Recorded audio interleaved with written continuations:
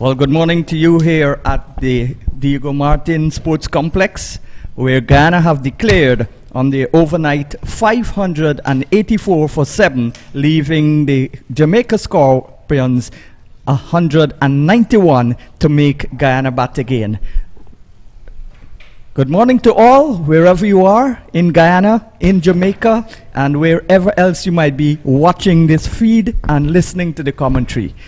We've got Kimo Paul at the southern end. He's gonna start his run up from the northern end, in fact, and the total now is none without loss.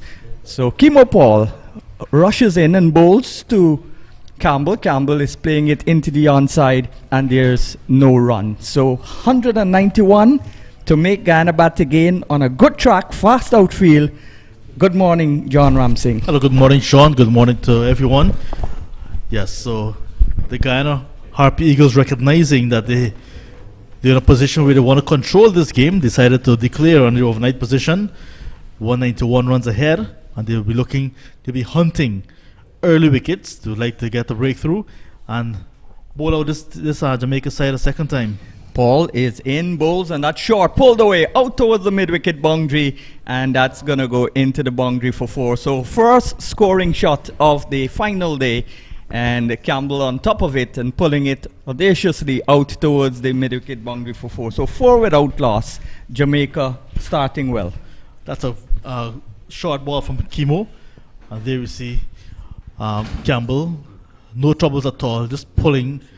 And in the gap at mid-wicket, just 3 fielders in the onside, one at mid-on, one at short mid-wicket, and one at deep backward square. So it was in the gap, and he got the boundary, like you said, very fast outfield.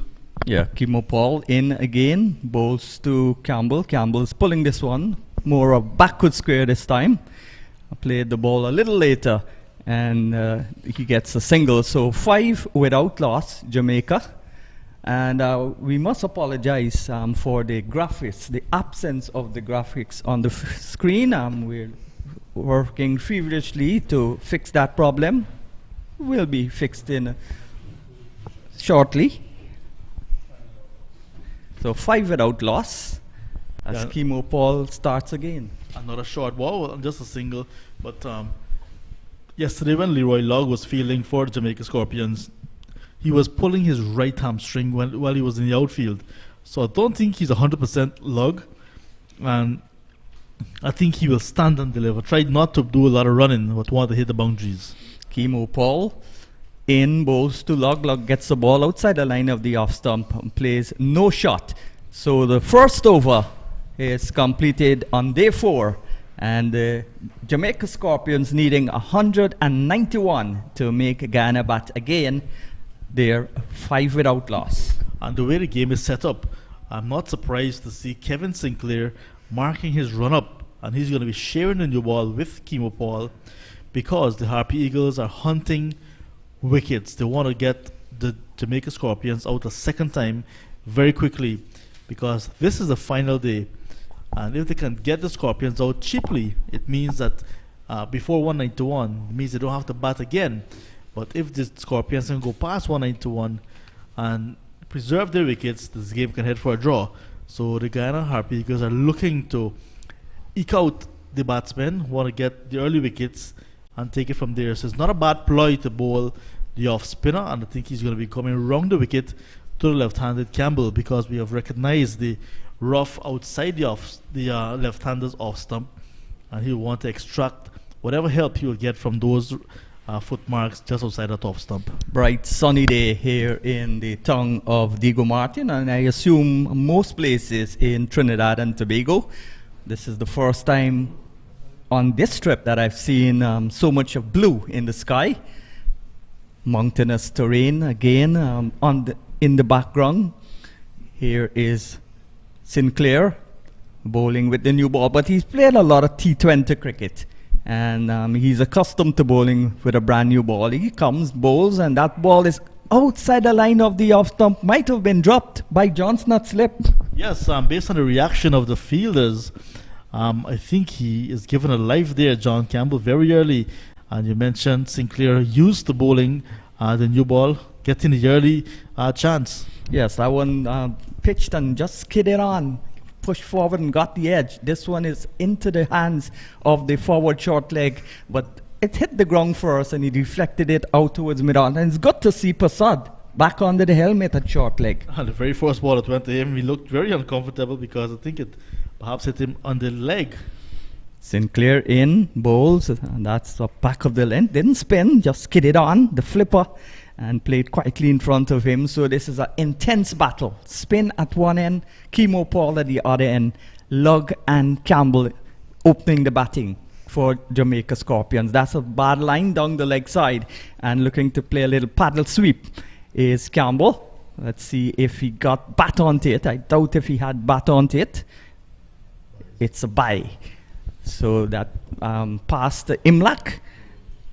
If you've just joined us, Jamaica won the toss and made 393, Blackwood 114, Thomas a blazing 100, and Alwyn Williams supported with 51. Pamal 3 for 93, Moti 2 for 39, Sinclair 2 for 37, and Cameron in his second match 2 for 103.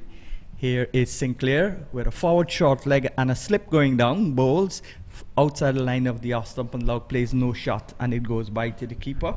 So Guyana 584 for 7. They declared the innings closed overnight.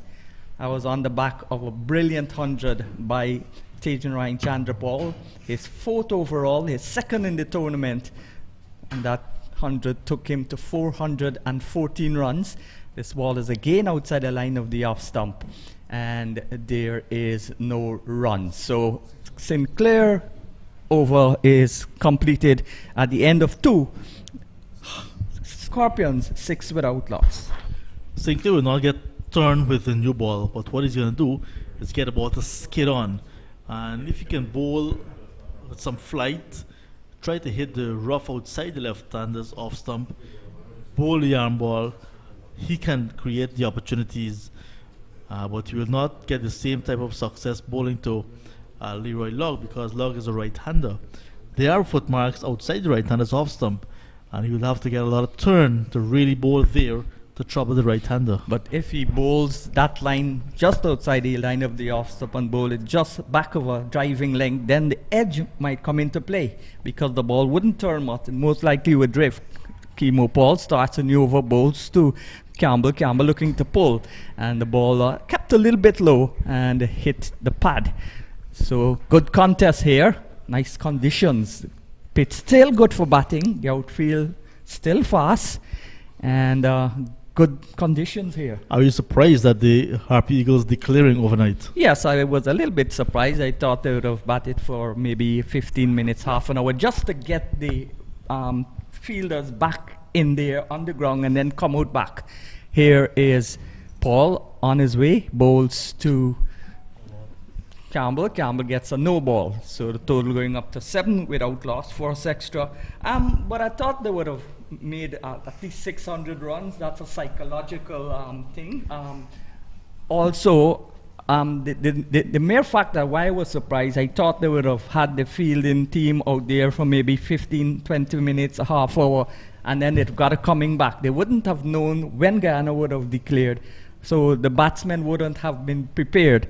They were prepared this morning as they declared overnight. Here is Paul on his way, bowls to Campbell. Campbell pulls at one that kept a bit low. So now we are seeing the last day pitch keeping a little bit low. Yes, the first sign of variable bounce. Generally, it has been a very good pitch. Yes, and declaring overnight, it means that the batsmen coming in this morning, Jamaica Scorpions, will be aware that they have to get out there early. But I would have loved to see the Harpy Eagles perhaps just batting for about a 20 half hour and play with the minds of the Jamaica Scorpions. Sinclair, the Caribbean on his way, bowls, and that's a back of a length and played into the offside. That's Chemo Paul, in fact. Sinclair, a Burbician. Correct. So they're from opposite parts of Guyana, 83,000 square miles of wonderful country. Good morning to each and every one of you. had our Independence Day 2 days ago, and I hope that you enjoyed it, or there was a little bit of rain. Here is Paul outside the line of the off stump again, and there is no run. So Lugg is on 1, and Campbell is on 5, and the extras 1. So 7 without loss. Nice cool breeze blowing across the ground. The Trinidad and Tobago flag, the Scorpions flag, and the golden arrowhead of Guyana being stretched out in the distance. Here is Paul in bright sunshine, bowls back of a length, forward comes Campbell, and that again kept a little bit low. Yeah, but good inward movement as well from Kimo Paul after pitching. So Campbell got to be very watchful, and as an opener he knows that his job is not only to score runs but also to see off the new ball and build up a foundation.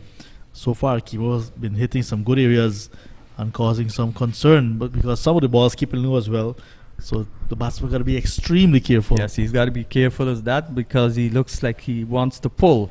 Once the ball is short, it's a compulsion to pull on length, and if the ball keeps low, then that could be trouble for you. Turns this one nicely into the onside, and the total going up to 8 without loss at the end of the third over. So we see spin and pace being bowled in tandem as Guyana start their attack on the Jamaica Scorpions. And so far very easy going for the Scorpions. They're not tested just yet. Campbell just watching Kimo Paul very closely and being very defensive so far, and Lugg not getting a lot of opportunities, but he as well is very keen to play out the new ball. But the Harpy Eagles are on the prowl. Campbell, who's already had a century in this tournament, is back and forces this one out towards the long on position, and Kimo Paul races off the boundary, and limits the scoring to 1. So it's 9 without loss. As I said, Guyana's 584 declared overnight on the back of 184 from Chandra Paul. But Singh batted really well, made a quick 100, even 100, is 9th at first class level, while Imlak 79, Hemraj 78, they all supported, as did Leon Johnson, who made 51. And that's a lovely shot by Lugg on the line of the off stump, and that's gone into the side screen for 6. Yeah. So Lugg, like I said, favouring his right hamstring, will not be looking to take much singles. Got a full delivery and hit it back over the head of the bowler and into that side screen, like you mentioned, almost hitting it on the road. So 15 without loss. That's the second boundary of this innings. So Sinclair bowls, brings the right-hander forward, and a good combination, the left-hand, right-hand combination would maybe cause Sinclair to want to bowl different lines, and Lugg is a little bit taller than Campbell, so he'll be more like to play off the front foot. He comes down the track, and that's a good delivery. Didn't get there, but made the adjustment well. Yeah, that's well bowled from Sinclair, recognizing the batsman is charging him and just pull it down a little bit, and the batsman had to readjust. So Campbell more likely to cut and pull, and Lugg more likely to be a good driver of the ball. Plays nicely off the front foot. Here's a ball that's back, and again kept a little bit low. It skidded on, and Lugg tight in defense and plays it out towards forward short leg, and there's no run. Still 15 without loss. They need 191 to avoid an innings defeat or make Guyana bat again. This is a ball that's on the line of the middle and off stump, a little bit of turn, and it went easily into the onside to be picked up there by the fielder at short mid-wicket. So another over comes to an end. At the end of it, the Scorpions needing 191 to make Guyana bat again. They're 15 without loss. 6 runs in the over, and there was Leroy Lugg hitting the big shot. So the Jamaica Scorpions are prepared to dispatch bad balls. They're prepared to bat long as well, because they're mixing aggression with solid defense. 191 they have to wipe off and then set the Guyana Harpy Eagles a target. I don't think they'll be looking too far ahead. They just want to bat session by session. They have a full day play ahead of them. Do not want to lose their wickets, because if they do so, it will mean that they're going to lose this match very easily. They pick up the bowlers. Nicholson Gordon, the 30-year-old, for 122. Here is Chemo Paul, again from the northern end. As the sun goes behind the cloud, but no real threat of rain. And the ball is played quietly in front of him by Campbell. He had his debut for Jamaica against Barbados in 2016, Gordon, and maybe denied of a 5-wicket haul by the declaration. Might have had 3 more chances to get that 5-wicket haul, because Guyana were 3 wickets in hand when they declared, with Singh on 100 and Godakesh Moti on 12. So Chemo Paul bowls a good delivery that hurried on towards Campbell, and he was back and played it inadvertently, and it went just behind the stumps. Yeah, almost bouncing onto those stumps, and that hit the stumps. Campbell would have heard that death rattle, and that would have been the end of him. But good bowling from Chemo Paul, targeting the stumps full and straight. Similar to when Hetty Meyer got out obstructing the field because the law had changed from handle the ball. Here is a ball that's a wild return there from Hemraj, and it goes out for an overthrow. So maybe still not awake. So the batsman got 2, 1 and then the overthrow. So Campbell remains in strike, and the score going now to 17 without loss. That day, in the first round of this tournament, he got a ball that bounced, was looking to bounce on the stumps, and he instinctively blocked it with his left glove. And the rule has changed now, no more hit wicket. When you get hit wicket, the bowler gets the wicket, but it's incorporated into the handle the ball, into the obstruction of the field now. And no, the bowler does not get a wicket. Here is a ball back of a length. Again, keeping low and some inward movement. This is good controlled bowling from Chemo Paul. Yeah, using the new ball very well. Had a good rest, it looks like. So Chemo Paul is rearing to go.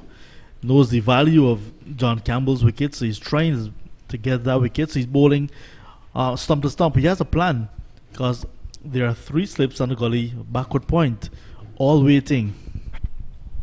So Jamaica without a regional title since 2012, when Barbados broke their 5-year winning streak. Here's a ball outside the line of the off stump again, and no shot played by Campbell. Campbell has played Test cricket. He's got Test experience, and he will be trended on all for the Scorpions innings. Also Blackwood. Those are the 2 main batters. But as we saw in this tournament, some unknown batsmen in terms of batting ability have gotten centuries. 3 of them, including Thomas and of course Moti of Guyana, outside the line of the off stump. But those who have followed the career of Moti, that know he can bat, that's the end of another over. At the end of it, 17 without loss. A maiden over sent down by Chemo Paul, just targeting the 4th, maybe 5th stump of John Campbell. And Campbell is prepared to play the waiting game, very patient. He knows what's at stake. You mentioned Jermaine Blackwood, the Centurion, and then also Thomas. So the Jamaica Scorpions, they have batting ability. They can score very quickly, and this is a very quiet start from them. I think they're just playing for survival. They just have a plan to bat the rest of the day. Quiet day in the community also. Not much people out yet. Maybe they've gone to the markets, or they've gone to Adventists, gone to church on Saturday.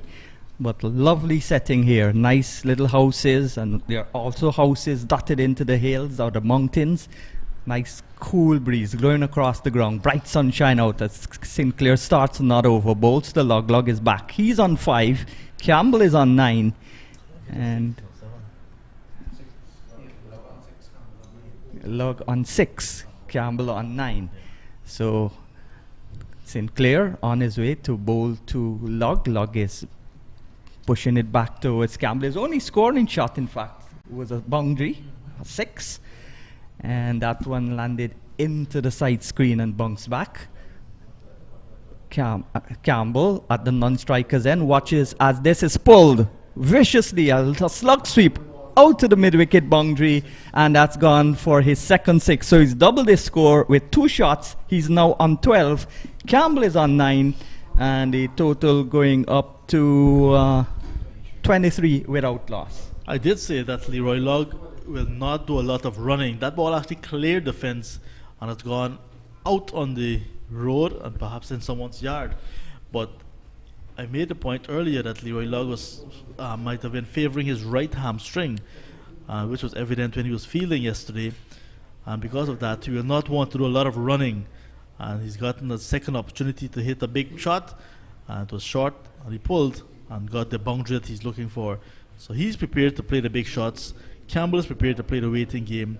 And that seems as if that's the order of the day for the Jamaica Scorpions. Well, as we see a maxi taxi passing on the road where the back of Sinclair is bowling from, that ball went into those coconut trees outside of the ground, maybe into another person's yard. There's a road also there also, and it cleared the road and maybe went into the yard. It passed close to the coconut trees that you're seeing on screen. Lovely images here at the Diego Martin Sports Complex. Nice sunny morning, Saturday morning, last day of this game. 191 required by Scorpions to avoid an innings defeat. Forward comes Lugg. They won the first of their 12 titles, Jamaica, in 1969. Have not 69? Yeah, 1969. 19 before 69. So don't get cheeky. Here is Sinclair in bright sunshine. 1, 2, 3, 4, 5 men on the onside, including the forward short leg. Here is a ball that's flighted and pushed into the offside. So a good over is completed apart from the 6, and at the end of it, it's 23 without loss. Yeah, Sinclair just trying to keep it simple, not do too many things with the ball just yet. He's used to bowling the new ball, Sinclair, but he's been bowling the new white ball. Not much of a difference. It's still hard, and it's the high seam, that lacquer on it as well. So he knows what he has to do: tie up one end, get the wicket. But the Jamaica Scorpions opener Leroy Lugg playing 2 big shots off of him, so Sinclair had to pull back a little bit, not go all out attack. Had to be a little bit defensive, because if he's not, he may very well end up like what happened in the first innings, go for runs rather than trying to conserve and get wickets. Yes, well, the first first-class match in the West Indies involved Guyana, then Demerara, against Barbados in 1865 at the Garrison Savannah. In September of that year, there was a return fixture. Demerara beat Barbados at the parade ground that's opposite the Promenade Garden. That's a ball that's short, and ducked under it quite easily, Campbell, and taken by Thomas. But those then, the 3 teams that were involved in that competition were Guyana, Trinidad, and Barbados. No Leeward Islands, no Windward Islands, no Combined Islands. They came on a little later as combined Leewards and Windwards. But because of the distance to the north of Jamaica and the lack of boat transportation to get to the venues quickly, here is Kemo Paul, bowls outside the line of the leg stump. Maybe came off more bat than pad. And let's see what the umpire says. It's a leg by, came off the tie pad exclusively, and he gets extra. And he's still on 9, Lugg on 12. and they total 24 without loss. That caused the Jamaicans not to start the regional tournament, not be involved with it until 1896. When you turn that back to front, you still get 69, but it's 1896. So Paul at the top of his mark, and they played their first-class match, in fact, in 1865 against a touring English team in Jamaica, 3-match series.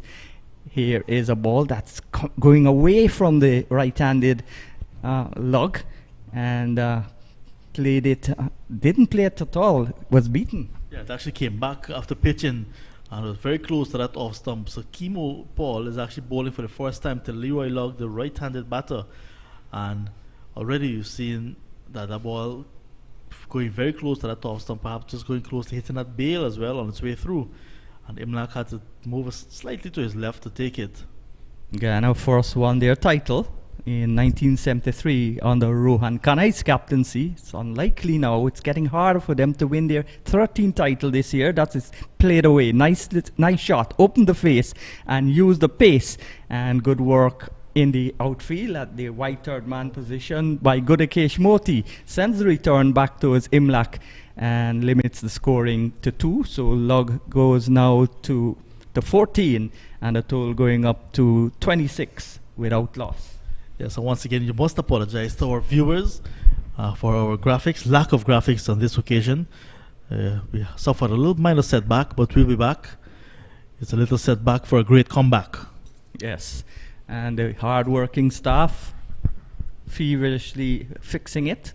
Here is Kimo Paul, bowls to Lugg. Lugg plays it into the onside. Did you say hardly working? Hard work. Oh, hard working. I thought I said hardly. Yeah, some of us are hardly working, like me. So bright sunshine again, lovely vegetation to the north of the ground, a road to the south of the ground, another road to the west of the ground, and a little small road to the east of the ground. So 3 roads surrounding the ground, and of course the farm there, private farm. This is a loose shot, flashing outside the line of the off stump, too close for him to cut, and the over is concluded as Lugg is kept on 14, as the score is kept on 26 without loss. Yeah, so Kimo Paul trying to prize the outside edge of Leroy Lugg. Lugg opened the face of the bat and got too early in the over, and he's been trying to play some shots since then, but extra pace, new ball, and just beating the bat. And Lugg still there. He's a big man. He's prepared to play some big shots. Remember the first time I saw him, it was at the under-19 level, playing for the West Indies under-19s in a 5-match series against the touring Bangladesh under-19s. And at Providence, he was already a big guy, and he played some good shots in that opening game at Providence. And he got a 60-odd. I was declared player of the match. Sinclair with his shades on, bowls from round the wicket and bowls to the left-handed Campbell, plays no shot. Continue your story, John. Yeah, so what I'm saying is that Lugg is prepared to play long innings here, but he can also attack when needs be. Here is Campbell. Gets a ball that keeps a little bit low. Skidded onto him. Had to quickly bend the knees. And in the end, fortunately for him, played it out of the middle of the bat, out to mid-off. Oh, well bowled this time. The pitch just started to play a little bit too paced, and that one kept a bit low to him. Here is a ball that's on the line of the middle and leg stop. A little slower, a little more flight. And played it easily into the onside. So good contest here between Sinclair and the left-hander. Here is Sinclair, bowls to Campbell. Campbell is forward and plays it a stabbing shot into the offside. And there is no run picked up by the bowler. So a solitary slip, a backward point, a cover, extra cover, and the mid-off where the 30-yard circle be in the one-day game. So asking the batsmen to go over the top if they want to clear the out infield and score boundaries straight. The mid-on is quite wide, Kimo Paul, and the mid-off is quite wide also. Here is Campbell. Won't be tempted. Forward he comes quietly into the offside. So a nice testing over comes to an end from Sinclair. At the end of it, it's 26 without loss. Yeah, so Sinclair again, just hitting the right areas and keeping the batsmen quiet. So the Harpy Eagles have to attack, and they started with Kimo Paul, their best seamer, and of course Kevin Sinclair, who's gonna try to get some wickets with this new ball, and they have to get early wickets, but none just yet. So the Jamaica Scorpions just playing the patient game, and they know that they have to really bat long to save this game, and it looks as if they're prepared to do that already. And they would have wanted to make their life easier with other results, which didn't go their way. Trinidad and Tobago losing in 3 days to defending champions Barbados. They've not won a first-class title since 2005. Here is a ball back of a length and played out towards the mid-on position as Lugg plays that ball nicely in front of him, and the total kept on 26 without loss. And of course, the Windward Islands, the other team that would have wanted, Guyana would have wanted to win, they would have wanted them to beat the Leewards. They are the least titles, and they are on the verge of a crushing defeat. So Guyana on their own now have to fight for themselves, and it's going to be an uphill battle for Guyana to retain their title, which they lost to Barbados in 2000. And it's almost likely that Barbados and the Leewards will fight for the top spot at the end of this run. Here is Kimo Paul on his way, bowls to Lugg. Lugg is back and plays it into the onside, and there is no run. Of course, Tamar Lambert, when he had 5 titles in a row, well, Lambert had 4 and Gale had 1. Gale won the 2012 title, and that was the last title that the Jamaicans had won. But Barbados won 4 in a row from 1976 to 1980, but only Guyana equaled Jamaica's record of 5 in a row, which I said was broken by the Bajans. That's a short ball and hit very hard, just out of the reach of Sinclair at that gully position and down towards the boundary for 4. But that might have been a technical chance, but no way that Sinclair could have caught that. It rushed away to the boundary. That was hit hard. Yeah, cramped him slightly for room, because it was not given. He was not given a lot of width, but he was committed to the cut. And he got to the middle of the bat.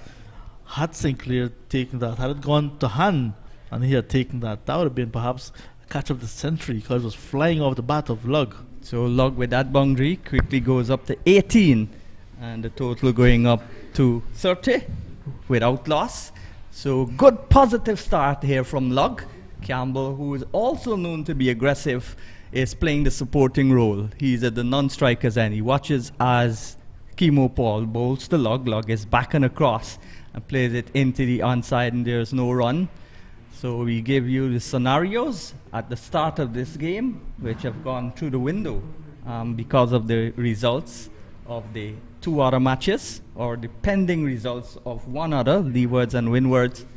And of course, Johnson, the most successful captain in regional cricket, has got 5 titles because of the Ghana's winning streak of 5. He was the captain in each one of those occasions at the start of the franchise system. Here is Paul, rushes in and bowls, and that's played. Lovely shot, gloriously played. Not a man move except Paul, who just fortunately pulled out his ankle out of the way. It crashed into the boundary straight, and he's now gone to 22 and a total 34 without loss. And also the umpire Dathan Butler, was taking evasive action, moving his ankle out of the way as well, because that one was hit powerfully straight back, almost hitting the stumps at the non-strikers end, and that one went into the... By the time Kimo was finished with his follow through, that one was already in the boundary. Kimo well played. Comes in once again to bowl to Lugg, and Lugg is getting a ball down the leg side and doesn't play at it. In a 1 day that would have been a wide, but this is 4-day cricket and no wide signal. The over comes to an end. At the end of it, it's 34 without loss. Lugg is on 22 and Campbell on 9. So after more comments from John Ramsing, for the first time this morning, will be the voice of the teacher in the Jeet Prasad. Oh, I thought you would have said the goat farmer. He has so many caps, I picked them. One time the goat farmer, one time the teacher. So Sir Jeet Yes, then the cricket commentator. will come a call in, and Sinclair will continue from the southern end of the ground. Maybe with the wind blowing from the north to south, slightly coming from the northeast, you'd want to. I would be tempted, if I was the captain, to give Sinclair the opportunity to bowl from the northern end as well. Most off spinners would prefer to bowl from the northern end, and I would love to see Sinclair given a try from the northern end. So hello, Sir Jeet. Good morning to you, John, and good morning to our listeners wherever you are. This is going to be quite interesting here as the Harpy Eagles look to pick up early wickets. And Campbell looks very comfortable as he defends the off spinner down towards mid-on, and there is no run. Leon Johnson choosing to go with Kemo Paul from the northern end, and Kevin Sinclair the off spinner. And already we have seen the pitch beginning to keep a little bit low. Well, just trying to put some pressure on the umpire there. There was clearly no touch on it as he allows the ball to go by outside the line of the off stump. Yeah, just outside the off stump, missing the outside edge, but the keeper took it and felt they wanted to appeal to give the umpire something to think about. This one is hit back over the head of the bowler this time, and that one will not hit the side screen because it goes over the side screen and onto the road, and it's left. That one has left the building. That's a big hit. Full pitch delivery, and there was Campbell getting onto that and hitting over the head of the bowler and way in the distance. Yes, John, and when we came here on the first day, we were saying that, many balls might very well be going over the fence. Today we have seen two gone, and somebody with a lot of generosity is going to send that ball back. A younger John Ramsing, when he was out there, he would have collected the ball and scoot away hiding.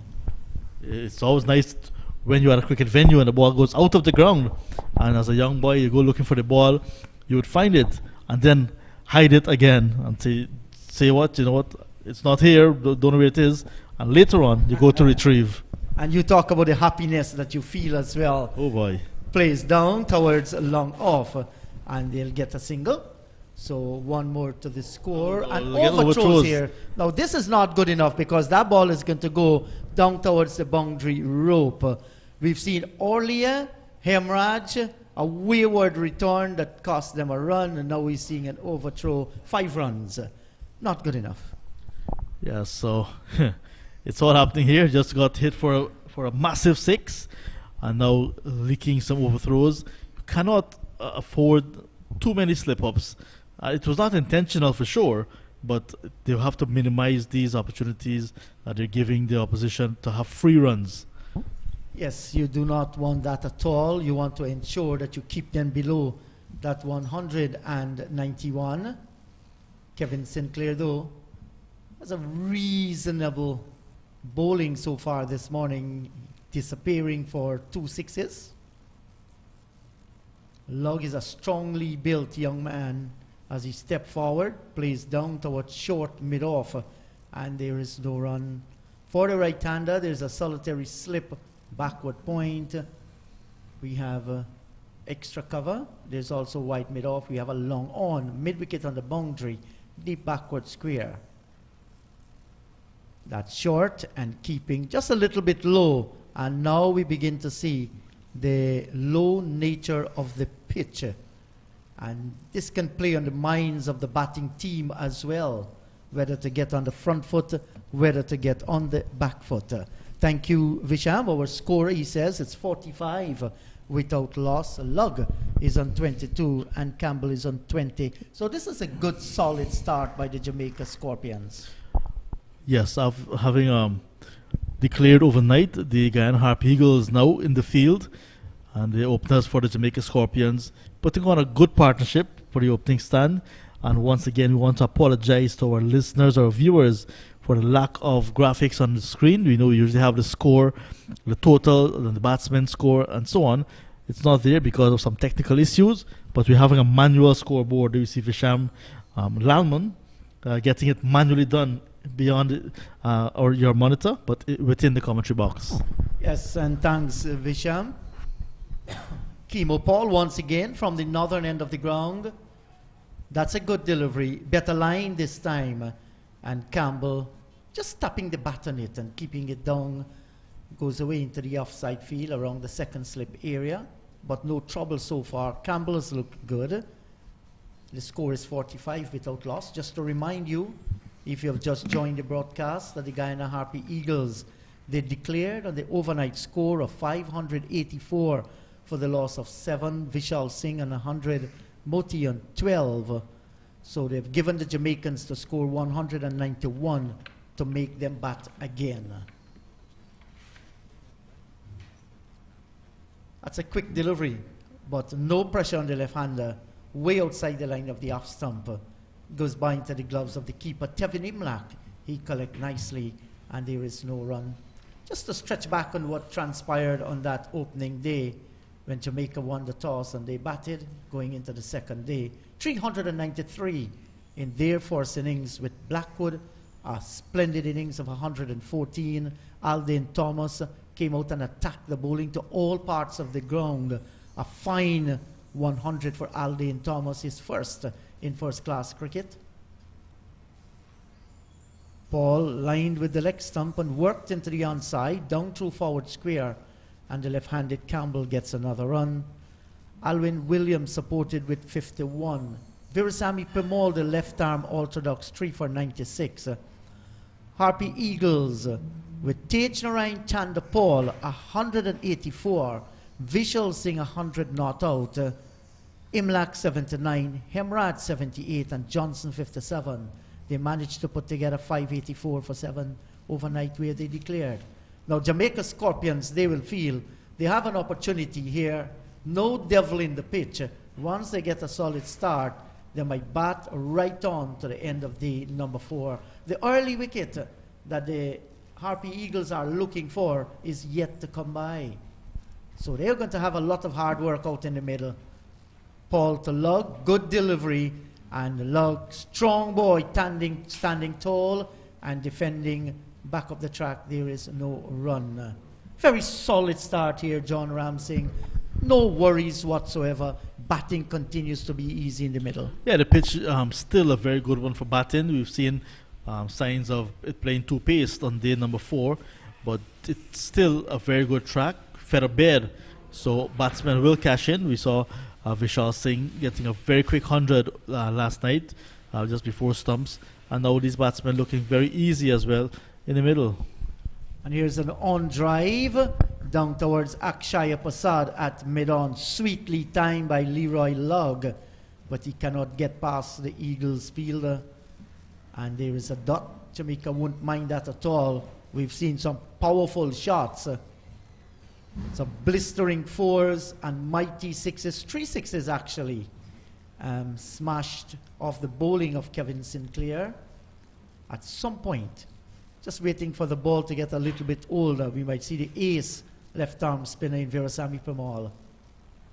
Wrapped on the pad, there's a question asked, but from our vantage point here, was clearly slanted down the leg side. Yeah, very much so.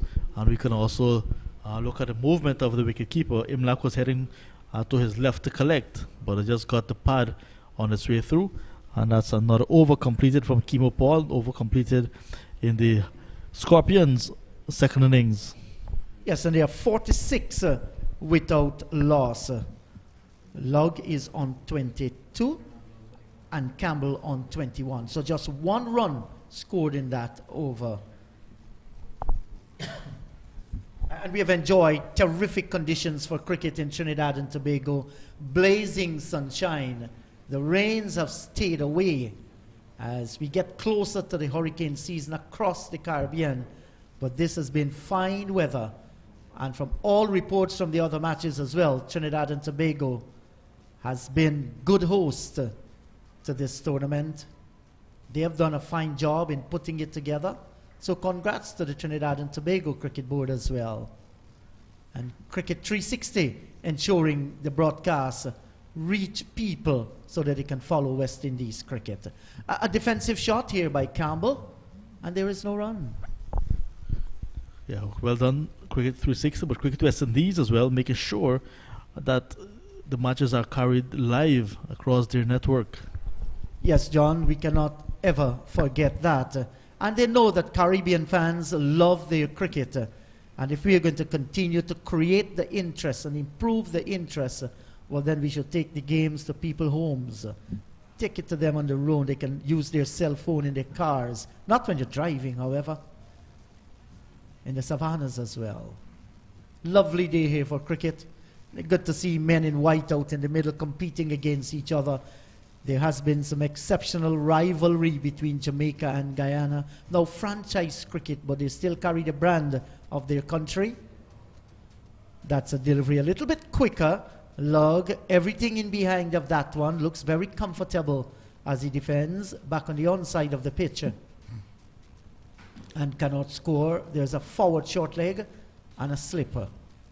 Back he goes and defends up the track for Sinclair to field.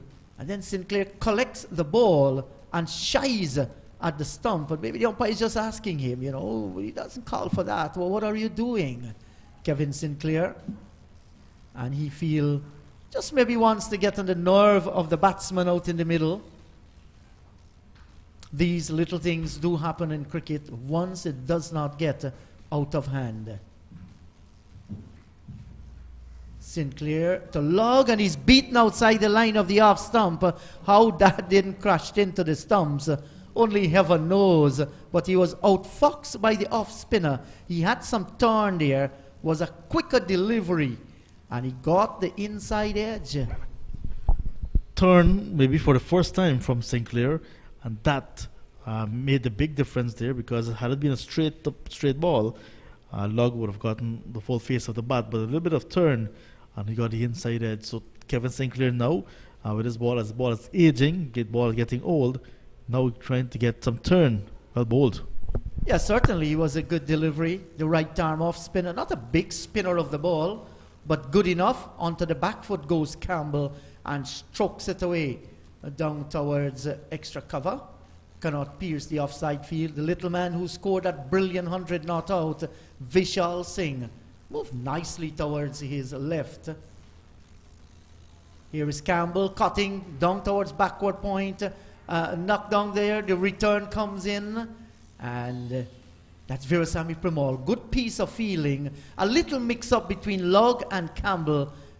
Thanks that it has not gone disastrously for them. They survive. At the end of the over, it's 48 without loss. A good partnership, 48, almost 50 runs for the first wicket. There was Campbell looking for a single that was not on. And Lugg, who wandered out of his crease at the non-strikers end, gave the impression he was coming. So when Campbell committed, and then he looked up and saw that Lugg is not responding, he had to put the brakes on and turn back. But had Pamal, who stopped it while he was fielding, had he collected and thrown to the wicket-keepers and immediately, then we'd have seen the batsman struggling. But change in bowling now, as the partnership extends to 48 for the opening stand. Good partnership. They haven't taken much chances, and very sedate type of batting. They've got the boundaries as well, so that's why you've seen 48 already on the board without taking many shots, not taking a lot of risks, and before you know it, they might get 100. Before the 100 could be on, it's a good start, nice steady start for the Scorpions. Yes, John, and we're going to see a change in bowling now. Kimo Paul is going to be replaced by Dimitri Cameron. And Dimitri, still a learning experience for the young man. This is his second match at the first class level. He will want to concentrate on line and length. He's not a tear-away fast bowler. Good start, right on target, making Lugg play, getting him onto the front foot. And this should be his role here. Because there's the feeling, if you can frustrate the Jamaicans a little, you know, they might get them to play some indiscriminate shots. So you create opportunities in picking up a wicket. So far, so good for the Jamaica Scorpions. they'll have to watch the running between the wicket because you're not in a hurry to get that 191. I mean, anything is possible, but it's difficult for them to force a win against the Harpy Eagles. Here's a big drive down towards short extra cover, and he cannot pierce the offside. You have to be careful in running indeed, because Lugg still has some troubles with his right hamstring, so he's not going to be doing a lot of running, and he's a big boy, so he's prepared to play some big shots, and he's gotten a couple of maximums already in this innings. So once he's there, you can expect some big shots. But Cameron, on the other hand, who started on a nice line of length, not a lot of pace, not as fast as Kimo Paul for sure, but just have to hit the good areas, and that's one of the areas just outside the off stump, and not, but this time a signal of no ball. So just naughty from Dimitri Cameron. Just his second game. You want to get things right very early, because if you don't get it right early, it means you'll be a bit flustered, trying to look for rhythm, trying to find the right areas to bowl at these batsmen, and that's not what you want to start with a no ball. Not at all. Had 17 overs in the first innings, 2 for 108. That's a good delivery, and stroked down towards mid-on. There is protection there. Chandrapal hemorrhages in the way, and he cannot score. But a better lined delivery make the batsman play. And he knows on this pitch, and with the pace that he's bowling, if he's short and the batsmen feel that they have the width or can read it off the length, he can go for runs. So he has to be very careful here. With the exception of the no ball, not a bad start. And this is turned down towards forward square, and they get the single. So one more to Leroy Lugg. This has brought the left-handed Campbell back in strike. Lovely day once again, John, for cricket. And we had a nice, satisfying, chatty drive from Woodbrook right onto Diego Martin. It's never a dull moment. Once you're seated with some good company, it's always something to savor, something to see, something to have a discussion on. Yes, certainly.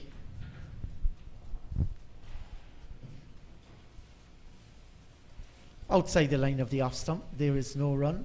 Did you enjoy the bake and what was it? Roasted mackerel? Yeah, not bad at all.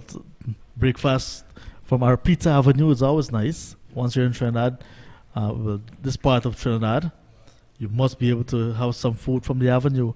The Avenue serves a whole lot of different things, you know. So I prefer to have my diet and my food very early in the morning. Yes, and like you rightly said, there is a lot to choose from that part of Trinidad and Tobago. Good delivery, right on target. And Campbell just stretching forward. He's defending. Back up the track, there is no run. The over's been completed. It's 50 without loss. Jamaica Scorpions looking to overhaul that lead of 191. Right, so the Scorpions in no rush at all, because they have all day ahead of them, and if they can bat the entire day, it means that they will have a draw in this game, and that's what they're looking for, because they're up against it when the Guyana Harpy Eagles put on 584 in their first innings and declared overnight. So they were staring down a barrel, the Jamaica Scorpions, but they realized that it's a very easy paced track, so once they can get the opportunity to bat, they know they can bat to save the game. Harpy Eagles, they really need to pick up wickets if they want to get back into this contest and to press home for an outright win, because in that hunt for the title, a draw will not do them any favor. Not at all. And now Leon Johnson has turned attention and has asked, good a case, Moti, you take the ball, get me the breakthrough that we're looking for. Can Moti, in difficult circumstances, and we speak of a good batting pitcher, can he create the opportunity for the Harpy Eagles here today? He has the experience, and he's a very good left-arm orthodox spinner. Will he be able to back up his good batting so far in this tournament? It is left to be seen. While we were heading home last night, John, our discussion in the car was centered around, will the Harpy Eagles declare overnight. And I remember we said, you know, it might very well be a good decision, give themselves enough time. 191 is a reasonable lead. And that is exactly what they did overnight. Outside the line of the off stump and beaten two. And Moti beats the probing bat of Leroy Lugg. He was stretching long forward and outfoxed. Yeah, so that's what Moti will give to you. Once he's not trying to bowl too quick, once he slows it, flights it, he will get the type of assistance from this track. And Lugg, not necessarily the best batter to spin. And here again, just misreading the length of the delivery. And at the last moment, he dropped the bat on it, not even knowing where the ball has gone. Had to be called through by Campbell for the single. So the previous delivery was short of a good length, and this one was right in the block hole. Yes, well bowled. So Moti asking some questions very early in his spell. There's Lugg. At the safer end, the non-strikers end, giving the more experienced Campbell more of the opportunity to face this raging spinner. Moti to Campbell, that's a quicker delivery outside the line of the off stump, but he was pushing at it and beaten two as the ball goes by. So this is going to be interesting here by the Guyana Harpy Eagles and how the Jamaica Scorpions, their players, can battle the left arm spinners from the Harpy Eagles team. Down the track comes Campbell. He's going to beat Hemraj running away from mid-wicket. It goes down to Sinclair at long on. Campbell gets another run. Good looking drive. Good use of the feet. And getting the single, rotating the strike. Back comes Lugg. Right, so there we see some turn as well from Moti to the left-hander. Not a lot of turn just yet. Remember, it's still a fairly new ball. And Lugg is swinging at this one. Where that's gone, it's gone over mid-wicket and out towards the boundary for four. So it was in the slot, and it wasn't the...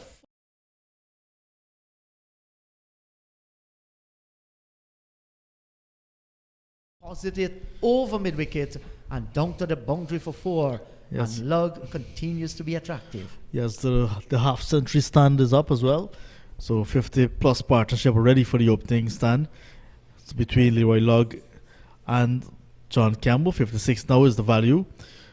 And that ball was not hit from the center of the bat at all. Because a little bit of turn from Moti, Lugg was already committed to the shot, looking to go through mid-wicket, and got the thick inner part of the bat, and it was good enough to get to the boundary very quickly. This is a strong lad. Yes, he's a strong man. Oh, and that's a delivery that just beating the front pad, and he got the ball between the legs where the bat dropped on it, so he played well and kept Moti out. The over has been completed. 56 without loss, the Jamaica Scorpions. Yes, there's not a bad over at all from Gurikesh Moti. Got hit for the boundary, but not in total control, Leroy Lugg. So Moti will be looking for more success. He'll be looking to bowl long from the southern end, tie up that end, and look to get some wickets, because it seems as if he's getting the batsman to be in some trouble very early, and looks a good sign for Gurikesh Moti. But Lugg is prepared to play the big shots as well, looking to fight fire with fire. Yes, John, and those were two deliveries in the over where Lugg had to jam down on it. It was a kind of delivery that was floated and then it dipped at the last moment, but he did well to get bat onto ball. Cameron will continue his battle with the left-handed John Campbell, the Jamaica Scorpions skipper. Played reasonably well for his 30-odd in the first innings. Will want to do much better here. This is a quick delivery outside the line of the off-stump from Cameron. And there is little that the batsman can do, sensibly allowing it to go by. Yeah, well bowled, Cameron, and see that ball was a very quick one. Had some pace, and it went through to the keeper who took it at good height as well. So once you bend your back, once you're prepared to put in the hard work, you will get the rewards. And there you see Cameron from the northern end. This is the end I prefer him to bowl with the breeze rather than against the breeze. Well, he has gotten this end, and once again, outside the line of the off stump. He has a good rhythmic approach. There's no bustling action. He's very, very smooth and gets the momentum with that delivery stride. Everything is good about his action, his rhythm, landing in the right place on most of the times. Just what he needs to do. More consistent, get the line right. Your control is of vital importance to your success. Outside the line of the off stump and going by to the keeper. Yeah, just too wide to force the batter into a shot. So you mentioned control. So that's not a bad delivery outside the off stump. What it needs to do now is to have the one that will come back to the left-hander, into the left-hander, because that one pitched, and when it pitched, it moved away, would have gone down towards like a first slip area. We can have one come back. That will cause the batsman to be in a lot of trouble. Yes, I'm wondering though whether he has one of those in his armory.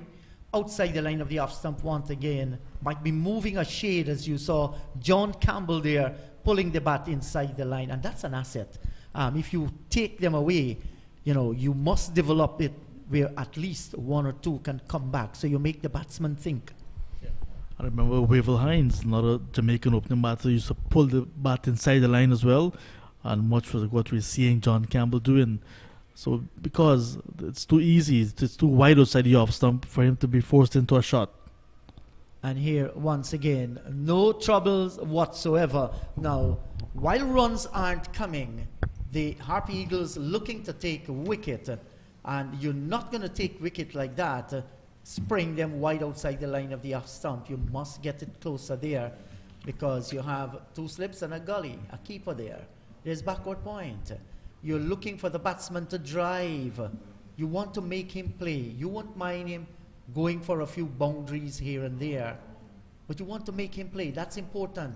Relative new ball in his hands, like this one here, was a good delivery, and you saw Campbell, he wasn't confident, was a staggering defensive shot. The over has been completed. Maiden 56 without loss as the water moves on to the field. We're going to take a little break here, and we'll be right back.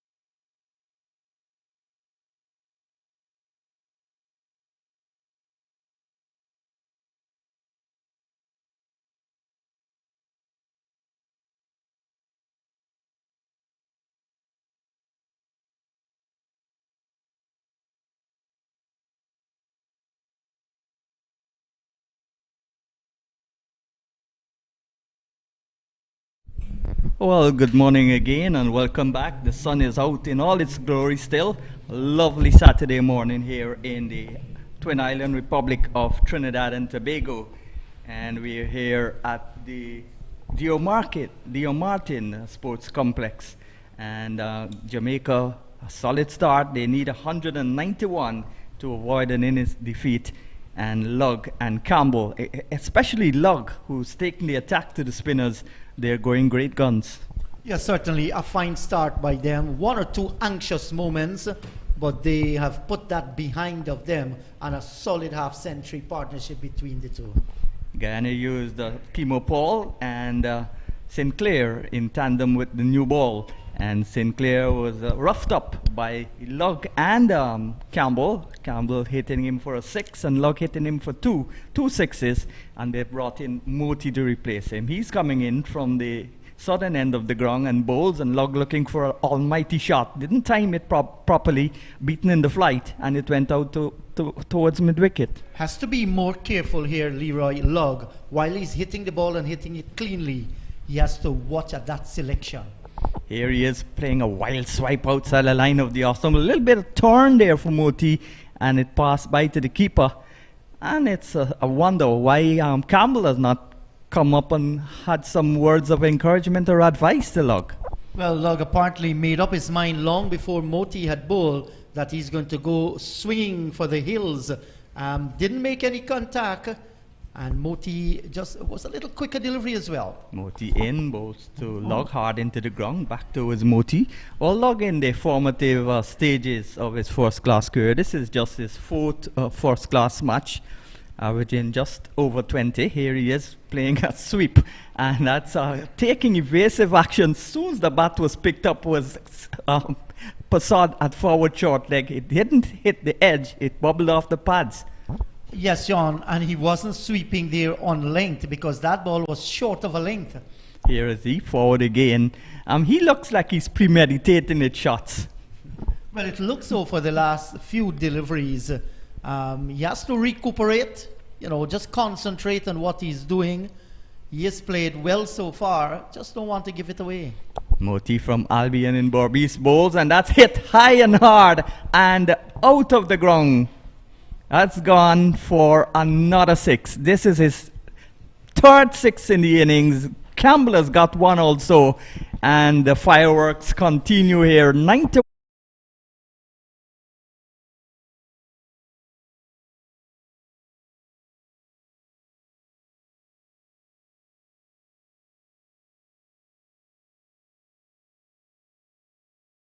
Without loss, and Lugg with that 6, he moves on to 35. And the 50 came up in just the 13th over, so they're scoring at a pretty rapid rate also.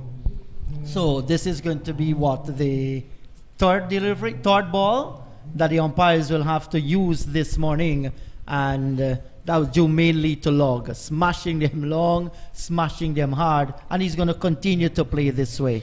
Yeah, the 25-year-old Luggs look like a well-built young man.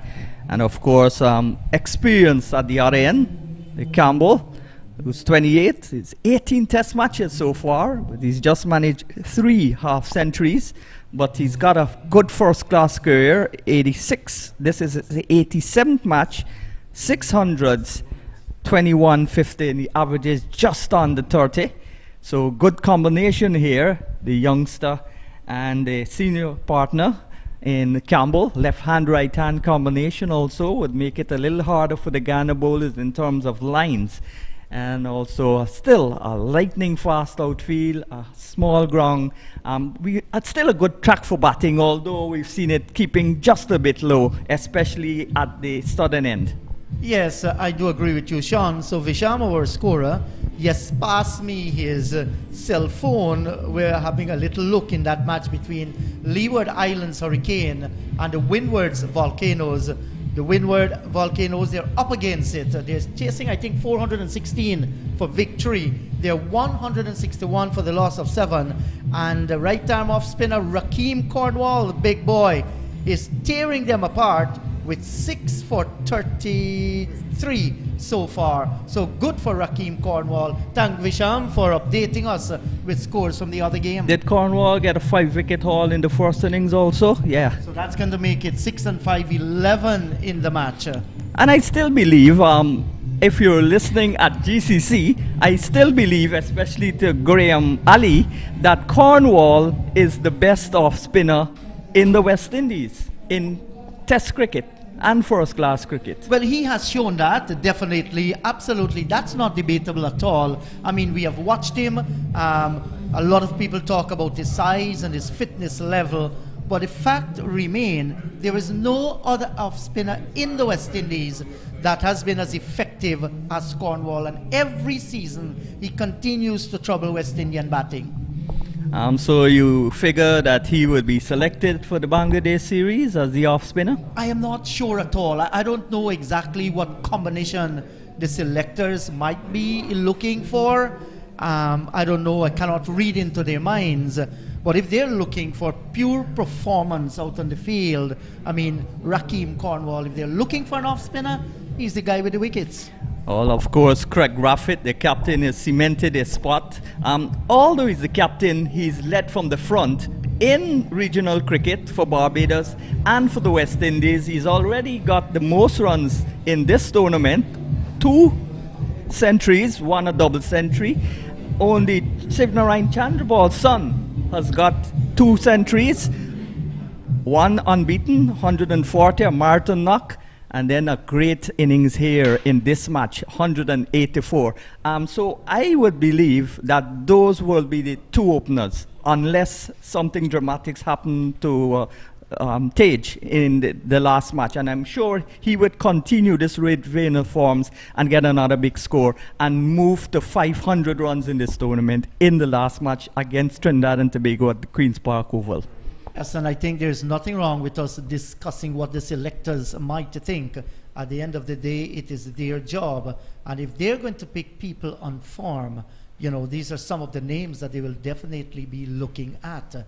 I love the development of Craig Braffett. In that series against England, when they came down here for the Test series, you know, I looked at him bat, and I feel here is Craig Braffett. He's now beginning to mature, and maturing as a leader as well. And he's playing more shots now at the Test level, as is Chandra Paul playing more shots at the regional level. So that's good for the West Indies. They're still safe and secure, but they're playing more shots. That's slashed away as Cameron starts a new over just after the ball was replaced, and square of the wicket goes lightning fast by Campbell for 4. So Campbell has gone now to another boundary, and the total goes up now to 6 for the loss of no wicket. Yes, and that left the bat in a hurry and beat the diving Kevin Sinclair down at backward point. By the time he got down, might have gotten a little touch onto it, the ball had enough to speed away down towards the white-haired man area for 4 runs. So that was hit pretty hard. Yeah, good solid start. And with this start too, as usually you would expect from Jamaicans, it's at a rapid rate. It's not just a good start without losing wickets. It's without losing wickets and scoring runs quickly. Cameron bowls to Campbell, and Campbell getting a ball that hurries onto him, just had to stop the bat. Almost the ball hit the bat on that occasion, is went down to gully where Sinclair fielded. Yes, wasn't a bad delivery. This one was closer to the line of the off stump, and Campbell has been out there for a little while, just holding the bat very firm and dropping the hands on it. Kept it on the ground down towards gully. Cameron, the 25-year-old, bowls in his second match, and this is pounced on short and pulled away out towards the square leg position. Forward square leg on the boundary, comes in to do the fielding, and just a single. So nice rotation in the strike, as Lugg, the more explosive of the two, the more powerful of the two, comes in to strike now. This is going to be a good test for the young Cameron. This is his second first-class match. He bowled a little better in this game. He was nervous in the first game, misfielded quite regularly, but this game he's looked a better fielder, and he's beginning to look a better bowler now. This is what experience does. Here he is, bowls, and that's outside the line of the leg stump, taken well by Imlak. So Cameron, he needs the more control, but as the game and the series and his career progresses, he is likely to get better. Well, we are hoping that it is left on him now, and whatever his coach does to him as well. I think that every one of these guys will be given their own little programs that they are going to work on. Not a bad start to his career. All we are asking for, he must be more consistent with his line and length, because as a quick bowler, he's not going to blast out anybody. That was a good short ball, however, right into the body there of Leroy Lugg, waking him up on a Saturday morning as he gets it away down towards forward short leg. A good delivery. He had to fend it off, and luckily for him, Passad is not there to hold the catch. Yeah, that was a good delivery. So maybe on a pitch that might very well give the fast bowlers a little bit more assistance. He can be a little more dangerous as well. But I think his run-up is good. Nothing wrong with that. It's very, very smooth. Cameron in bowls to another short ball. This time he's on top of it. Again fending it down, this time to where the leg gully would have been. And two testing deliveries to finish the over from Cameron. Good over from Cameron. At the end of it, it's 6-6 without 6-7 without loss. Yeah, yes, Sean. And if Cameron is going to bowl these short lifters to test the batsman, Leon Johnson might very well need to put in a forward short leg there. Because you never know, a short ball on the body, and already we have seen that Leroy Lugg looking a little bit uncomfortable with those two short balls. So that should tell them something. Well, I don't think Cameron would be able to do that for a long period of time. This is a flat pitch and it's sweltering heat. And the Guyanese have been robbed of the services of their quickest bowler, Niall Smith, who had a little niggle. And so they've replaced him with Sinclair. And a couple of fans coming into the ground. The younger generation. Yes, it's good to see. That's a nice shot. Badly lined by Moti and swept away out to Pomal on the backward square boundary. And Campbell gets another single. So Lugg back in strike as the total goes up now to 68. And 68 runs that have been scored, and scored in very, very quick time as well, because we're still about 45 minutes before the lunch session, and they're already 68. So they're attacking players, and we've been keep saying this, it's a small ground, the boundaries are small, and they are strong boys, especially Lugg. When he connects, the balls are disappearing. Moti in, bowls to Lugg. Lugg is firing it away. Big booming shot out towards mid-on. I didn't think he'd get it as he would have liked. Not in the middle of the bat, but sufficiently to race down towards Kimo Paul there at the long-on position, and they got a single. Yes, and that's because he dragged it from outside the line of the off stump, and his intention was clear. He wanted to go over the mid-on area.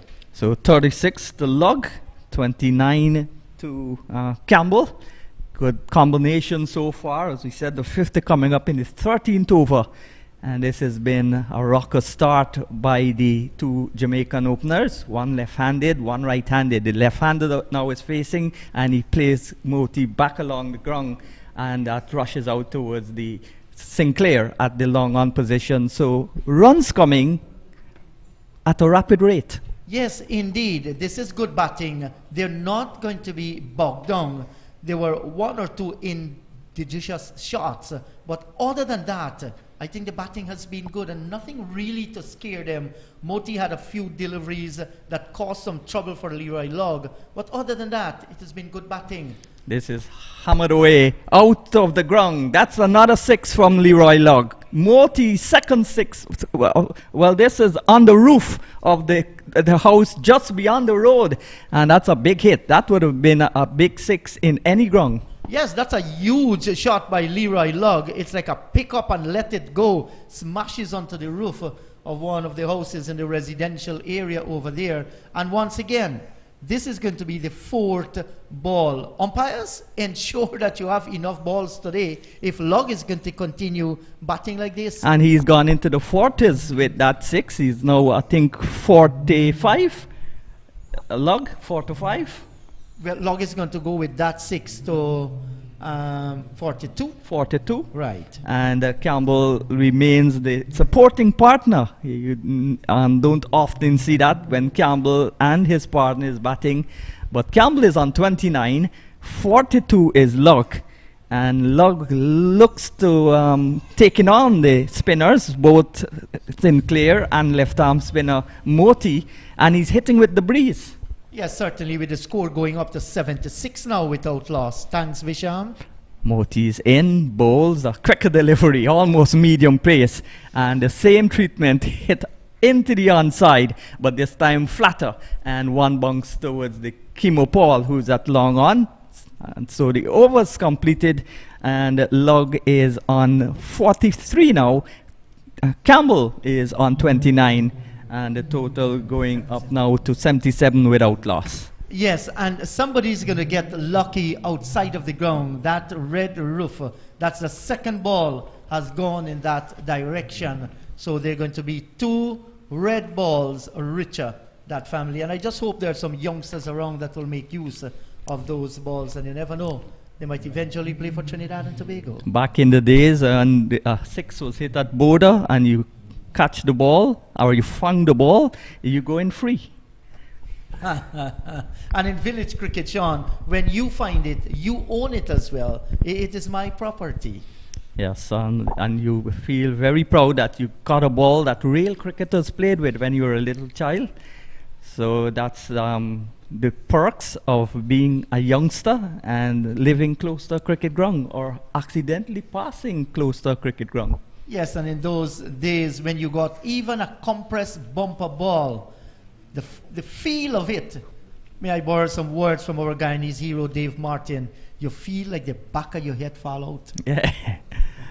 So Cameron from Albion in Berbice has switched so many teams in recent past. He's bowling to short ball to Lugg, and Lugg is back and across, fends it out towards Gully, and Sinclair in the way, and there's no run. He started at Rose Hall Tongue, and then he progressed to Port Morant, and now he's at Albion, where so many players have made the Guyana team from. Good afternoon, good morning to Freeman Walter. I think he celebrated his birthday yesterday, and that's in fact the first venue for West Indies won the international victory in 1977. This is another short ball. Good delivery again from Cameron, and right away Leon Johnson's realized that he's put the short leg. Yes, of course, that was always on the card. We were talking about that in the previous over, because Cameron is getting the ball to kick into the body of Lugg, and he has put that forward short leg in there, but Cameron has bowled it just outside the line of the off stump. If he can get it a little bit more lined with the body, well, then the forward short leg comes in play if Lugg cannot control it. He's now gone to a backward short leg, and it's encouraging to see Prasad staying there, even though he was hit in the first innings twice. Yes. Courageous young man. Yes, well, you have to get a lot of courage to feel in those positions, hit or not. And that is what this sport is all about. I mean, men is going to hit the ball to kill you there because they want to ensure that you're out of that position. Just like a fast bowler running in and bowl, you feel that they won't mind, not intentionally, but they want to disrupt your batting. They can bowl delivery, send them down at 90 miles an hour, 100 miles an hour. Guyana had some competent short leg fieldsmen, Fawud Bacchus and Clayton Lambert quickly come to mind. Here's a ball that's a short lifting delivery again on top of it, and plays it off the splice of the bat, Lugg. So good, hostile, quick bowling here by young Cameron. Yes, certainly. This is good testing bowling there. 3 consecutive short delivery on the line of the off stump and lifting as it gets to Lugg. And he's some discomfort there, but he has done well to keep it down. But maybe that's not the line. You're having that man down at short, backward square leg. You want to bring him into play. Here is Cameron Bowles outside the line of the leg stump. A little appeal more in enthusiasm than conviction from Imlach, who went down the leg side to take. What are your thoughts of the keeping of Imlach? Not bad at all, but I was expecting a little bit more. I think he looks a little bit stiff. He of himself might not have expected to keep the wicket full time, not knowing that Bramble would have been injured. But this gives him an opportunity to work on his wicket keeping as well. I think he have all the ingredients. Once he work hard, he can become a very good keeper. Cameron, who is bowling with his Albion teammate Moti in tandem, comes in from the northern end, bowls another short ball. Maybe he's just overusing that short ball. He might have bowled a Yorker the last delivery. Maybe Lugg was expecting it and went onto the back foot. The over is completed. At the end of it, the total is 7-7 without loss. Yes, 7-7 without loss. Says to us and says to everybody else, it's a solid opening partnership between these two. Just a few little hiccups with Lugg on 43 and Campbell on 30. Thanks, Visham. He's using a pen and he's using a score sheet to ensure we can give to you, the listeners, the scores until we get our little technicalities here fixed. And he's working so hard. Back in the days when Tony Crozier started, they didn't have computers and all these gadgets. And back to the days, back to basics, as a soca singer or calypso singer in Trinidad said, back to the basics. He's now scoring on an exercise book. He's got the lines and he's scoring manually. Here's a ball that's played back towards Moti. In fact, it goes to him and get a single out towards Sinclair at mid-on. So the left-handed Campbell is off the strike and brings back into strike Lugg. Yes, and we would have worked with some terrific book scorers, especially those guys that scored with the Box Hill books. You know, you just give them a little glimpse and ask them something and they just look at the book and they'll give it to you instantly. Those were the days. Now technology has replaced those gentlemen. Yeah, but a Box Hill book, you can look at it and get the whole match as if you were there. You even had to be at the venue to build a story. Here is a ball that's played into the onside, out toward forward short leg. And Passad is there as a Moti. One of 6 international players from Albion bowls, and that's hit in the air. But one bounce towards Kimo Paul running to his right at long on, and there's no run. So it's showing that Lugg will continue to be aggressive, go after the spinners, and it's paying off for him so far. Yes, and Sean, our little problem has been fixed. I see a gentleman here. He has been doing a fine job. And you look up there, see Jamaica 7-9 without loss. John Campbell on 31. Leroy Lugg is on 44. And they still trail Guyana by 112 runs. Yes, excellent work from our team here. Yeah, so here's a ball that's on the line of the leg stump and played into the onside. And there is no run. So still a full solitary slip, forward short leg. A man in place at the short mid-wicket, and Sinclair, who is maybe getting a drink of this ball at long on.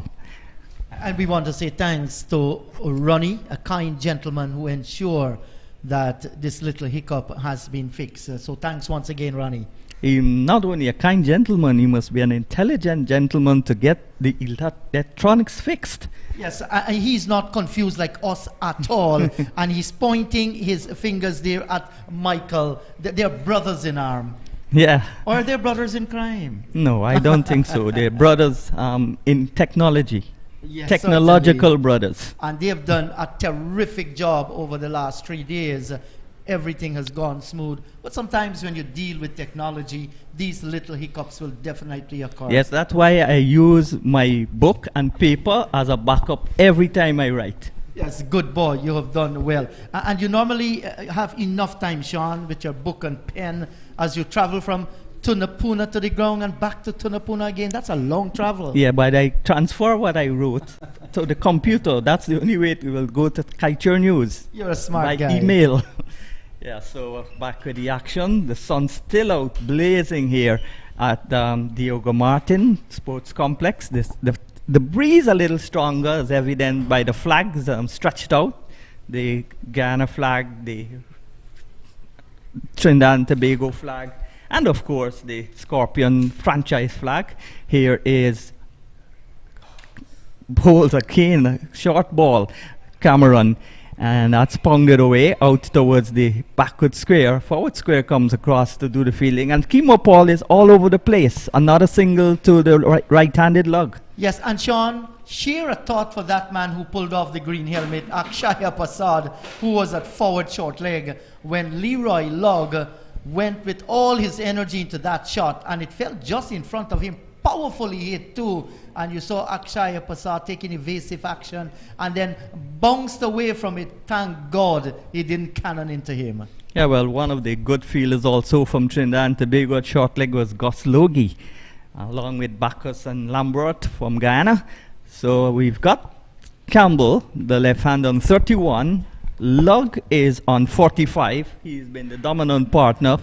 80 without loss. 111 runs away from making Guyana bat again. And this time Campbell advances down the track towards Cameron and then plays it quietly into the onside. So quietly that he got a single. The fielder Pomal couldn't get to the ball in time to prevent that single. And again rotation in the strike. Campbell goes now to 32. 45 is Lugg. 81 without loss. As we say, welcome again to John Ramsing. Hello, Sean. Yes, good steady going by the Jamaica Scorpions openers. And Lugg eyeing a maiden half century at the first class level. And now batting with the arm guard. He looks very competent and comfortable. Cameron rushes in, bowls the ball that's on the line of the leg stump, just about thigh high, and it bounces off, taken by the helmeted figure of Prasad at forward short leg. John Ramsing, wasn't a chutney song made about you? No, not about me, about the name Ramsing. Oh, I thought it was made specially for you, the village ram. Here is Cameron. Ram from Campbellville. Yeah. Here's Cameron, moves in again and bowls, and that's a ferocious pull down to the boundary, and maybe just one bounce into the boundary, piercing the field between backward square and long leg, and rushes into the boundary again. Lugg now moves up to 45, 49, and 32 is Campbell. The score now going up to 85 for 1. 85 without loss. That's a vicious pull shot from the powerful right-handed Jamaican, and that one, even if they had 10 or maybe 9 fielders on that side of the field, no one of them would have stopped that because it was hit very powerfully and it went across the boundary ropes fast. Well, inexperience showing on Cameron's part. He goes short again, and that's hit over the boundary, just on the rope. So that's 6. So that's 4. So his 5th coming up with consecutive boundaries, and he is now 50. 53. He is 89 without loss. Well, congratulations to Leroy Lugg. Like I said, I first saw him as a teenager. Now he has matured nicely, and he's gotten a half century here. Well played to him, and this is a start that he would be happy with. And from a Scorpion standpoint, it is nice to have the openers getting starts. We've seen Tejani Chanapal converting his start to a wonderful 184. Cameron in bowls to Lugg. Lugg gets another short ball, and this time tucks it away off the hip out towards Chandapal, who is at the long leg position or the deep backward square, and he does the fielding. So Lugg will keep the strike. He goes now to 54, and Campbell, who is on 39, playing the supporting knock, 89, 90 for the loss of no wicket. Yeah, so 21 overs gone and 90. So it's a healthy scoring rate for the Jamaica Scorpions. And remember, they have to overhaul 191 because they're staring that deficit in the face. But they look as if they're going to overhaul that and maybe try to put some runs and ask Guyana to have a little dicey chase a bit later on this evening. So they're down to 101 runs required to make Guyana bat again. And of course, if they bat up to halfway through the tea session and score at this rate, they will give Guyana a healthy target. Guyana will hope not to lose too many wickets and have to settle for a draw. So because of this innings so far, this opening stand, we can see another twist in this game. And on the monitor just behind us, the Windward Islands about to crash to a very heavy defeat. Here's another 6 back over his head as Moti bowls to Lugg, and Lugg hits another 6. I think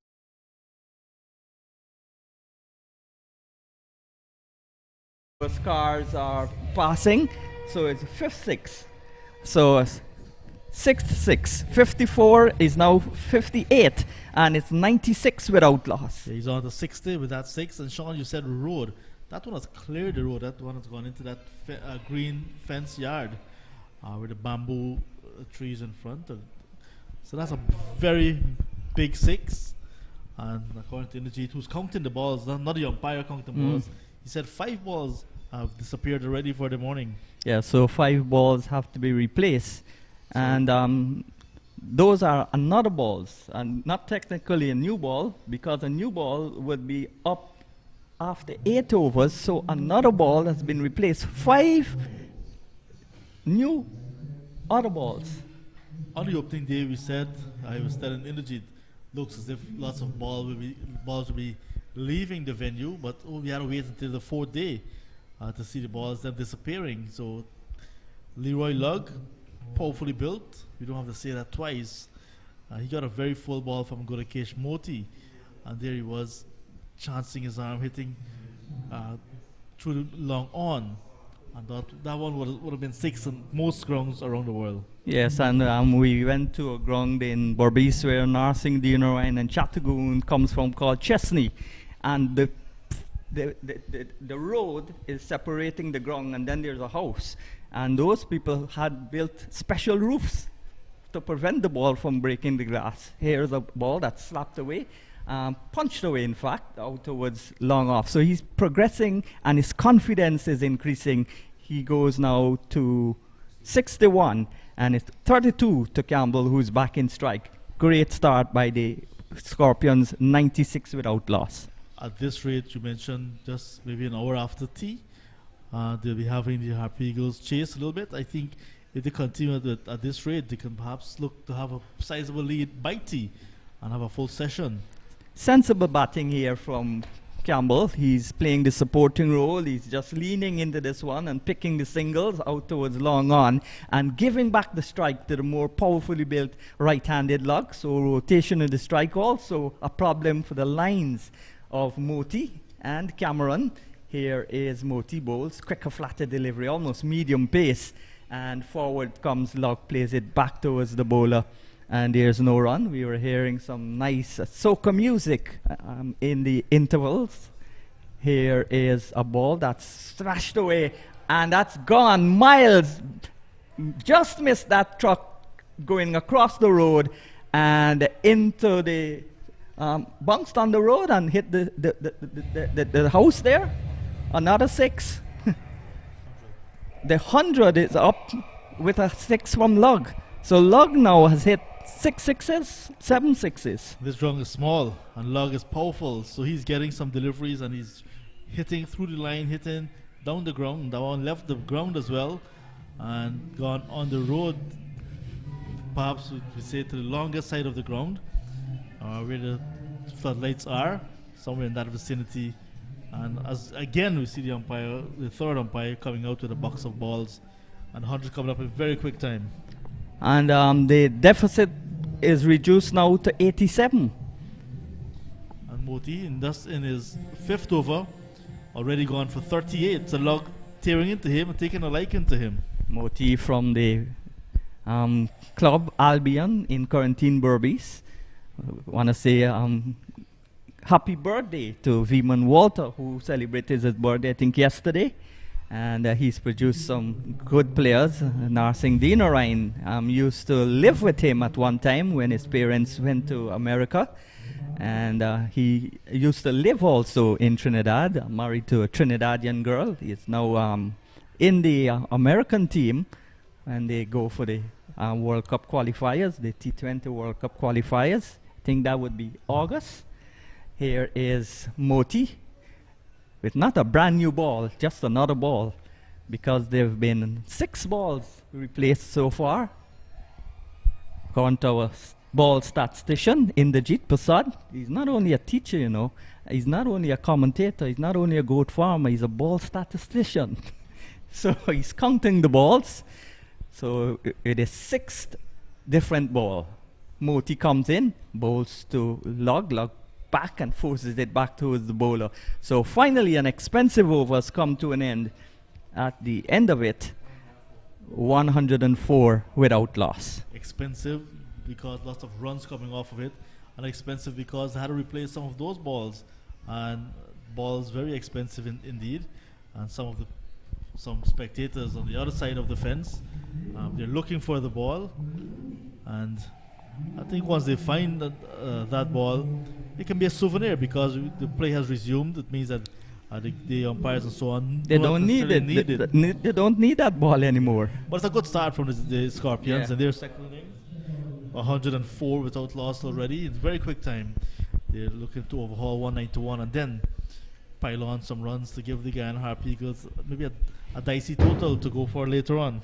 I was talking about Veman Walter and his role at Albion. In fact, Albion is the first venue for West Indies one-day international to be played in the Caribbean, and also, which made it so much better, West Indies won that match in 1977. It was a one-off series against Pakistan, and after that they played 4 more one-days at the Albion Sports Complex. That ground featured just 5 one-day internationals, and it's produced 6 international players so far, and Moti looking to become the 6th test player from that ground. 1978 was the first when Sushiv Narayan made his debut. So both Pamal, who's introduced now, and Moti is bowling from there, also from the club of Albion. So Moti, Pamal, Guyana's leading wicket taker. He's got 14 wickets so far. No, 15 wickets so far. Started with 13, and he's got 16 because he got 3 for 96 in the first innings. Ball that's pulled down, first delivery from Pamal, and it's played into the onside by Campbell, who's really playing the supporting role as we hear some music coming into the commentary box area. And that's in Trinidad. You always hear music, you always see fetting, you always see dancing. At one time, I saw a census which said Trinidadians are the happiest people in the world. No doubt, I don't doubt that at all. And they have hospitality that perhaps second to none as well. So it's really nice to be back in the Twin Island Republic. Good morning to Kerry Porter down in Tobago, and Jason Prasad, some of my friends in Tobago, the other part of the Twin Island Republic. Yes, Trinidad and Tobago. Tobago, the smaller of the 2 islands. So good morning to you, Kerry, you and your wife, and your baby. His son is not a baby, his son is like what, 17, 18? He's a big boy. Yes, well, he will still be a baby to the father, because I'm a baby to my mother. So, Pamal, who has lost his mother recently, and maybe his father, who killed his mother, bowled him. Excellent delivery from Pamal. Back goes Lugg, and the danger man is gone. Can this be the breakthrough that brings a couple more wickets, and Guyana could be right back in the game?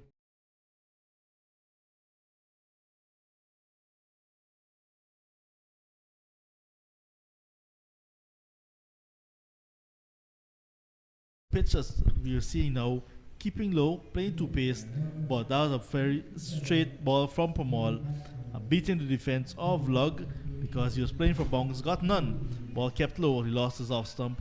Good breakthrough for the Guyana Harp Eagles, but a very pugnacious innings coming to an end from the right-handed Leroy Lugg. Maiden half century at the first class level. Well played, but Guyana Harp Eagles happy to see the back of him because he was doing the bulk of the scoring. And if he had survived to lunch, might have been seeing three figures. But they won't be so happy to see the front of the man coming in. That's Jermaine Blackwood, the first inning centurion, also with international test experience. So he's joining his fellow test player. And hopefully from a Guyana point of view, he is not able to replicate what he did in the first innings. Jamaicans would love that.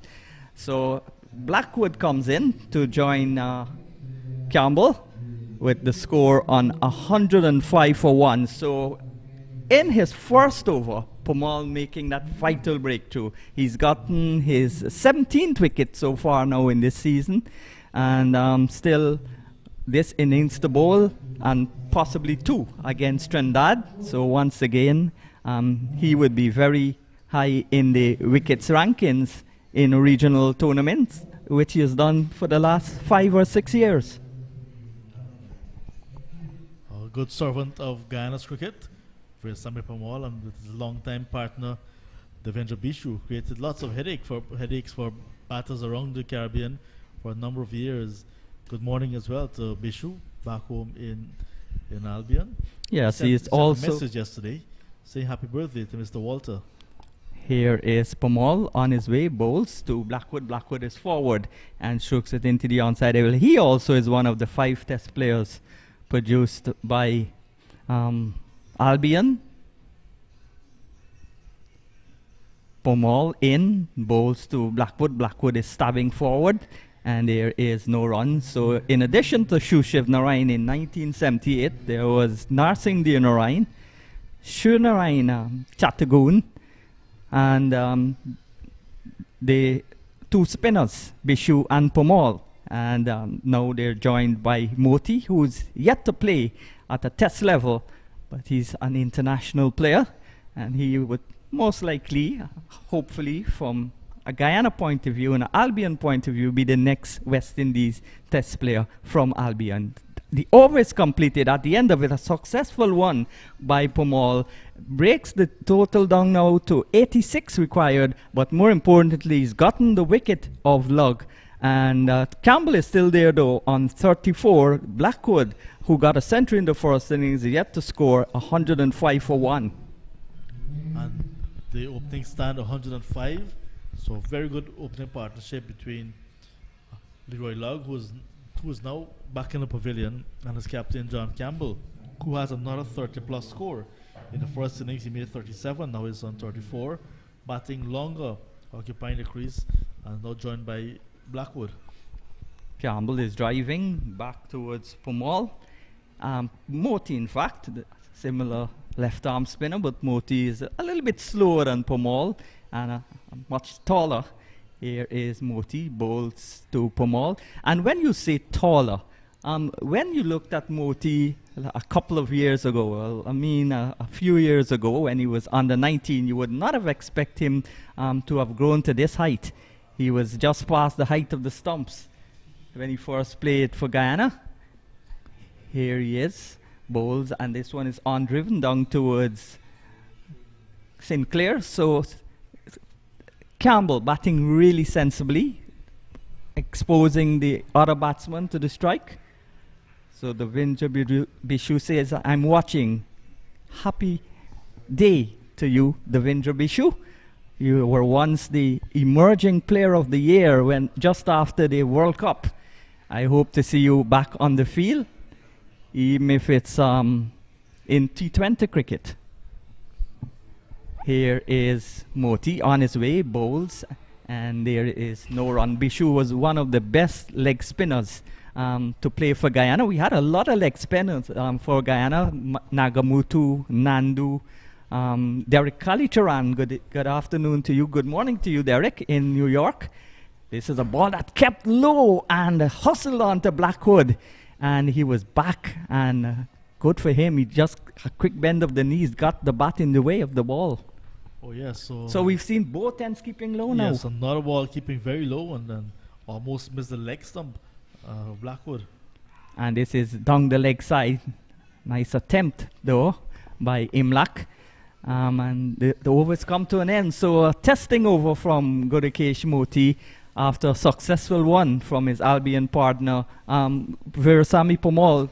The Scorpions needing 191 to make Guyana bat again. They are 106 for 1. Yeah, really used to enjoy the bowling of Devendra Bishu. Quite a humble young man.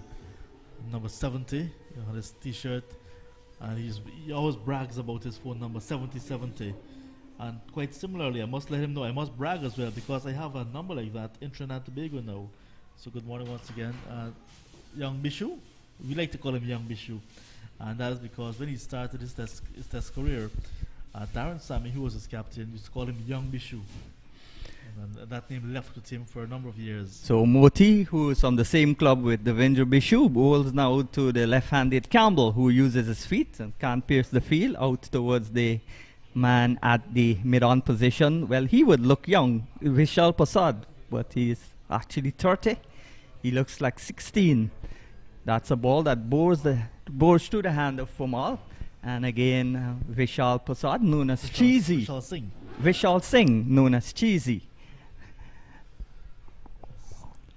And his father, Pepe, Yeah. from Alexander Village. He was another leg spinner, but didn't play for Guyana. Here's a ball that's on the line of the leg stump from Pomal, and there is no run. We played 2 seasons when I was the semi-professional at GYO, and he would loop the ball and get 5 wickets. And I would try to do that and get hit for 5 sixes.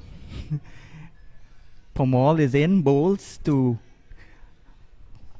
Campbell. Campbell back to the bowl, and there's no run. No, Pepe playing for a long time indeed for GYO. And it'd be good to see if Vishal Singh would bowl, maybe bowl like that.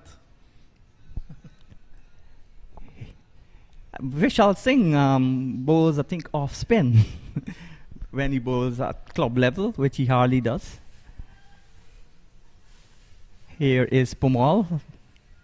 Back and across he goes. Another ball that keep low. And Campbell survives. A maiden over comes to an end. At the end of it, Campbell still on 35. Blackwood yet to score. And Jamaica trail Guyana by 85 runs. They're 106 for 1. Since the fall of Lugg, we've seen the runs dried up a little bit. And as well, the Jamaica Scorpions realizing that an interval is approaching. So they're not going to take too many chances heading to lunch. But they want to keep scoring because they want to get rid of that 191 that is staring them down the face. And then put some runs for the Guyana Harpy Eagles to bat a bit later on. And just, I understand that there's going to be a big party on June 5th. It's going to be a Sunday at Legends, Resto and Lunch. It's called Guyana Day. Featuring performances from like the likes of Devendra Puran. Remember Devendra Puran, Sean? Tamika Marshall, Terry Gadraj, Mahendra Ram Kelawan, and a few others. And admission is free. That's quite interesting. Back again, another ball that scuttles through. And Blackwood is equal to the task, though. He plays it with an open face out towards the gully position as Moti continues. Good morning to you, Terry, if you're in New York. I don't know where you are in the world. You move so rapidly. Here is Blackwood defending. Back to the bowler, and there's no run. Yes. Still 106 to 1. Terry G, famous for that song, the Bengali Babu, the Guyanese Babu. Yeah. Here is Moti in bowls, and there's no run. So once again to Terry Gadraj. I hope you make a song for John Ram Singh. I think he did that a couple of years ago when we catch up in Florida. He was there just watching some softball cricket and decided to sing a song about John Ram Singh. This is turned into the onside. And, a lame chase there from Cameron.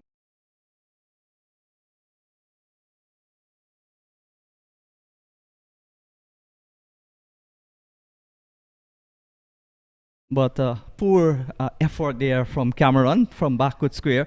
But the total has gone up now to 110. Blackwood off the mark with a boundary.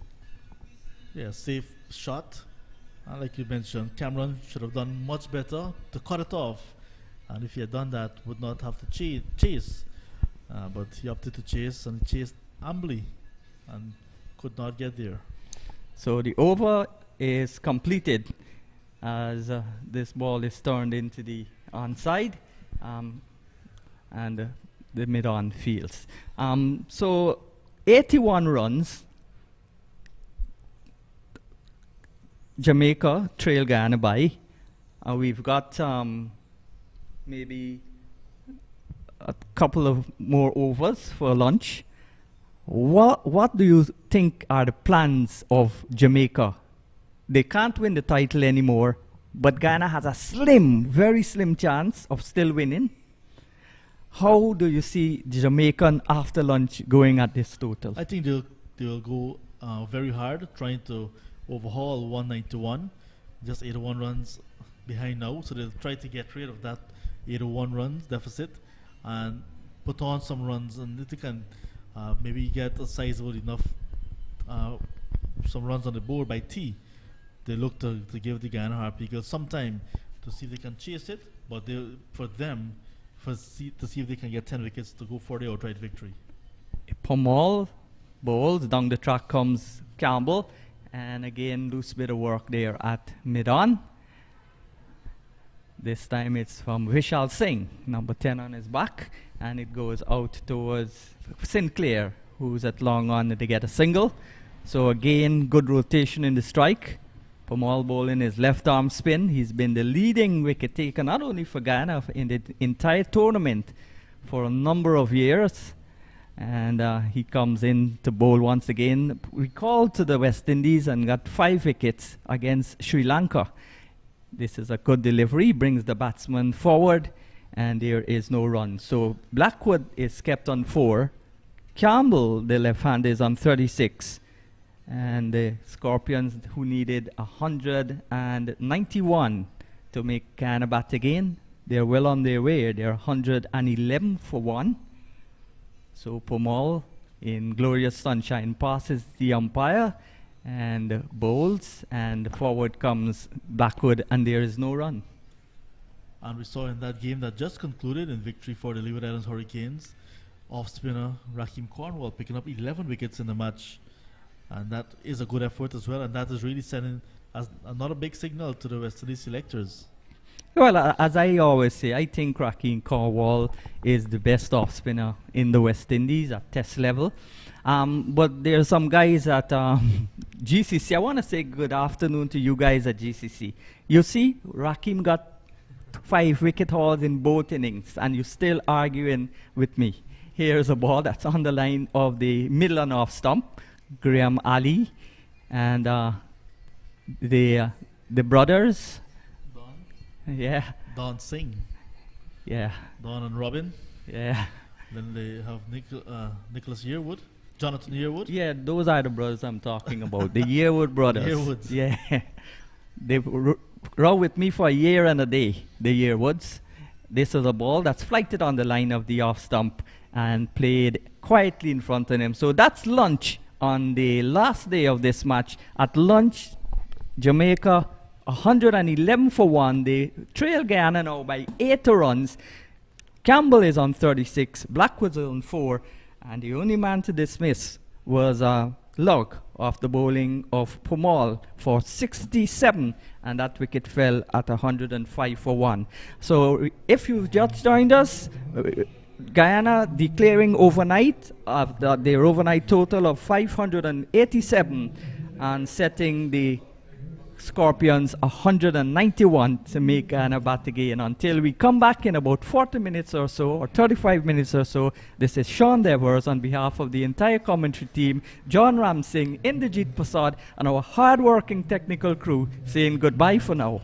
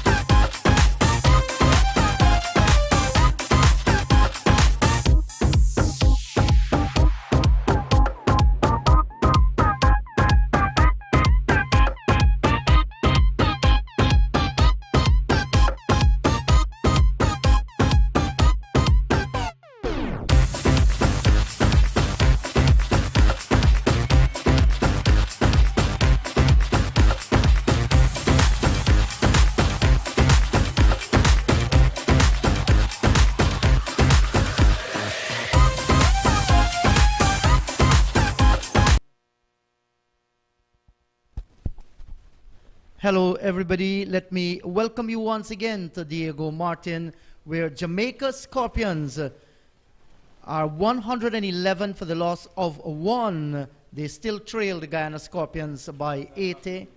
The Guyana Harpy Eagles by 80. Campbell 36. Blackwood is on 4. So you're seeing good resistance. The force ball after the lunch session. And Campbell onto the back foot. He's defending. With me once again is John Ramsing, my colleague from Guyana. Hello to you, John. Guyana looking for early wickets once again. Good afternoon, Inderjeet. Good afternoon to everyone on the stream. And definitely the hunt is on by the Harpy Eagles, 4 wickets. They just got 1 as they were approaching lunch on the 4th and final day. But Sinclair is back into the attack. We know he's an attacking off spinner, so he'll try to get some wickets. The ball is now 28 overs old. Well, we said 27 before this, and he'll now try to utilize whatever wear and tear there to get some turn and assistance on this track. Flat track. Yes, and there was a little byplay there between Sinclair and the batsman. That's Blackwood. The two of them, their hands got in a tangle. In the end, they come through for the single. The batsman to go back for Jamaica Scorpions, Leroy Lugg. He was bowled by Premal for a powerful 67. Came off 67 balls, 5 fours and 6 sixes. What a splendid knock by the Jamaican. Well, he went after the bowling and he didn't survive. Was looking for that century. Fell short by 33. And most of his runs coming in boundaries. And I did see he was wounded because I saw him yesterday clutching to that right hamstring. And today, not taking a lot of singles at all. I think just 13 runs. Or there, about 11 runs in fact. Not coming in boundaries out of the 67. Yes, and Blackwood, who scored at 114, is driving the edge found. It has gone down towards fine third man. Will it get into the boundary head of Premal? He pulls it back just about now. Good work indeed by Veerasamy Premal. A long chase, but they will go back and complete 3. A drive, the edge found, went all along the ground, and Blackwood gets 3 more. Yes, the lone slip in Leon Johnson was wide of him, as you can see on the replay there. The ball eluding the slip fielder to his right. That's Leon Johnson. But you would say it's a psychological victory for Kevin Sinclair. Just got the outside edge, but the ball could not go to hand. Yes, some beautiful camera work too by Shaquille. We saw the ball very close to the boundary ropes. Campbell, tight in defense, back up the track for Sinclair to field once again. There is no run. Moti took some blows from Leroy Lugg. He almost hit him at the will over mid-wicket, over long on, and over long off as well. Here's a drive on the offside of the pitch, and the bowler himself feels there is no run. Campbell is on 37. He has faced 79 deliveries so far. The final delivery from Sinclair, he's defending, back up the track, 115 for 1. Campbell is kept on 37. Blackwood has 7. Jamaica Scorpions trail the Guyana Harpy Eagles by 7-7. Nice over from Sinclair. Did not try to bowl too fast on that occasion. Just allowing the ball to grip off the pitch. A little bit of flight as well. So he had a conversation on day number 2 with our colleague Sean Devers, Kevin Sinclair. So remember, Sean was quite an off spinner in his days, and he just was giving Sinclair some advice on what he should do. And maybe it's working because he's not bowling as fast as he was doing on in the early part of the match. I think it was day number 1. Yes, and it's good to hear that Sean has been passing on some information to the right arm off spinner. I'm afraid, though, Sinclair, he has been around for a while, and you expect that back home you will seek out all different advices. You do not wait until the big match comes around to seek for advice. That's something that you must work. It will take some time, because when you get the body coordinated in that fashion, you know, they say bad habits die hard. I still want to see Sinclair spin the ball. As an off spinner, you have to induce spin on it. Drop it on the pitch and let it do its work. He's coming forward, Blackwood, gets a good delivery by Veerasamy Premal, and he's defending. So, Premal, he has been the workhorse of the Guyana Jaguars, now the Guyana Harpy Eagles team, and how well he has served his country over the years, and was absolutely elated when he was recalled to the West Indies Test team. Virasamy Premal suffered the loss of his mom recently. That would have hurt him tremendously. This is turned into the onside field, out towards the boundary. It will get ahead of the keeper, and that's 4 runs. So well played by Blackwood. Just a little tickle straight down the leg side, and the Jamaican getting the 4 runs. Yes, 4 runs again.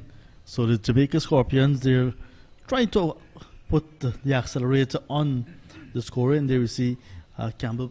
Sorry, this is Blackwood playing around this pad and got enough to get it to the boundary. So the run's coming. So they're now looking to wipe off 191, that deficit, and they're looking to do so quickly because I think they want to set Guyana a tantalizing target later on this evening. Yes, and the runs will definitely come. Once you're hunting wicket, the runs will come. So Premal bowls to Blackwood. He's coming forward. It goes down towards forward short leg. And this is good strategy being employed by Premal and Leon Johnson. There's a silly mid-off, forward short leg, and a slip. So some pressure is being placed on Blackwood. And he has to stretch forward, plays well, Jermaine Blackwood. Down towards short mid-wicket, and they scamper through for the single. Good run in between the wicket. He got it to the left of Vishal Singh, who was fielding down at forward short leg. Now for the left-handed Campbell, they have disposed of the silly point. They just maintain the forward short leg. And Vishal Singh comes down towards short extra cover. So lots of thinking is being done out in the middle as Guyana Harpy Eagles look for their 2nd wicket in this innings. Campbell rocks onto the back foot and forces it down towards short mid-on. There is no run. Premal 1 for 7 from 4. Campbell on 37. Blackwood on 12. Jamaica Scorpions in their 2nd innings, 120 for 1. 5 runs in the over, and now Premal 4 overs, 1 for 7. As we can see, the point standing at the moment. So Leeward Islands and Barbados completing victories earlier. So Leeward's now gone past Barbados, interestingly, by just 0.2 of a point, so 64.4. Barbados 64.2. And Guyana now sit in 4th position. We'll have to get some points from this game against Jamaica Scorpions. And there we see Trinidad and Tobago stuck on 46 in 3rd position as well. So there's going to be a fight if this match ends in a draw between the Leeward Hurricanes and Barbados Pride. I mean, Leewards, they have played excellent cricket so far this season. Just as the Guyana Harpy Eagles, they were battered and bruised by the Hurricanes. This is turned away down to the field at forward short leg, and that Ashkaya Pasad, there is no run. I think it was by an innings and 57 runs. Right, and well inside 3 days as well at the Queen's Park Oval. A delivery that's tossed up, and he's driving Blackwood down towards mid-off. There is no run. And coming off a very comfortable win as well against their neighbor, that's the Windward Islands Volcanoes. So they will fancy their chances. They're the leaders just by a point something there.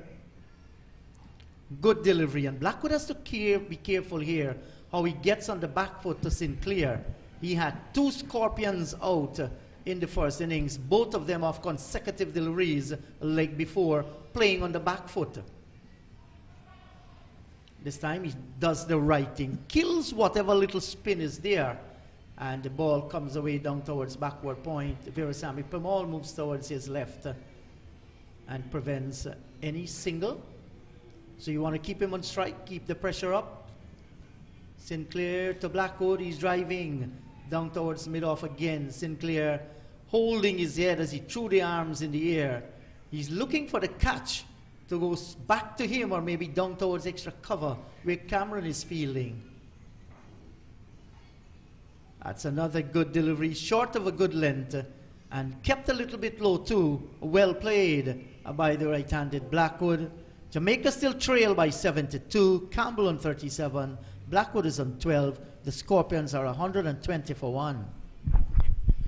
72 still to be wiped off, and we're waiting to see a somersault. We want to see a somersault from Kevin Sinclair.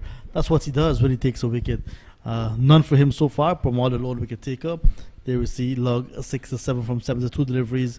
Blasted the ball this morning and got Jamaica into this very good position. He put on 105 with Campbell for the opening wicket. I know Campbell and Blackwood, 15 runs added for the second wicket so far. Lots of work still to be done. Yes, there is lots of work to be done. As Pramod starts another over again, that's a good delivery. And Campbell was riveted on the back foot, but he saw it well. He just jammed down on it. There was an air of danger as he decided to play on the crease. It was a faster delivery by Virasamy Pramod. So he has to be careful here how he's playing on the back foot. Pramod can very well slip one through, and we have seen him do this on many, many occasions down the track. This time goes Campbell on drives down towards long on, and he will get the single. So one more to Campbell. He will now move on to 38 from 83 balls, 121 for one. In the first innings, Campbell got 37 from 58 deliveries. So now he's batting longer. He has a better score as well. Though marginal, but it's important that he stays there for a long time. And we know Blackwood will play some shots, so Blackwood will want to play some shots and get the Jamaica Scorpions to overhaul 191. Once Campbell is there, he will shepherd the rest of the batting. Pramod to Blackwood, and he comes forward. Played extremely well in the first innings. Some lovely drives and pulls and cuts for his 114. 110 on the first day, just adding 4 on the second day. So he's enjoying some good form here, Blackwood. Off the back foot, and he's punching this down towards extra cover. And that's knocked down by Tejnarayan Chandapal. Cannot get past the fielder. Was a good-looking shot, but he gets nothing for it. Oh, and that was in the air, just passing Vishal Singh down at forward short leg there. In fact, it's Passad. He dived for it and might have just missed a chance there in the air. It was going and going quicker. Yeah. See, what happened to Prasad in the first innings while he was feeling under the bat, he got hit twice. And on this occasion, he's coming up a bit too early. But once you're there with the helmet, you got to stay down a little bit longer. Yes, and no doubt those blows might still be on his mind. Off the back foot goes Campbell, and he's driven this one out through the covers. It's not going to get to the boundary there. Good running from Dimitri Cameron, and they will complete 3. So the Jamaican left-hander, their skipper, looks good as he cover drives for 3. And the first time I'm seeing Cameron chasing and stopping, because previously he just allowed the ball to go into the ropes ahead of him. Good work from Cameron, but a nice shot, nice controlled shot from Campbell to get 3 to end the over. Yes, and he's in sort of another half century here as the skipper leading from the front. If you have just joined the broadcast, let me remind you that the Harpy Eagles declared the overnight score of 584 for the loss of 7 with a lead of 191. Tejnarayan Chandapal 184, Vishal Singh 100 not out, Imlak 79, Hemrat 78, and Johnson the skipper scoring 57. So the Scorpions started their second innings with Leroy Lugg and John Campbell. Lugg has since departed for an exciting 67. Campbell is in strike. Off the back foot, this is Matt, true square cover, out towards the boundary for 4. That was short and wide, and it was spanked by the Jamaican Scorpion skipper, and he gets a lovely looking 4. A little bit of room outside the off stump, and the ball did not bounce a lot as well from Sinclair, and he played a perfect square drive, and that one was like if you have a needle and thread there, it went very smooth along the ground. Yes, so Leroy Lugg was bowled by Pramod for 67, caught him on the back foot, and the ball cannoned into the stumps. It was 105 for 1, and he went 15 minutes before the lunch session. Here's a defensive shot by Campbell down towards mid-wicket, and once again he cannot score. They went to lunch on 111 for 1, still trailing by 80 with Campbell on 36. Blackwood is on 4. So far they have progressed. Campbell is batting. He's gotten 45. And Blackwood has since moved to 13. So a nice little partnership here building up between these two.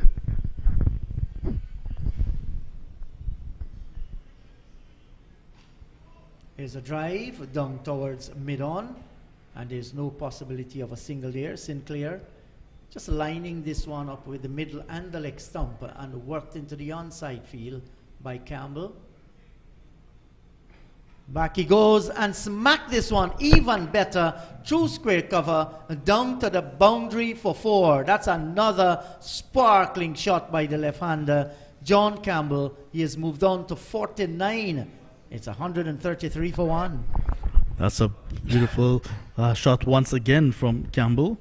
That's because he's being fed outside the off stump by Sinclair, and now he's approaching another half century. If he gets there, that'll be his first half century of the season to go with his 100 he had in the earlier games. Sinclair to Campbell, he's coming forward and he's driving, and Sinclair knocks it down. He has completed his 9th over, none for 38. Campbell is on 49, Blackwood has 13. Jamaica Scorpions looking to wipe off this 191 lead set by the Guyana Harpy Eagles. They're 133 for 1. Yeah, 59 runs behind still. And like I said, Campbell against Trinidad and Tobago Red Force, 25 and 45 against the Pride. He had a magnificent 127. And then 16 in the comeback round against the Windward Islands. Volcanoes, he got 48. So now on 49, approaching another half century.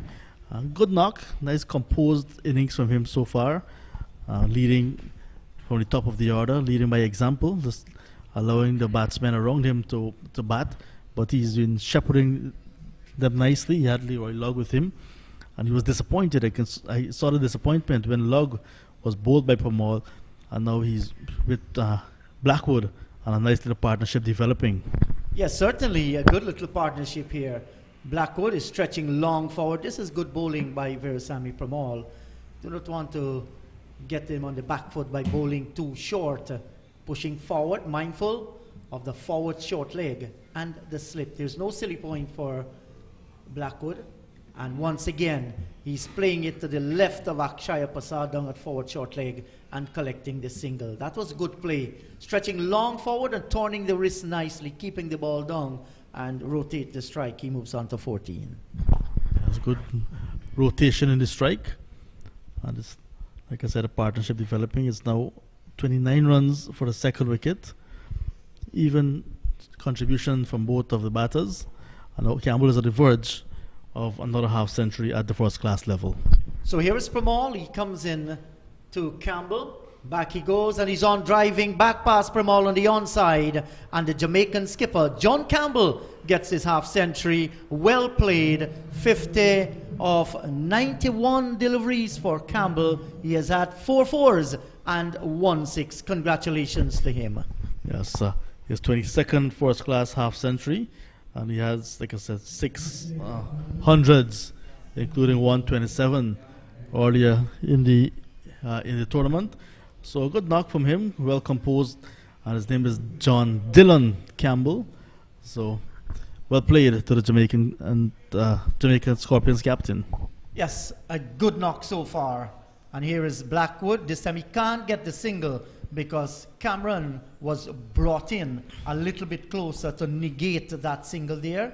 So Leon Johnson has been a thinking captain, just cutting off the singles a little. You don't want to give them that free scoring single down towards short mid-wicket.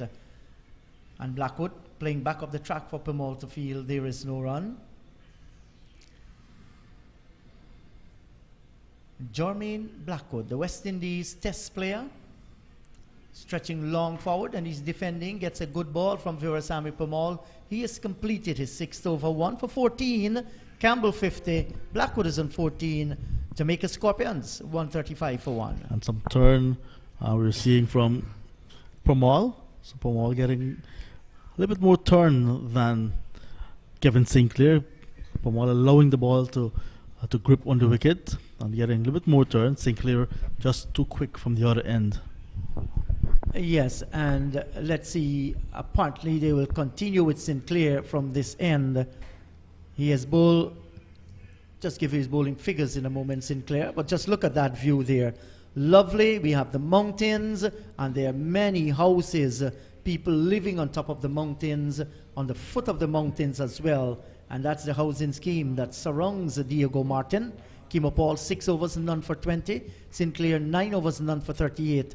Cameron, 5 overs, none for 18. Moti, 7 overs, none for 43. As we watch this one, has been hit away down towards the forward square boundary for 4 by Campbell. First delivery in this new over, and he spanked it, got a loose delivery and put it away. Very bad ball again. And there's Campbell, who just gotten past his half century. So he's seen it very big now, and he's looking to dispose of those loose deliveries like he just did. Yeah, that was a good-looking shot. And he's getting a delivery forced onto the back foot and defends back up the track. There is no run. So he continues to blossom here. John Campbell want to make up virtually, was batting so well in the first innings and then lost his wicket going via the LBW route. So far so good, 54 on 94, and is looking more and more confident as he prolongs his innings. He's driving down towards extra cover. Cannot go past Tej Narayan Chandapal. And what energy Tej Narayan Chandapal has.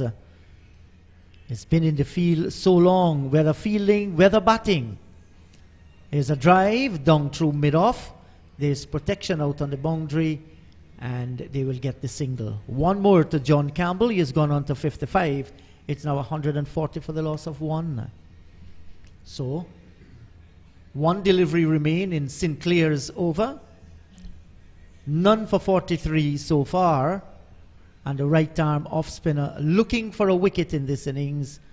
May have had Leroy Lugg, or was it Campbell, I think, dropped by Johnson at first slip. The over comes to an end. Campbell is on 55. Blackwood is on 14. 140 for the loss of 1. Jamaica still trail by 52. Now that Lugg is not there, the scoring rate has dropped significantly, and maybe the game has changed again. Maybe we're seeing that the Jamaica Scorpions playing for a draw. Yes, you never know. And John, we can look forward to the other matches which will be starting next Wednesday. Guyana will take on Trinidad and Tobago. That's the Harpy Eagles against the Trinidad and Tobago Red Force. We're seeing a little bit of warm here, John. Give a reading of it. It just shows the scoring rate of the Jamaica Scorpions so far. I see a couple of wickets there, so not sure why they have wickets on the Scorpions there. That's Guyana's innings, okay. Thanks, guys. We have to get accustomed to those things. So this is played off the back foot by Campbell down towards short cover, and there is no run. That should be an interesting encounter between the Harpy Eagles and Trinidad and Tobago Red Force. That match will be played at Queen's Park Oval. Off the back foot goes Campbell, and we are looking forward for that. Whenever those two teams clash, it normally brings out the best. Yes, that will be a mouth-watering contest at the Queen's Park Oval beginning on Wednesday. Off the back foot, and this is undriven down towards mid-on, and they'll get the single. After 2 convincing victories in rounds 1 and 2 by Trinidad and Tobago Red Force, they went crashing to 2 heavy defeats right here at Diego Martin Sporting Complex and then down at the Brian Lara Cricket Academy. So they're wounded, the Trinidad and Tobago Red Force, and they'll want to end the season on a high. So they're becoming very hard for the Guyana Harpy Eagles in that next game. Yes, and one of the names with experience, Darren Bravo. He's playing, but has not been performing. Worked into the onside. Cameron is down at mid-wicket, and once again he cannot score. He will be looking to come good. If given the opportunity, because I remember a long time ago, probably in the 90s, when first-class cricket was played, and after the 4th round and the final round, is about to start. You see some new faces appearing. They tend to want to give the younger players an opportunity, especially if a match has nothing in it to, like if they're not going for championship honors. So you may very well see some new faces in that Trinidad and Tobago Red 4 side. Yes, not bad thinking at all as this is played away. Back on the onside of the pitch, the over has been completed by Pramall. 7 overs, 1 for 15. Campbell is on 56. Blackwood kept on 14, 141 for the loss of 1. And with 3 of their top players going off on West Indies duty, first to Netherlands, then on to Pakistan. In the last game, they missed the likes of Philip. There was also Akil Hussain and Jaden Seals. Yeah, Seals especially will be missed because he was in ripping form with the ball. And Alistair Phillip, who's now finding his way at the international level, he will be missed as well. And with those guys missing, you can see the bowling attack being weakened. And their batting certainly letting them down as well. So a very weakened Trinidad and Tobago Red 4 side, still in the tournament, but not in hunt for the title. Yes, not at all. This is tossed up, and Campbell is driving high, he's driving hard, and that's gone over long on. In fact, 1 or 2 bounces into the boundary for 4 runs. So brave shot going over long on and getting the boundary as well. Yeah, good shot, safe shot, because no fielders bracing the boundary. And as you can see now, it's a flighted ball on the line of middle and off, and Campbell hitting through the line and just dropping short of the rope. And there's a spectator that was walking there. She was actually looking at the cricket. And when the ball was hit, I saw she just giving a little bit of impression that the ball was coming towards her. But it fell well short, and even short of the boundary. Yes, we've already changed 6 balls here today. This is undriven down towards mid-wicket. Pramall is in the way, and there is no run. The umpires might be hoping that, they won't have a need to change another one. And this is nicely driven. Beats the diving fielder, that Tejanarayan Chandapal, down at extra cover, and he gets another run. So the rotation of the strike has been good, and batting seems to be very, very easy out in the middle there, as the Jamaica Scorpions, they're taking run after run, and has reduced that lead of 191.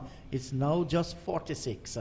So they are doing well in their second innings as well. He's driving Blackwood down towards cover, and there is no run. Remember, their first innings total was a very competitive one, 393. But that man, Tejanarayan Chandapal and Vishal Singh with their 2 centuries, Johnson with a half century, as off the back foot crashed through the covers out towards the boundary, and that's 4 good-looking runs to Blackwood on the back foot, and he picked the gap nicely as Sinclair bowled short and wide, and he paid the penalty. Blackwood moves on to 18, and that's 150 up for the Scorpions. 150 for 1. Sinclair gives the impression that he was trying to utilize the bowler marks outside of the right-hander's off stump, but that was just too wide and had no turning it on it. So there was Blackwood on the back foot and got the boundary. A nice gap on the offside. He found the gap easily. And a good delivery in the circumstances, and Blackwood responded with a defensive shot. Sinclair none for 52 from 11. Campbell is kept on 61, Blackwood on 18. Jamaica trail by 45. It's 150 for the loss of 1. Oh, the partnership is actually 45 of 81 balls. Not bad at all. They rebuilt the innings after losing that wicket of Leroy Lugg. Yes, Indrajit, you have to get accustomed to the graphics now that it's back up on the screen. They had a 150 coming up, so just 41 runs to be wiped off. And there we see the artificial lights, but it was not turned on at all for this entire contest, because we've had good light. The game's going, well, the day is finishing at 5:30 with good light, despite the cloudy conditions some days. So it's a nice venue, the Diego Martin Sporting Complex. Yes, a lovely venue, and one of these days, John, we might have a trek up those mountain ranges. John is laughing here, my friend. No, one of these days indeed. Yes, Visham did it quite a few times along with Michael as well. And right at the top of the mountain, we saw Shaquille waiting on them. And our colleague from Guyana, Sean Devers, he won't have any problem at all. He went up Mount Roraima and saw Brazil, Venezuela, and Guyana from one view. Yes. Here is Primol once again to Campbell, and Campbell is driving gloriously through extra cover. What a lovely looking shot by the left-hander. Lovely looking boundary. He moves on to 65, 154 for one.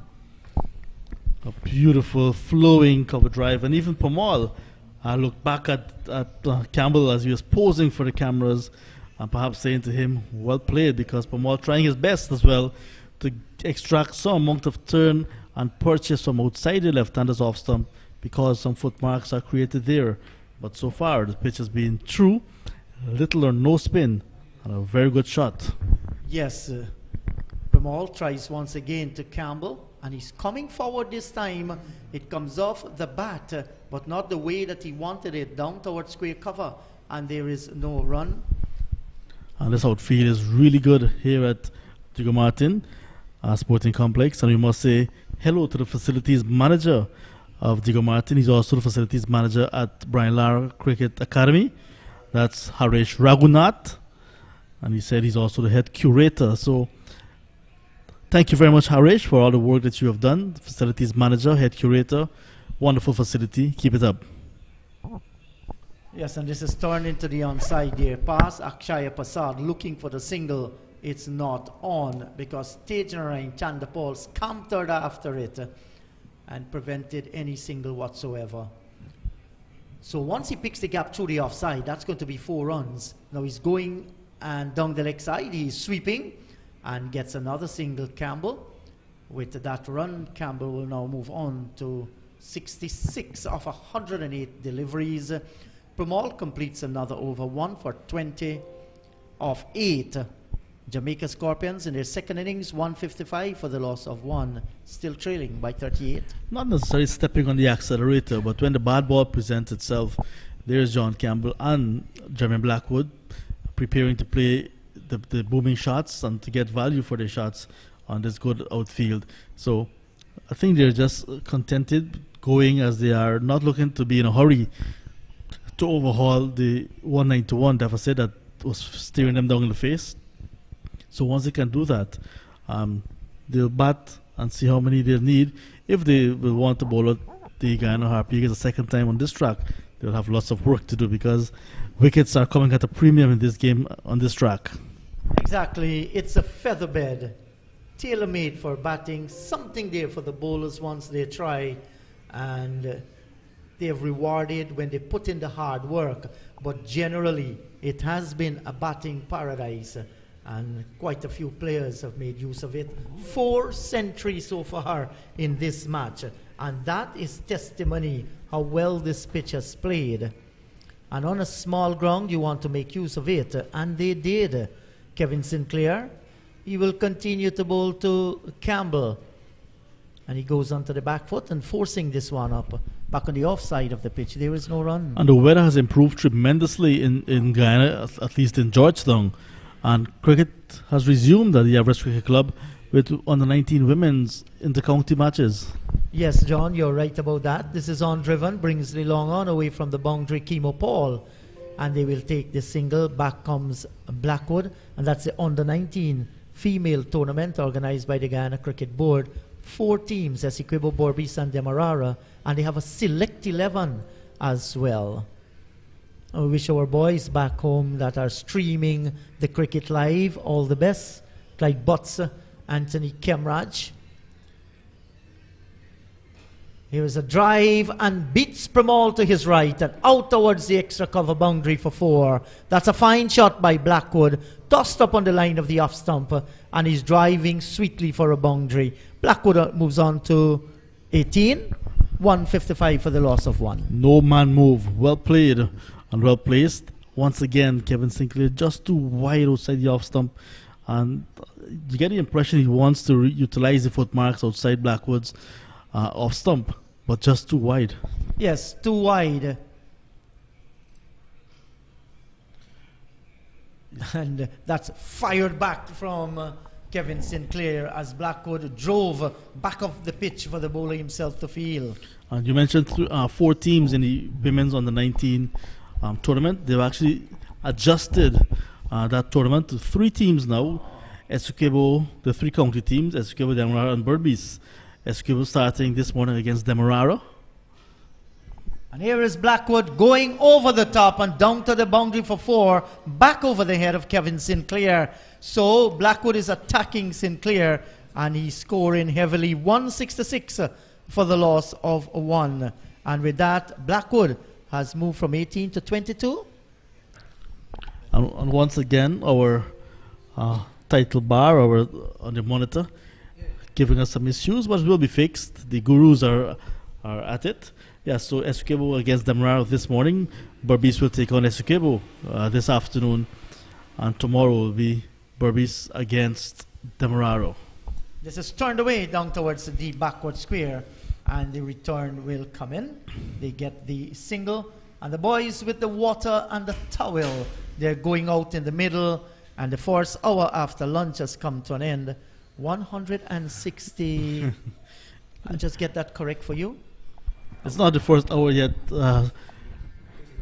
165, John, for the loss of 1. Yes, not the first hour just yet, but because it's extremely hot, the batters are asking for some refreshments and a towel because they're dripping sweat. It's humid out in the middle, and it's sunny today.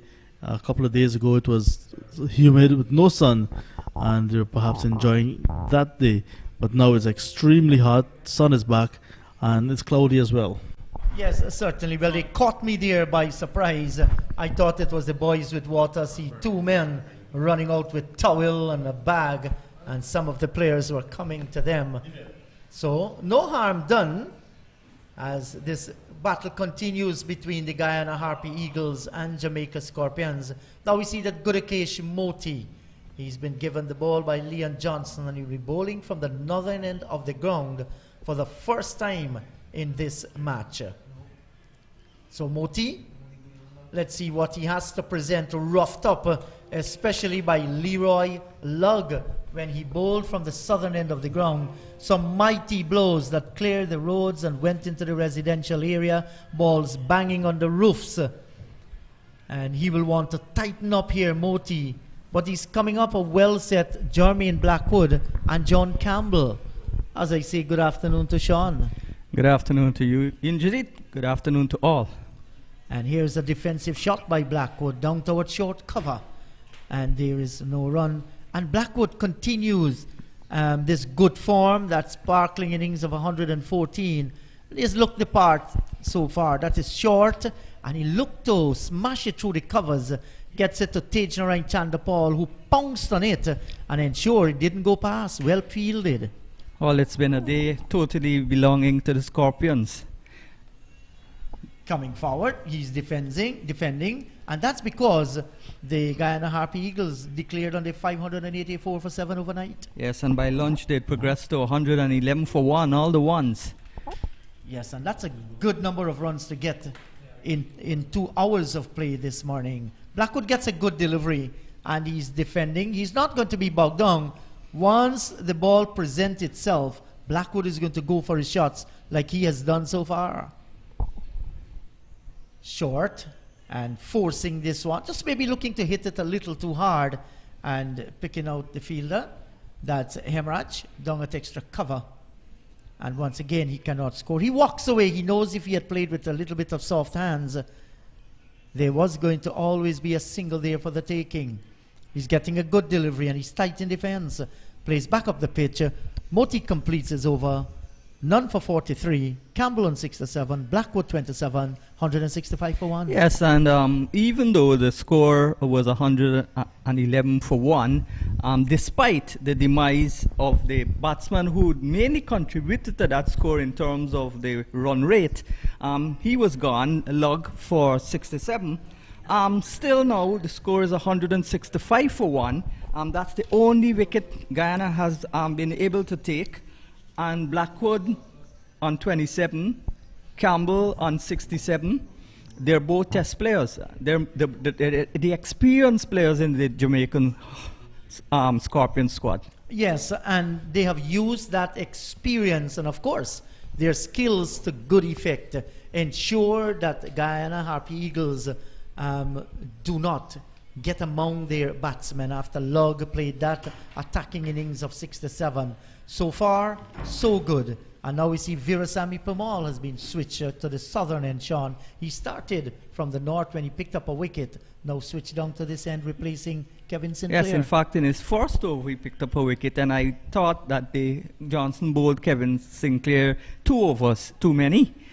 He was looking flustered. He was being hit to the onside. Then when he bowled on the off stump, too full and too wide, he was cover drived. So he should have been rested 2 overs before, and now Pemal is in, and he has to rethink in his mind what he needs to do when he's getting a second spell.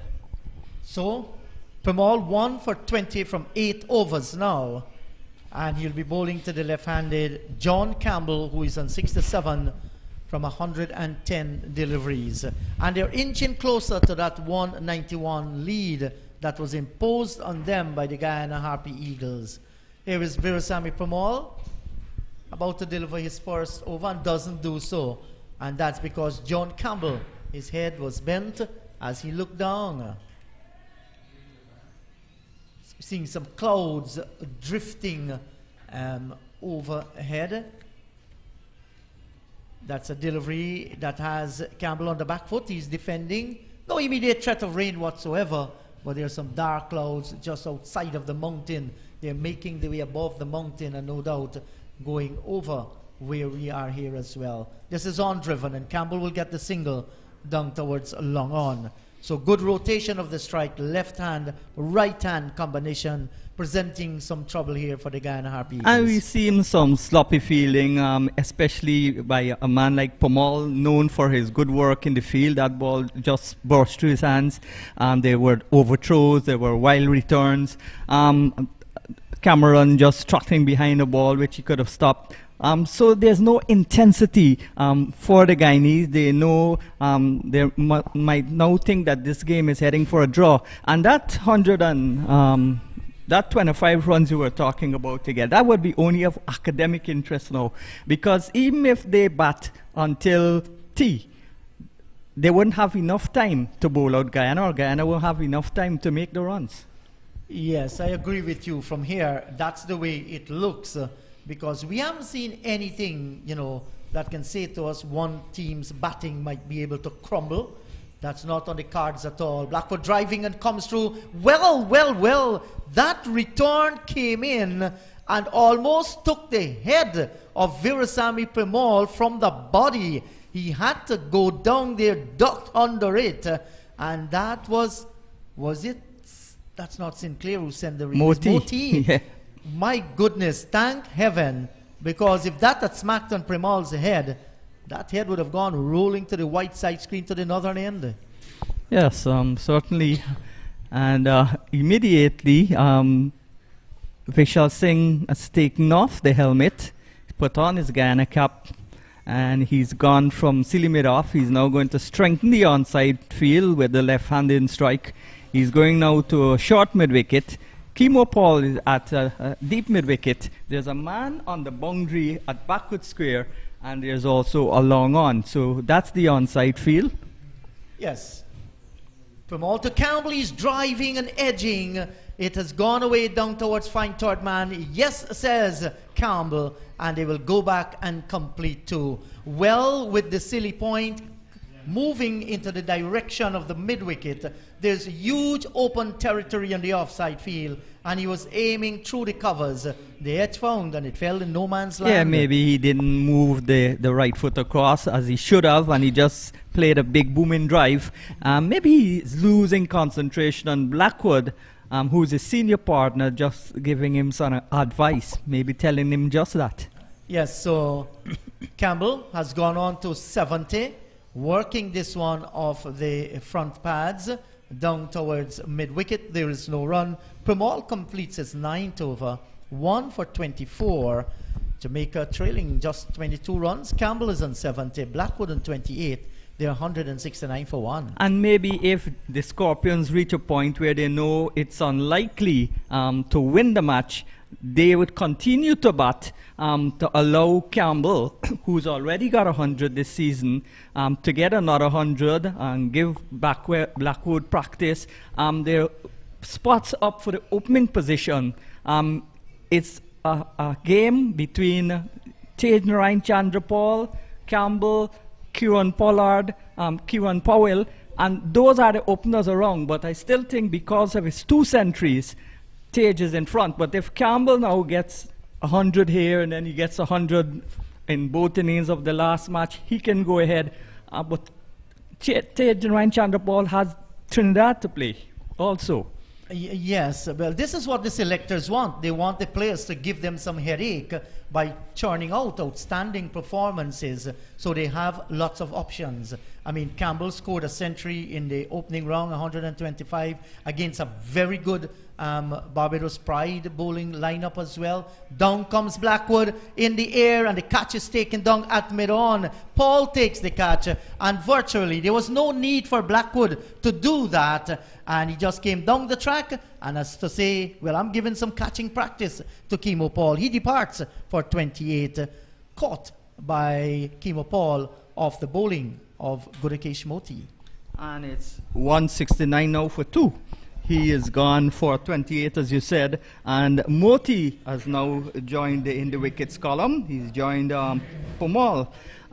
So again, the Albion pair continuing to do well, and that's a unlucky situation to have 3 left-arm spinners in your team, including the reserve Adams, and for West Indies to have so many left-arm spinners. It means that if Pomal continues to do well, then it will be hard for Moti to get into the side. Yes, and all those, like we have said, they are options too. I mean, you just cannot write off John Campbell as well, because in that England series, despite he didn't score lots and lots of runs, he did have a few half-century partnership opening with Craig Braffett as well. That will play on the minds of the selectors too. And 100 here and maybe another good score opens it up. But it's good to see there is a challenge to partner Craig Braffett, and it is left now on the selectors as they look to the future who might be their man. And he's not only the senior batsman because of seniority, he's performing, he's the leading run scorer, Craig Braffett. Yes, certainly. Well, he has cemented his place. He is the West Indies captain. But he would have cemented his place a long time anyhow if he didn't even make big hundreds in this tournament because he's the captain. Yes, certainly so. So there's no problem with that. I think the middle order might be the same middle order actually that played against England. So not too much of men forcing their way into that middle order.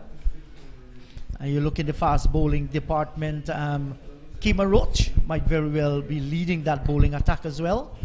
Moti outside the line of the off stump, and it was a very quick delivery. The right-handed Williams, Orain Williams, jumping on the back foot, and he's defending. And you see again, soon as the bat is raised, Prasad at Silimidov taking evasive action. Yes, you can't blame the youngster there. He knows what 2 crashing hits are like, because it pained him, a little bit of swell in there. He's coming forward there, Orain Williams, as he defends. Moti tossing this one up, there is no run. And there are different techniques, feeling at forward short leg and feeling at silly mid-off. Forward short leg, you duck. Silly mid-off, you jump. Because most times the drive will be flat and the poles and the hooks will be in the air. So we're talking about, what you said, Sean? You 2 different techniques. One you duck and one you jump. Yeah. Well, he hadn't a chance to duck or jump in the first innings. The balls were smashed into his body. He had to take evasive action because they came at him and came real hard. Moti to Orain Williams. He's defending on the onside of the pitch. Moti completes a successful over, an over in which he got Jermaine Blackwood. Campbell is in 70. Orain Williams is yet to score. It's 169 for the loss of 2. Yes, Scorpions really going well. They still trail though by just 22 runs. And of course, they'll knock off those runs in a short while. But what I want to see is if they'll try, that's not likely, try to give them themselves a chance of bowling out Guyana, which would be virtually impossible on a track like this. And if Guyana bowl them out by tee, which is also virtually unlikely, because of the condition of the hair, the batting conditions, the size of the ground, the fastness of the ground. So I think this match will eventually end in a team draw. The question is Campbell that kind of a skipper where he can take the chances, plays down towards long on, and they will get the single? On the other coin too, is the chance worth to take? Because nobody will want to finish at the bottom of the table. A loss for them here could really see they and Windward Islands fighting to move off that bottom spot. So they wouldn't want that too. But on the other side, Campbell is vying for an opening spot. Chandrapal is breathing down his neck. He is the incumbent, of course. He played Test cricket. Would he declare in a match that even if they win, it wouldn't make an impact to the points table? Well, it would, but not to the title. So he has to wait, and he's the captain. Yes, certainly. I think he will use this opportunity to get to that 100 and continue to bat along. Mind you, anything is possible in this game of cricket. You never know. And Oren Williams is now clustered. He gets onto the back foot and he defends. One time Guyana, they were bowled out for how much? 43 against Jamaica? 41. 41. That was in 1987. 1986. 1986. And that was in Jamaica under different conditions, different bowling as well. And they'll be mindful too that the Guyana Jaguars then were bowled out in Guyana for 62. Yeah, that's 46 against Jamaica at Sabina Park. Right. That's the lowest score Guyana ever made. Yes, certainly. So sometimes, you know, these little things play. Can it happen again? And here's a drive by Owen Williams. He's going to get off the mark. Lovely looking on drive. And in the first innings, he didn't score. Right, so now he has come off the mark for the match, Visham says. 171 for 2. Well, I can tell you without a doubt that that would not happen on this pitch with this kind of bowling. That was a proper bowling attack that Guyana got bowled out for at Sabina Park. Michael Holden was included in that side also. Yes, Patrick Patterson was the man that destroyed the Guyanese. Down the track he comes. The left-handed John Campbell takes it on the pad and it balloons into the offside field. There is no run, but outfoxed this time by Versamy Primal. Yes, and Sinclair should look at how Primal is bowling. Not the way he's turning the ball, the pace he's bowling with. Campbell is kept quiet. He's defending. He knows he has 100 here in sight. He will not want to give it away. Primal 1 for 26 from 10. Jamaica Scorpions 171 for 2. Campbell on 71. Williams is on 1. I want to say hello to Uncle Wayne, the man behind this ground that is selling soup at the soup shop. Just behind this ground, Uncle Wayne, big up to you. Your soup was delicious. Yeah, so that meant you had soup for lunch, Sean. Yes, I had soup for lunch. And it was beef soup as well. Yeah, beef soup. Yes. You had a look into my bowl. No, the bowl was so big, it was there for everybody to see it. We could not have missed it, Sean.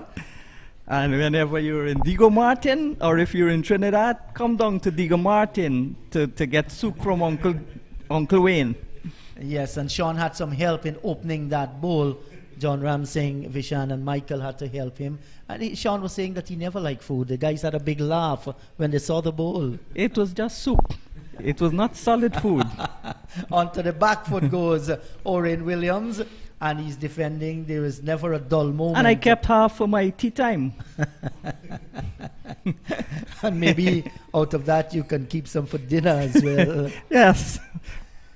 He's coming forward. Good delivery. This is good bowling here by Gudakesh Moti, drawing Oren Williams into the shot, and he's defending. There is no run. A leg gully, silly point, a forward short leg, and a slipper. It's a quicker delivery taken on the pad. Shout for LBW. But you can see Moti just holding the appeal down, realizing the ball was going down the leg side. And he has also played 46 test matches, and he's only 30. And that's the experience he's got, Blackwood. Yes. So, Oren Williams is in strike. And he's getting a good delivery now. That's dangerous to go deep into the crease when the ball is keeping low.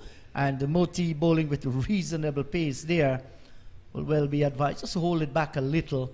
But on a small ground, might very much be afraid that the batsman is going to whack him over the top. So, Oren Williams, still a little bit of nerves out in the middle, taking on the pad, louch out for LBW. Much closer as the over has been completed by Moti.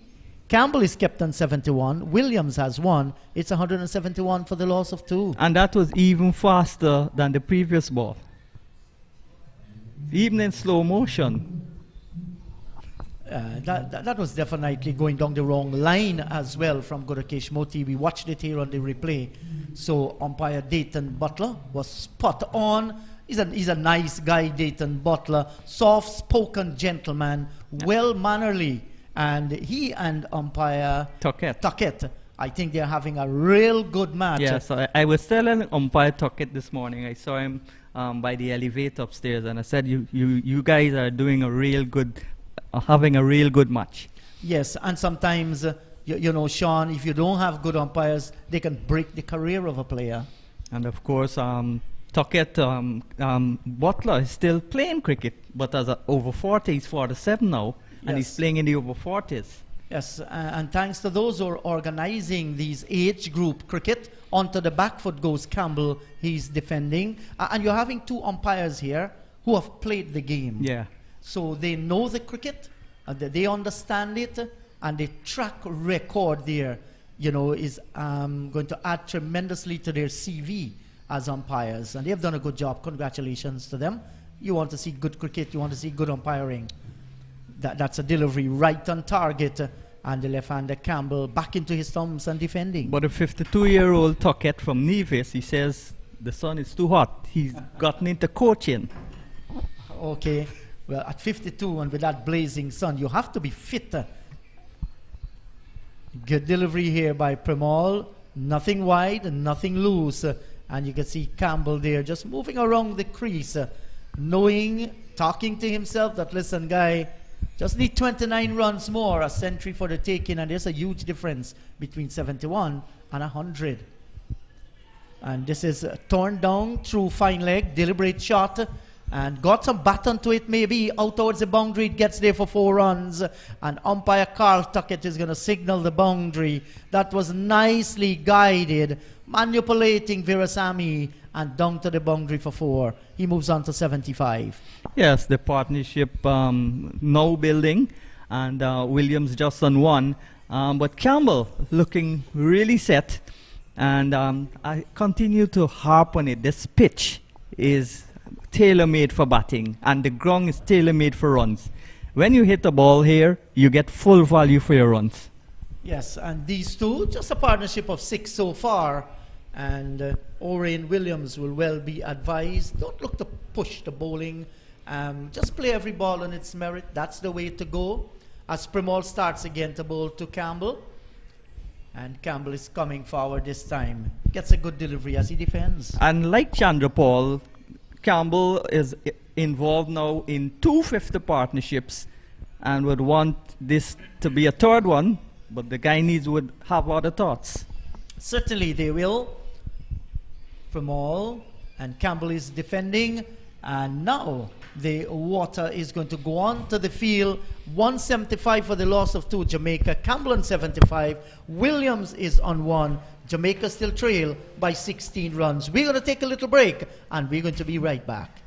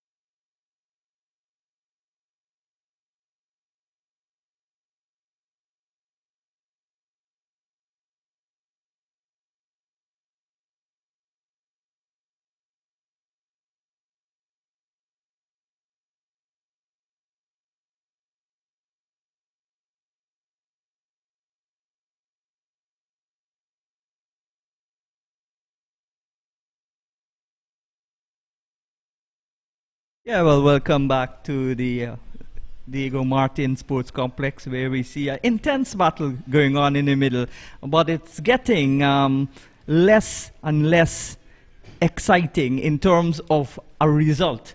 But it's still riveting cricket with lots to play for. Here is a ball that's outside the line of the off stump as Moti continues from the northern end and slapped away out towards cover. And that ball hit an awkward bounce and hit him in an awkward place. Good afternoon once again, Sean, and that's Chandrapal Hemraj taking one for the team. Here is a ball that's played forward off the pad and taken by Prasad, who's taken 2 for the team, but not in his private areas on his hand. And he's still brave enough to stay there. A good appeal, but the ball might have been going down the leg side. A big bat as well from Orion Williams. Williams got a first baller in the first innings from Kevin Sinclair, and he's surviving now. Has faced some 16 deliveries so far. And he's just got 1 run. Just a single. So surrounded by fielders, and he's forward and appeal. Again, they appeal just to pressure the umpire, Yeah, that's or the to face of pressure the the bat. batsman psychologically. You're saying that you're beaten.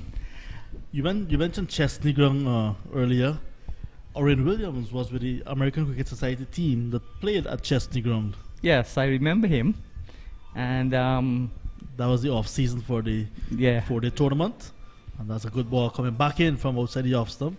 himself and Jacobs. Damien Jacobs. Yeah, Damien Jacobs. Those two were the first class players in the side Yes. from Jamaica. Jacobs, very good leg spinner. Yes, he's Yes. leg before, playing at the ball, missing it, and struck plumb in front. So this is the second time he's gotten leg before. This time he's done better, but just by 1. Yeah, so here we see on the replay, he stretched forward to a ball that was very full, and there's Moti getting the decision. Ball that pitched just outside the off stump and hitting him in line. Yes. And given the marching orders, I'm not sure if you saw my finger going up before umpire Butler. But Butler continues to have a good game, and that's another good decision for him. Well done, Mr. Butler. The Butler, another Butler in cricket, world cricket. We saw Josh Butler. Yeah, Josh Racking up Butler, another and he century. had a sparkling start. Then he cooled down a bit, but now at the back end, the most important end, he's gotten back his form and runs. Tomorrow will be a big final. The Rajasthan Royals with Butler and Shimron Hetmaya, Obed McCoy, coming up against the Gujarat Titans. And that game, the Titans will have Alzari Joseph, the another West Indian. And that game tomorrow. The viewing party, I can tell you this, is at Everest Cricket Club in Guyana, and all are invited. There'll be brunch there as well. So, Sean, had you been home in Guyana, Everest Cricket Club would have been the place to be. No, I would have gone to GCC where I got my arguments with those fellas there, The Yearwoods. telling me about Cornwall. Yeah. It's not good. Yeah. So here's the new batsman, Paul Palmer.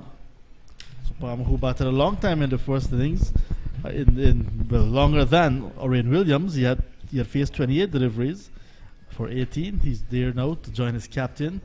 So the way that the Jamaica Scorpions are approaching this innings, they're not in any hurry. It means that they are prepared to accept a draw. Yes, because on a track like this, it's difficult to make runs and then bowl out another team in less than a day, unless there's a dramatic collapse. And looking at the caliber of batting in the Guyana side, that's highly unlikely. Pomal is in, bowls, he looks to sweep and taken on the pad.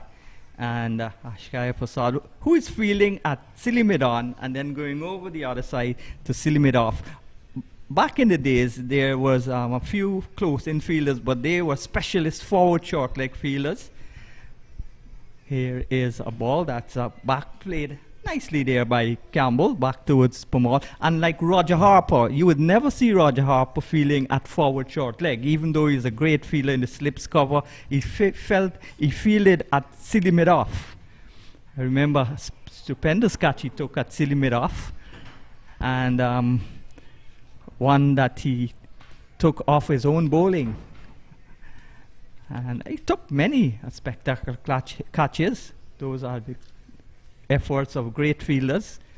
Here is Pomal in bright sunshine, bowls, and that's on the line of the Midland leg stump, turning in and played nicely with the turn, with a straight bat out towards the fielder at the long on position. That's Kevin Sinclair, and there is no run. So as soon as Palmer gets in strike, there's a huddle of fielders around him. There's a solitary slip. There's a man at the leg gully. There's a forward short leg. And now there's the silly mid off. So Singh and Prasad in front of the bat.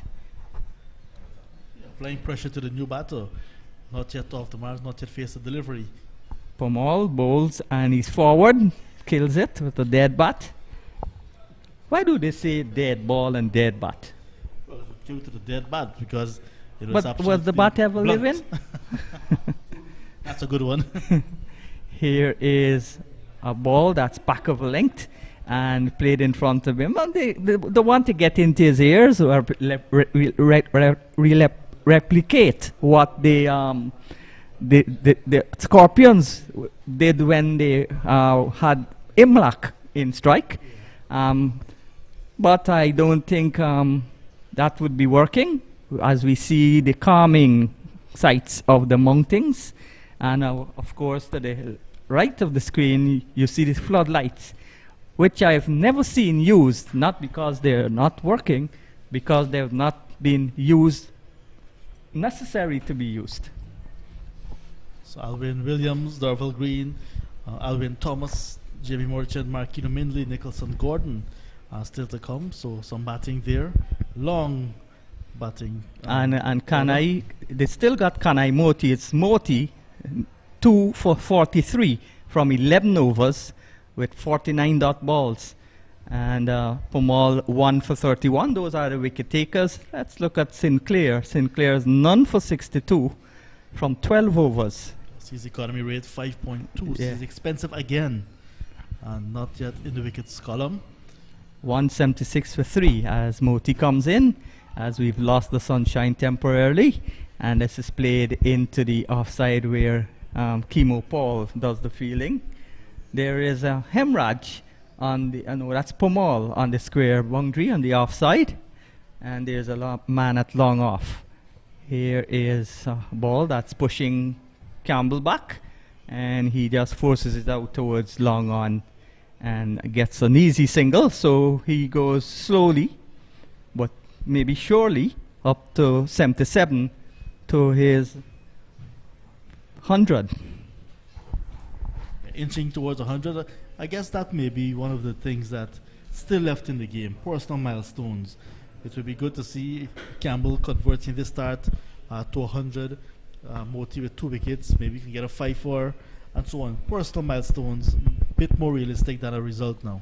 Palmer is back and plays it into the offside, and there's no run. And with 100 here, which would be his 7th in first-class cricket, that would push him harder to get that vacant opening spot, along with Chandrapal, who's his closest rival. Because remember, he's already played for the West Indies. So Campbell, if he gets the 100, will be his second 100, joining the other 2 openers, Braffett and Chandrapal, with 200s. That's dropped. And Moti is livid. He can't believe that that catch was put down.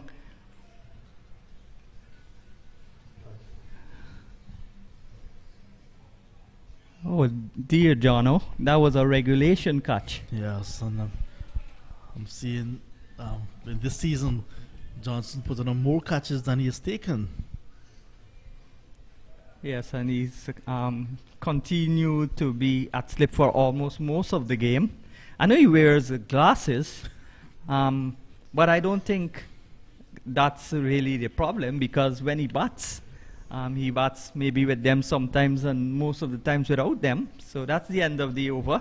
And it's 177 for 3. Campbell on 77 and Palmer yet to score. Yeah, so the guys at Force Change Builders Inc. will not be happy with Leon Johnson flooring that catch. That was an opportunity created. And Moti is certainly looking very good in this spell. Yeah.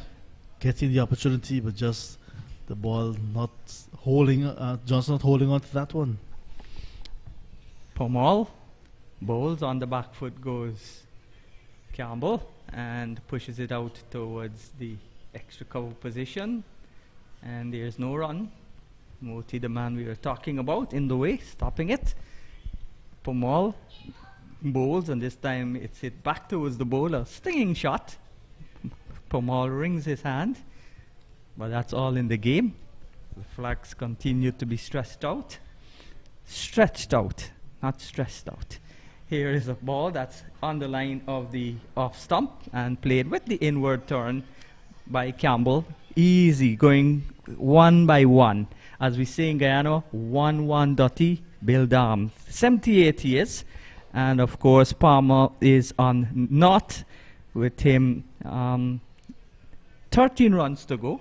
And that would almost be of academic interest, as you said, playing for personal milestones now. Here is a ball that's on the line of the off stump. It out towards cover. Again, picked up there by Moti. 178 now for 3. This is the 48th over being bowled. So a lot of overs has been bowled. Also as quick, maybe as much as the runs have been scored, as quick as the runs have been scored, because we've seen so much of spin. We've seen Cameron and Chemo Paul, and then it was all spin from then. Here is a ball that's on the line of the off stump, and there is no run. I just played quietly back to the bowler, and that's the end of the over. Pomal 1 for 32 from 13, and Moti has gotten the other 2 wickets. So Campbell is still there. He's been there from the start. He's on 78. Palm is yet to score, and it needs 13 more runs to make Guyana bat again. Jamaica Scorpions 178 for 3. It's a nice passage of play because both of the spinners, both left arm spinners, settled in nicely. Nice line and length they're getting at the moment, and these batsmen have to dig in. You see chance being created, and just not so long ago a wicket taken. So the confidence is high right now from the bowlers, and they'll be looking to pick up another wicket or 2. And if they can pick up like 5 wickets maybe before lunch, meaning 2 more, before tea, sorry, they perhaps will look to bowl out these Scorpions late in the afternoon. Whatever lead they have, they'll go for it. Yes, well, that's an option for them, but I don't see that happening. Maybe very easy pace track. Yeah. But Johnson would have loved to see Sinclair on song, because he's turning the ball away from the left-hander, and Moti and Pomal are turning it in. So they're turning it the same ways, into the left-hander and away from the right-handers. So there's variety in the fact that they bowl different styles, but not variety in the way they spin the ball. So that's the asset of having an off spinner in your attack. So you can have an off spinner. The perfect attack would be the off spinner, the right arm leg spinner, and the left arm spinner. Here is a ball that's played in the air but dropping well short of Moti, and Campbell is kept on 79. 1 to Palmer, 180 for 3. Moti 2 for 46 so far. He's in his 13th over, and that's a lovely shot, but diving effort. If there was a big crowd, they would have thought it was a spectator's catch. Hit it hard into the ground, and Chemo Paul, a live wire from a place called Saxacali on the mainland of Essequibo. Here is a ball that's on the line of the Midland leg stump. So the singles coming very easily now. No pressure put on the batsmen, except Palmer, who's just come there. He's on 1. But Campbell, no pressure put on Campbell. He's easing towards his 100. He's on 80, 181 for 3. Palmer just getting off the mark, and now batting in partnership with his captain. You just want to be there. Yeah, well, beaten again outside the line of the off. Some good arm ball there. But you see now, Pomal and Moti, they can bowl the arm ball moving away from the left hand, and they can bowl the conventional left arm orthodox going into the left hander. And if Moti is very confident, he can also bowl the Chinaman, which he started as a Chinaman bowler in his youth cricket days. And we mentioned that American Cricket Society team that toured Guyana.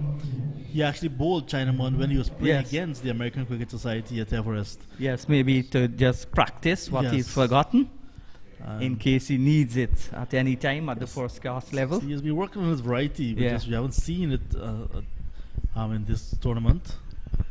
It's there. I want to say good afternoon to the members of the Georgetown Cricket Association. I see they're doing a lot of work introducing females into Georgetown cricket. Most of the girls they've gotten are so far from Queen's College, which means that you can balance academics with sports. And of course, they're working on a youth program, basically under 15. They're merging with the Agricola Association. And this is a ball that beats the little figure of Vishal Singh, who's feeling with a helmet at mid-on because he has to go to forward short legs. He didn't waste his time to take it off. So rotation in the strike again as Palmer comes back into strike and Campbell goes up to 81. And the GCA, that women's program that they're doing, is headed by Clyde Butts. Yeah. Yeah, he's actually the coach, the head coach for that program. So, hello, Clydie. This is a ball that's back over length. And the thing with the Georgetown Cricket Association too, you see they're emphasizing coaching sessions and they've got certified coaches, Roger Harper, Clyde Butts, both who play Test cricket, Mark Harper, Quincy Ned. So they're moving forward. This is on the line of the leg stump and turned down towards the backward square. The man from Albion, Cameron, comes off the boundary and fields. And again, an easy single. So Palmer is 2, gives the strike back to Campbell. He's on 81 from 135 balls, 183 for 3. Set 191 to make Guyana bat again. Well, they only need 8 runs more to do that. This is turned away again, just to the left of the forward short leg. That's Passant out to Cameron. And again, an easy single. So rotation, every ball. Rotation will strike every ball in this over so far. And the right, but they're both left-handers now, so there's no right-hander Yeah. at the crease. But still rotation in the strike means Yeah. another batsman is batting. And the field not changing too much. You see a more defensive feel when Yeah. when Palmer is in strike, and a more When the Palmer other is way in- around. yeah. Yeah, the more attacking feel for Palmer and a more defensive feel for Campbell, who's well set, leaning on his batted and non-strikers, and he's on 82, and he watches as Palmer comes forward to this last delivery from Pomal. Pomal has gotten 17 wickets already. He's already taken 4 in this match, and he's gotten a 5-wicket haul also in the previous 2 matches that were broken apart for the series. Continues his good performance. I want to acknowledge the presence on the stream of Vishal Nagamutu. He's in the US of A, in New York, in Queens, and at his work site, he's a barber now in Queens, New York, and he's saying good afternoon. Yes, I remember when I first had my surgery, I went 2013 to New York, and Vish said, I would cut your hair for free. I said, no, I know you're a wicket keeper, not as a barber. This is paddle swept nicely down for 4. So the runs coming easy now. Straying on the line of the leg stump was Moti, and they've been there for a long time, Campbell. And easy as a Saturday afternoon, swept it away for 4. He moves now to 86. It's 188 for the loss of 3. Yeah, well played, Campbell. He fetched that from outside off stump, but it was a safe shot in the end. Turned away again, and they might, on another day, another time, look to press for 2, but they're contented with a single. They're even walking the last part. So again, rotation in the strike. And again, a single, easy single to Campbell. Palmer on 2, Campbell 87. Good afternoon to you, Vishal Nagamutu. Remember the days when we were playing for Berbice. And of course, when I was covering your matches and doing commentary, Yes. I wouldn't let the cat out of the bag publicly. On the line of the off stump, steered away, and easy to again. Nothing illegal or bad, but he's just mischievous. He fooled the girls. So when I was in Berbice recently for that ACS match, I stopped by their home at Wim, and I gently asked for Auntie Mavis. He said she's not at home. I said, okay, where's Uncle Simon? He's not at home either. He said, well, if you want to see them, you have to go to New York. Here's a ball that's on the line of the leg stump again and turned away. I spent a couple of weeks there myself and Ricardo's mom, Vani, when there was a cricket tournament being played there, and we stayed in Wim by Nagamutu and Pinky, his former wife. That's Mahendra's former. Yes, I stayed by Mahendra. Right. Mahendra and Vishal were living there at that time. Right. Here is Moti, moves in and bowls again, backward defense. Another quiet over comes to an end, and they've leveled with the Guyana score now. Yeah. So Guyana will bat again if they so choose, or if they're bowled out. Campbell on 87, Palm on 4, 191 for 3. I remember while doing commentary at Garakar Park, there was this girl who came up to me and she said, Mr. Devers, you're doing a good job, but you're making a mistake. I said, what? She said, you're saying happy birthday to Vishal. Vishal's birthday was the first week he came here. So I told Vishal, and he laughed. He said he got a birthday 3 times or 4 times wherever he goes. So when I go to Queens, I'll ask for my birthday cut. Yes, but it's not his birthday you're going to get the cut for. No, it will be my birthday whenever I go to Queens next, regardless of the time of the year. Oh, yes, yes. But only he is the master of that. Yeah, so I'll try to get the master at his own game. Yeah. First delivery is played out into the onside, and Palmer gets a single.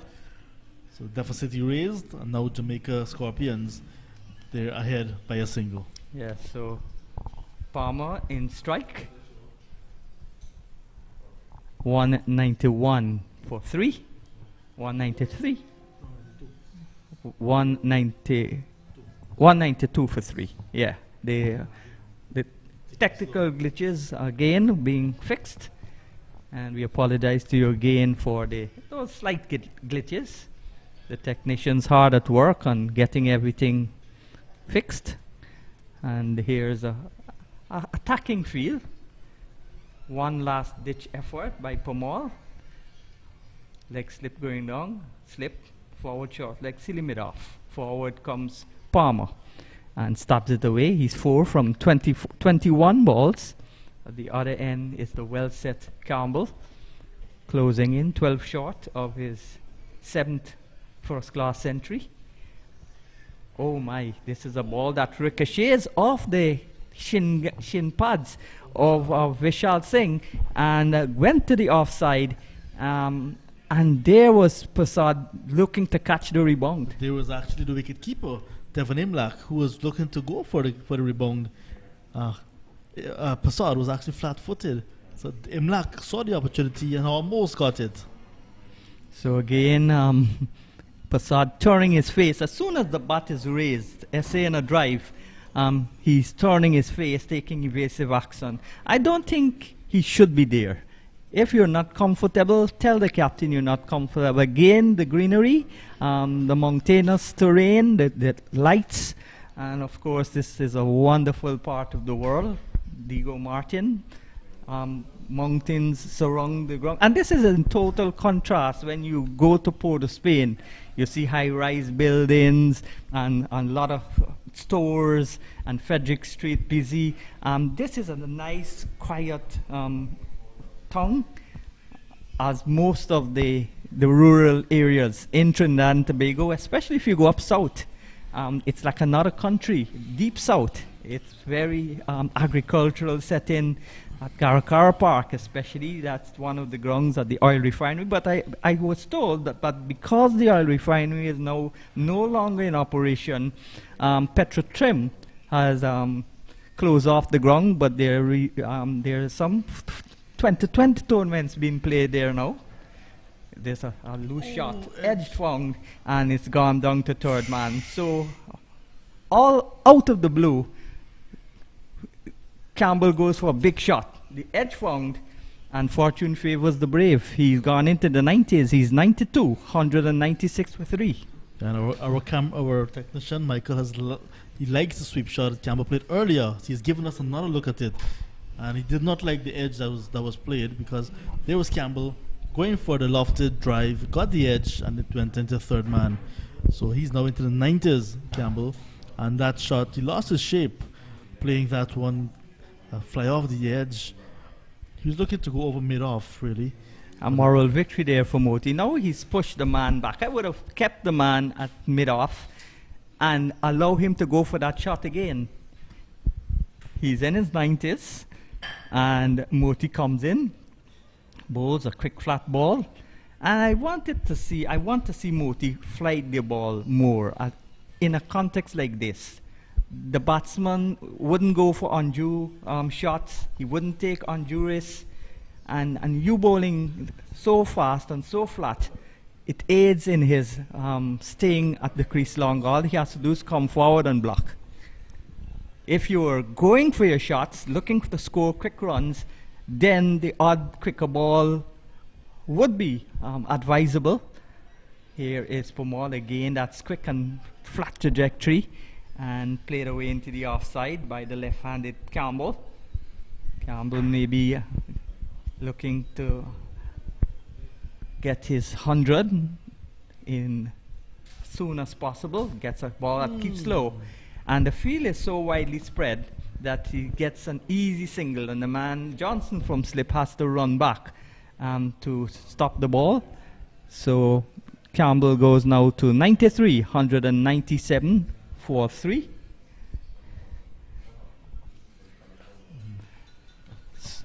So I want to say good afternoon to Dave, West Indian Imports. He's importing products from Trinidad, Guyana, and also Jamaica. And he's got lots of depots all over the United States. I think in all 52 states. A number of states. A number of states. Yeah, so Jamaicans and Guyanese and Trinidadians can go to get their products, which he's importing. And the overs come to an end. At the end of it, it's 197 for 3. Campbell is 93. 4 is Palmer. Moti 2 for 59. He's bowled 15 overs. He's been the main wicket taker for Guyana, and Pamal has gotten the other one. So Jamaica now lead by 6 runs. But as I said, that would only be of academic interest. Yes. More from you, John, and then it's going to be Inderjeet. The next milestone that is on the horizon is Campbell's 100. As he approaches that landmark, we saw him getting a ball that he was looking to go over mid-off. Ended up driving loosely and got the outside edge and went down to third man. But so you want to make sure that he do not lose concentration as he approaches this 100. And once he can do that, he'll now be the third opener to get 200s in this tournament. Welcome back, Inderjeet. Thank you, John. And here's an on drive by Campbell, and he looks set. And I would love to see him get his 100. He has batted well to this point, came out in difficult circumstances. Not easy when you look up and see your team is playing on the back foot. That means 191 lead. You never know what could have happened in the middle if you lose 2 early wickets. But he has stood the tide and has played well. And Premal comes in, worked away, knocked down at that gully position, and in the end they'll get the single. So 1 more to the left-hander. He now moves on to 94 and continues to bat well. A wonderful feeling from Kimo Paul.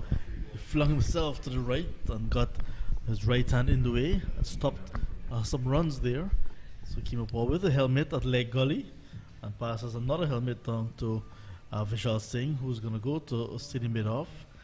So pressure on Palmer, but maybe they can try to apply some pressure as well to Campbell. Maybe he can be nervous in the 90s. And this is a fine shot by Palmer, getting deep inside of his batting crease and working it through backward square, and he gets a boundary. Everything was good about the shot.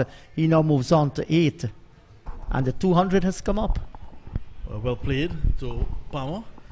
Palmer had a little innings of 18 in the first innings. He had a start, did not carry on. Now he's here again, and now being fed some deliveries on his line, on his leg stump line. I will take that any day. So, silly point, forward short leg, a slip and a leg gully.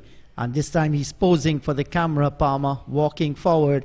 He too is a former Jamaica captain. He captained them in some of the Professional Cricket League 4-day matches.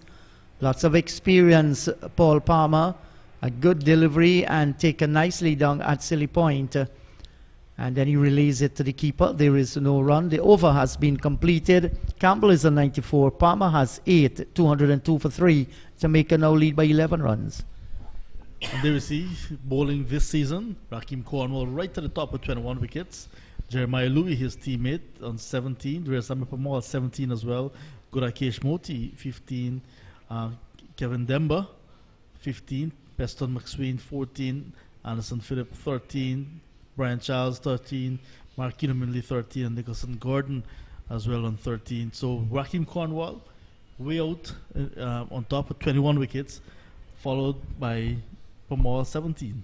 Yes, certainly. And while myself and Sean were here, we were talking about Rakeem Cornwall continue to confuse West Indies batting in the first class season.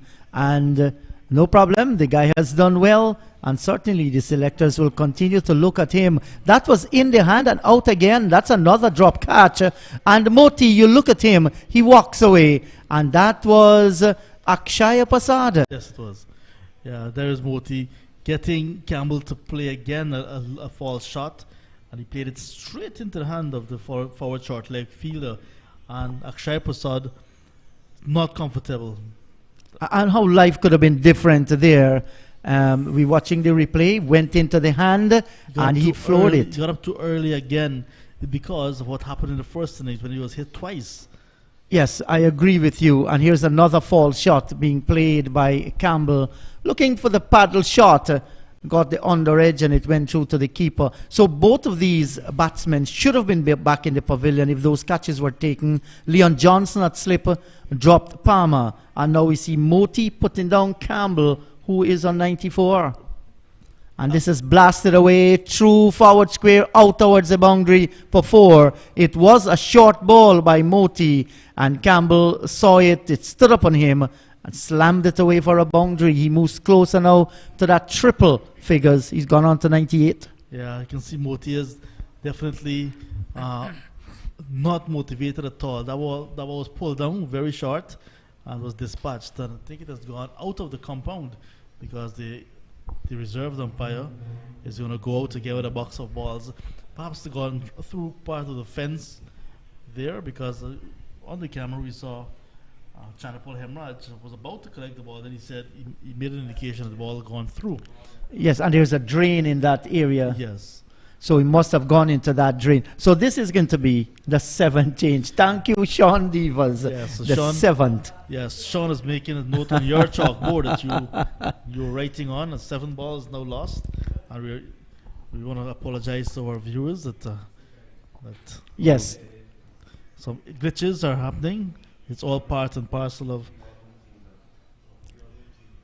Yes, 206 for the loss of 3. Campbell on 98. Palmer is on 8. Jamaica lead by 15. And out in the middle there, the umpires, they are going to be very careful. How many overs have been sent down so far? 54.3. So they have to get a ball that is within that range. Yes. It's going to be difficult to have one that is exactly 54.3 overs old. Right. So like you mentioned, they get a ball that resembles one that is about that age. So yes. Yeah. And Leon Johnson and Kimo Paul, vice captain and captain, they looked at it carefully before they give it to the left arm spinner Gudakesh Moti, who is preparing once again. Well, they say catches win matches, and if you are going to put them down, John, we want to say happy birthday to one of West Indies' greatest. Happy birthday, Jeffrey Dujon, another Jamaican making his mark in West Indies cricket, and was fortunate to share the commentary box with the great man, Jeffrey Dujon. That's nice to hear. Among his colleagues and his teammates, they always call him Dooj. Duj. Yes, Yes. a very simple and humble guy. And it's good to see after his cricketing career that he is in the commentary box as well. Happy birthday, Jeffrey Dujon. This is pushed. Nice diving save by Kimo Paul. He is certainly a live wire in the field. Oh, Kimo, yes, you can get the ball out of his hand when he's bowling, and now when he's fielding, he's very electric. So Lots of Campbell energy. is on 98, and he's wrapped on the pad. There's a shout for LBW, and umpire Dayton Butler says not out. The return comes in, and he's now going to go and signal leg by. Was it beating the leg stump, or was it the off stump? We're watching the I think replay. he's hit outside the off stump. as you can Yes. see. Yes, there he is. You can see the middle and leg stump clearly as he was hit. So that's not a good decision. A great decision, we want to say, from umpire Butler. Yes, certainly. And he looked at it and judged it well. But Moti is in a very good spell. He bowled a long hop and was dispatched. But generally in this spell, he has created lots of headaches for the batsmen. Yes, and Palmer has had his fair share of worries out in the middle there, and the pressure will continue. There's a leg gully, silly point in Vishal Singh. Akshaya Prasad is, in fact, Akshaya Prasad at silly point, and a forward short leg is Vishal Singh. So, there's also a slipper. Here is Moti to Palmer, and he's going on to the back foot. Plays it out towards the leg gully. There is no run. The over has been completed. Campbell is on 98. Palmer is on 8. The Scorpions leading by 60 now. 207 for 3. In contrast to Akshaya Prasad, when Vishal Singh is at silly mid-on, as we saw moments ago, he stays down. He stays as late as possible, allowing the ball to get to the batsman, and then he tries to go for the catch and so on. So that's the experience there. But not to say that Akshaya Prasad don't have experience. One of the experiences he had was he was hit twice. So that's playing on his mind. So he's obviously not comfortable under the bat.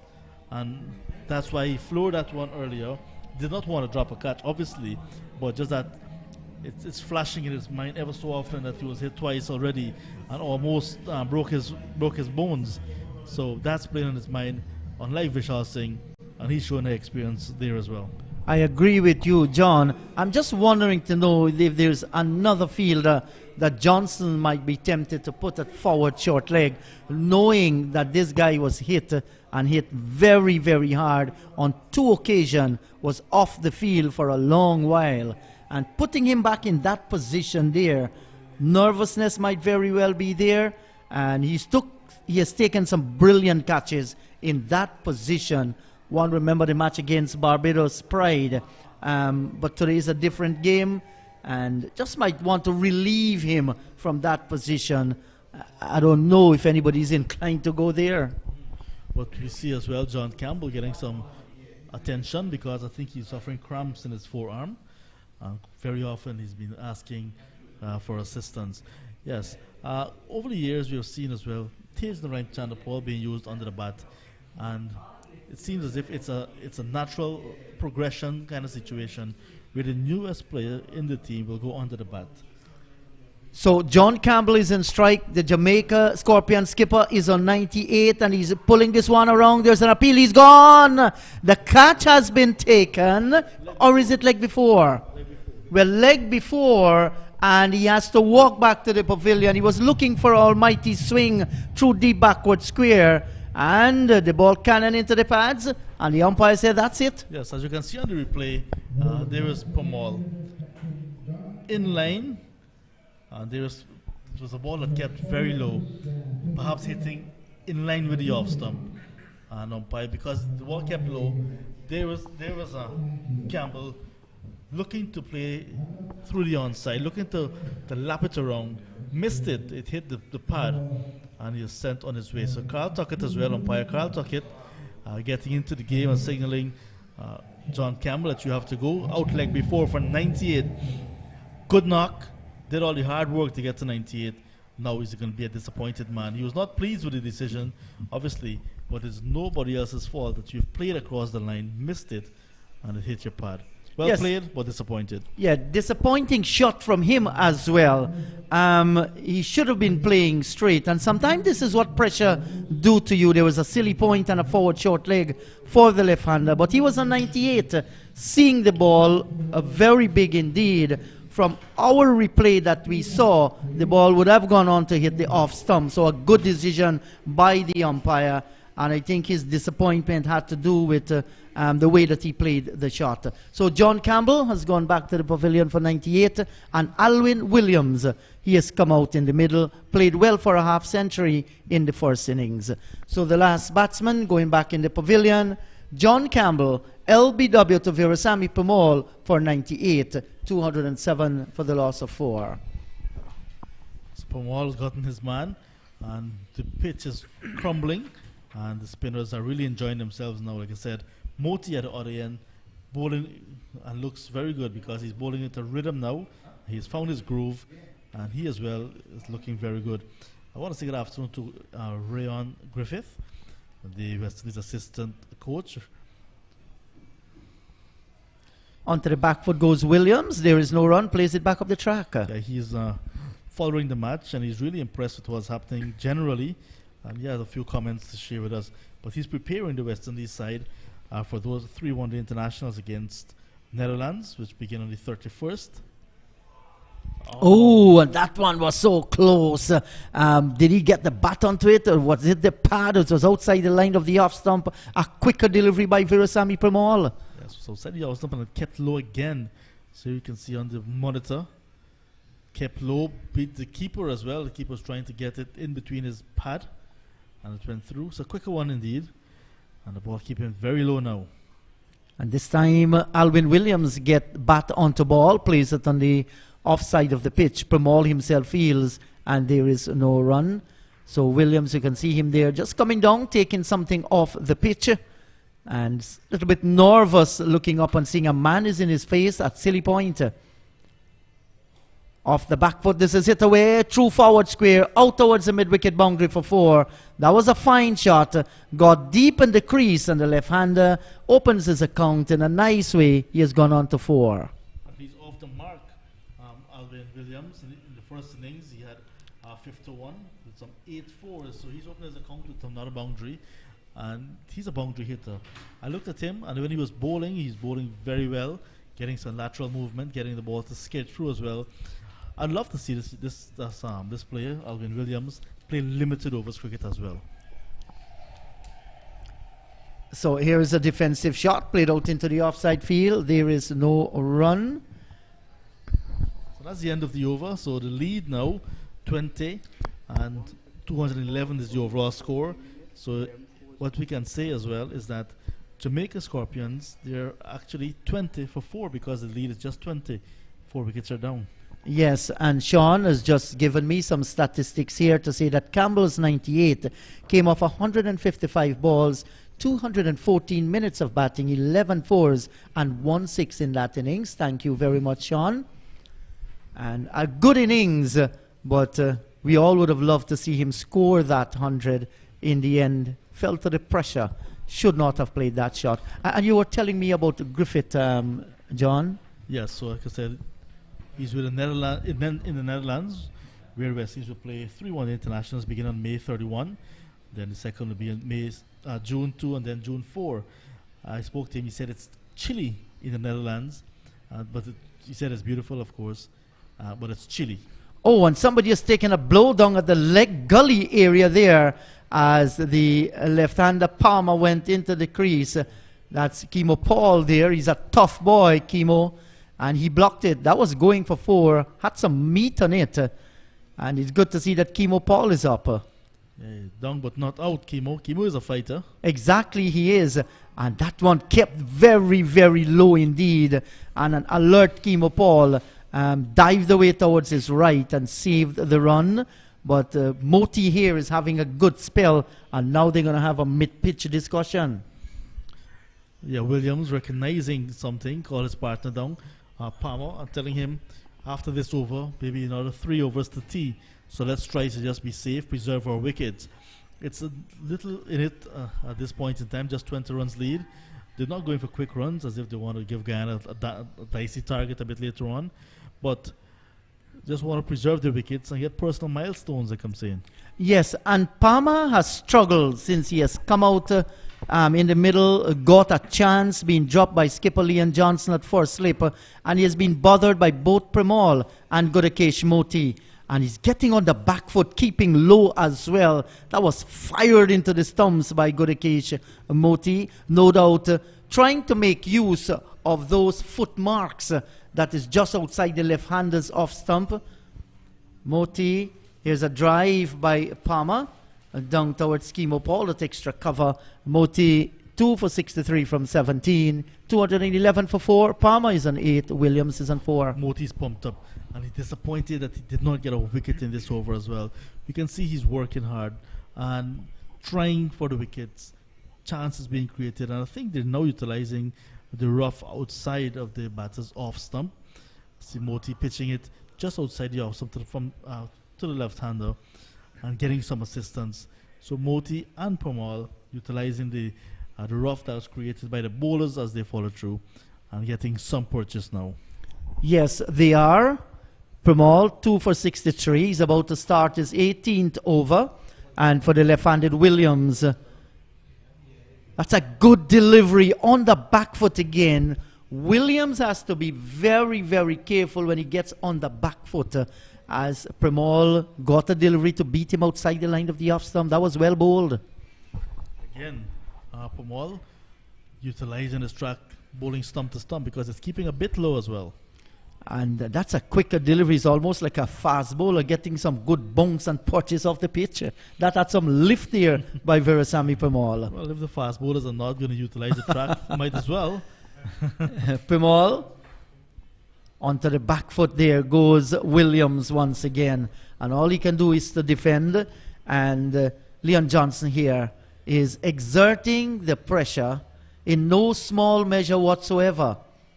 Onto the back foot. He looks comfortable, Williams, as he plays down on the onside of the pitch and still cannot score. He's kept on 4, Alwyn Williams. A fine half-century in the first innings. And we thought he bowled pretty well too. And looks a very good cricketer, a good all-rounder. It is left to be seen how he develops. This is tossed up a little. Driven down towards mid-off, and once again there is another dot. So they're keeping him quiet as we head towards tea on the final day in this enthralling encounter.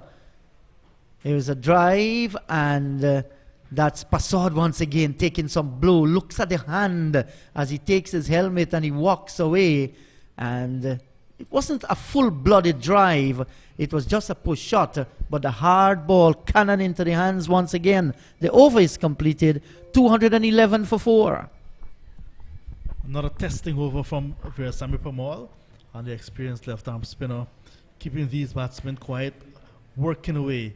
And very soon I think he's going to again pick up a wicket.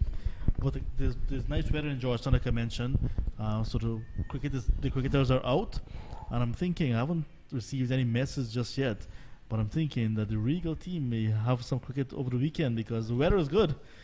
You like softball cricket, don't you? Of course we do. We ensure that we are there. Hello to you, Mahendra Hardial, Anil, Regal Sports and Stationery, and Computer Center as well. Anil has come forward through his business, his family, to ensure that our accommodation in Trinidad and Tobago is top class. Yes, and thank you very much, Mr. Hardial. And we do look forward to some exciting matches as well when the Regal teams head out to New York for the Independence Cup, which will take place on July 1, 2, and 3, as the U.S. will celebrate their independence on 4th of July.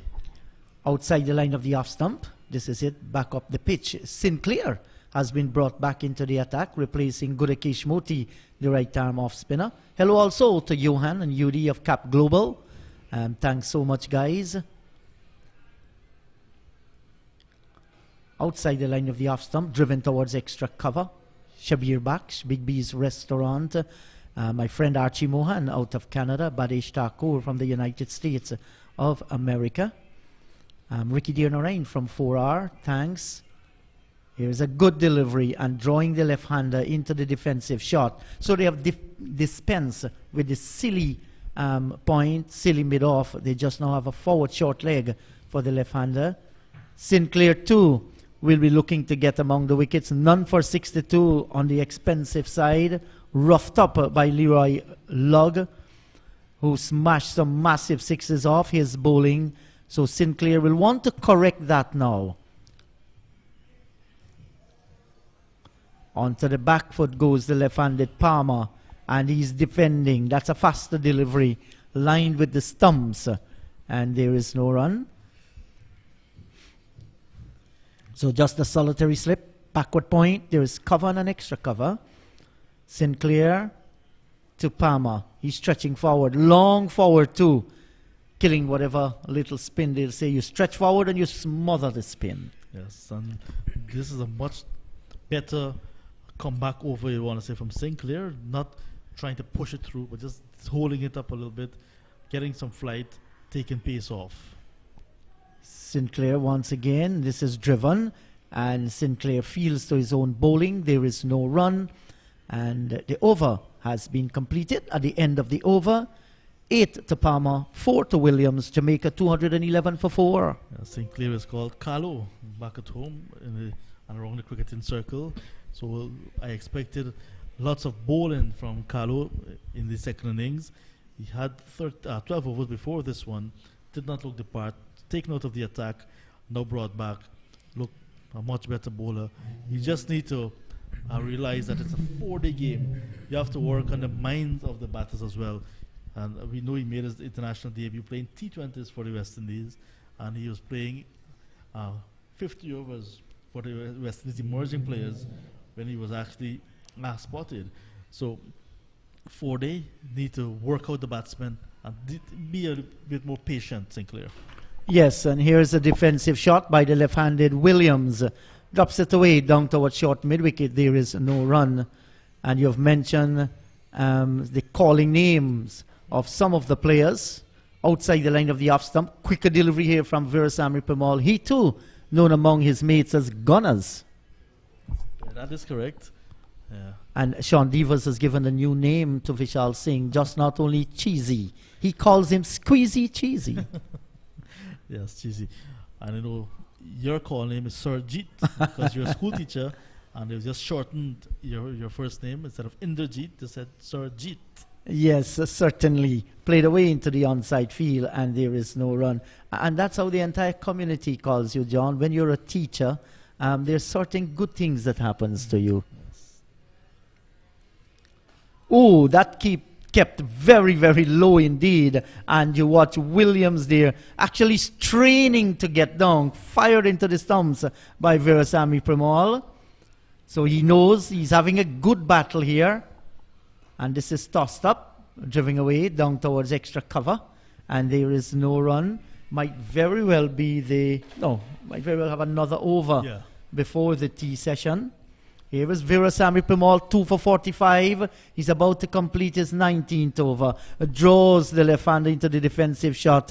The end of the over by Permaul, 211 for 4. Palmer is on 8. Williams is on 4. Williams stretching long forward and killing the spin. Not a good over. So Permaul looking and trying to create the opportunities. But he's bowling in a wonderful spell, Permaul. Trying very hard for his side. If by tea, 1 over maybe to go to the most to tea, if they get another wicket, they will try to really go hard in the final session to pick up those out of 5 wickets and try to clear off whatever runs Jamaica would have had as a lead. That's the only way they can push for an outright victory. Other than that, is heading for a team draw. Yes, and Sinclair has been pulled out. Moti comes back into the attack. Onto the back foot he goes. That's Palmer, and worked it away down towards square leg. And he gets another run. So he has come out from the danger end. And back comes Williams. Palmer with that single now moves on to 9. And Guyana Harp Eagles, they know if they can pluck another wicket out of the Scorpions, this match can very well end in a thrilling finish. That's a good delivery, and Williams is coming forward. He's not bothered at all that there is a slip, a silly mid-off, and a forward short leg, and a leg gully. Here is Moti to Williams. And he's driving, it's peeling off the outer portion of the bat. It's going to run close down towards the third man boundary for 4. Well, they pulled in the fielder, he drove at it. Came off the outer portion of the bat, had enough all along the ground. He gets the boundary, 216 for the loss of 4. Just a little bit too wide this time from Moti. And there's Williams going hard at it and got the thicker part of the bat. And there's no fielder down the third man on the boundary for the spinner. And it went into the boundary for 4. So Williams as well, looking to be positive. You don't want to be bogged down. You don't want to be batting himself into that defensive mood. If there's a bad ball to hit, then you must hit it. And that's what he did. Got a ball that was wide and opened the face. Yes, Moti to Williams. And he's coming forward, stretching, almost coming in contact with the man there at that silly mid-off position. That was a long stretch. And he defends. Looks a very good cricketer, this man, Williams. Alwyn Williams. Good delivery sent down by Moti. And he's defending, getting onto the front foot pretty early as well. Has to be careful if Moti fires one in at the stumps. And he does not want to be trapped on the back foot at all. Outside the line of the off stump, there's an appeal for a catch of the wicket. Umpire Butler says not out, and they're going to walk away for tea on day number 4 with the Jamaican Scorpion leading by 25 runs. Palmer on 9, Williams on 8, 216 for 4. Yeah, nice session of cricket coming to an end there. We saw 3 wickets going down for the Jamaica Scorpions at lunch, 111 for 1. They were then trailing by 80 runs. So they're now 216 for 4. They've wiped off that deficit, and now they're leading by 25 runs. Good bowling from Pamon and Moti. They started very good after lunch, picked up the wickets, and now it's a big battle heading into the final session. Who wants it more? Will 6 wickets come very early in the next session? Will Jamaica just block out the rest of the session? Still to be seen. We'll have all that for you in about 20 minutes when we come back after the tea interval.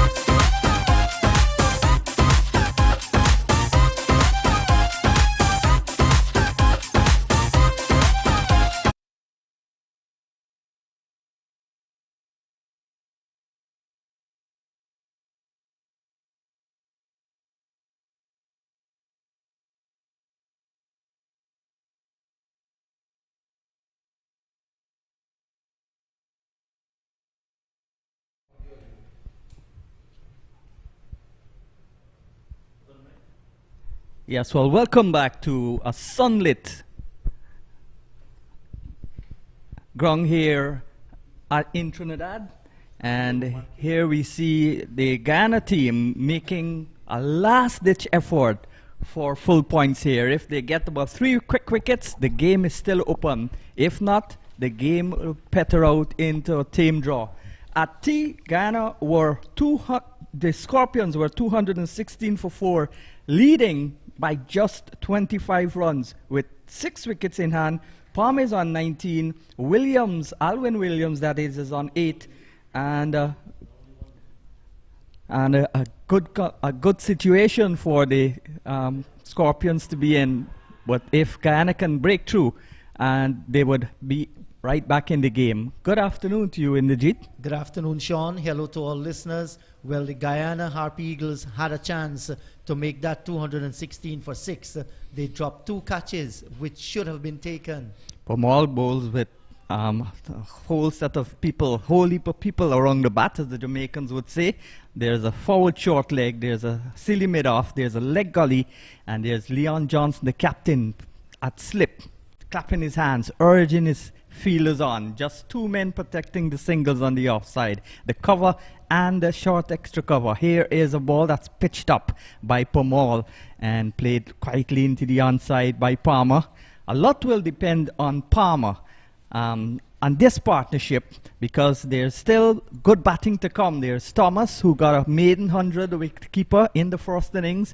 So Pamal goes in from the southern end, bowls to Palmer. Palmer is forward, and the bails picked off by the keeper, keeping the batsmen on their toes. 216 for 4, Palmer still 9, Williams 8. This half hour could be the result of the match, could make the result of the match. Yes, it could very well lead the teams to understand where they are at this time, whether Guyana can go for a win or whether Jamaica Scorpions can hold off the Guyana Harpy Eagles. I don't think that the Scorpions should panic whatsoever. Back goes Palmer and plays it quietly into the offside. As Pamal, with 18 wickets now, he's the leading wicket taker for Guyana and second overall to Cornwall. He completes another over, the first after tea, and Jamaica still lead on 25 because it's a maiden over bowled. Jamaica 216 for 4, still 25, just 25 runs ahead, but with 6 wickets in hand. Yes, and the Harpy Eagles, they're doing all that they could do out in the middle there. Leon Johnson has enforced a very attacking feel, and he knows how valuable is a wicket at this juncture. Maybe in another 2 overs, if he can pick up another wicket, 5 wickets will go down then. Aldane Thomas had, like you said, a sparkling knock of 100. What kind of innings he will want to play when he come out, it's another story. For the Jamaica Scorpions, they will want these 2 to continue and bat as long as possible. Well, Moti bowls to the left-handed Williams, and Williams is maybe not playing a shot at that. Let's wait and see what the umpire will say. It goes down to the boundary. Yes, dead ball. He wasn't playing a shot. He was just pushing his hip at it, and it ended up going off of his thigh pad, and so negated any runs that he would have scored. So Williams on an old-fashioned looking cricket hat, maybe in the days where Desmond Haynes used to use hats like that. He's the lead selector now. I'm not sure if he's here, but Williams, the left-hander. Moti, another left-hander, bowling left arm spin, bowls to Williams. That one kept a little bit low, and he's back and across and pushing it out to Williams. But Guyana on the attack from both ends.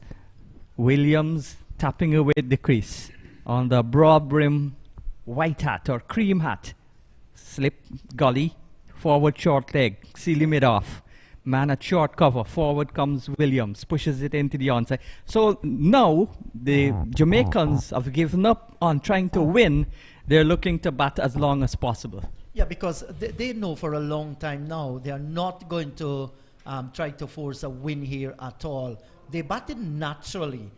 They had a lot of bad balls which they put away. So I don't think in their mind they ever believed that they can win this encounter. Their job was to knock off that 191 and bat right on to whenever the match might be called off. So, but to save the match, here is the delivery, flighted on the line of the off stump and played square. Johnson from slip comes to pick it up. On the onside, there's a man protecting the deep backward square boundary about 3/4 of the way to the ropes. And there's a short mid-wicket in Hemraj and also Cameron. He's at mid-on. Those are the 3 men on the onside, apart from the 2 close catches. And this one is turned into the onside, out towards backward square.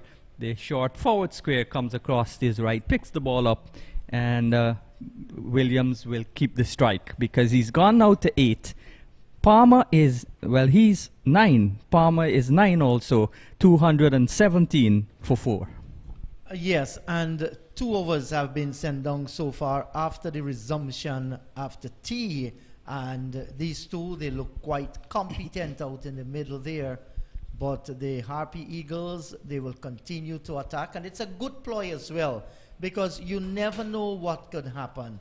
They pick up a wicket or 2 earlier on in this session, and the fight is with Jamaica to save the game. Then, as of now, they shouldn't panic, play their natural game. You don't want any reckless shot whatsoever. Pomal, with 18 wickets on this belt, desperate to get his 19th. He's in bowls to Palmer. Palmer is forward, pushes it into the offside. As I said, this half hour could be a telling period, could produce a result or produce a draw.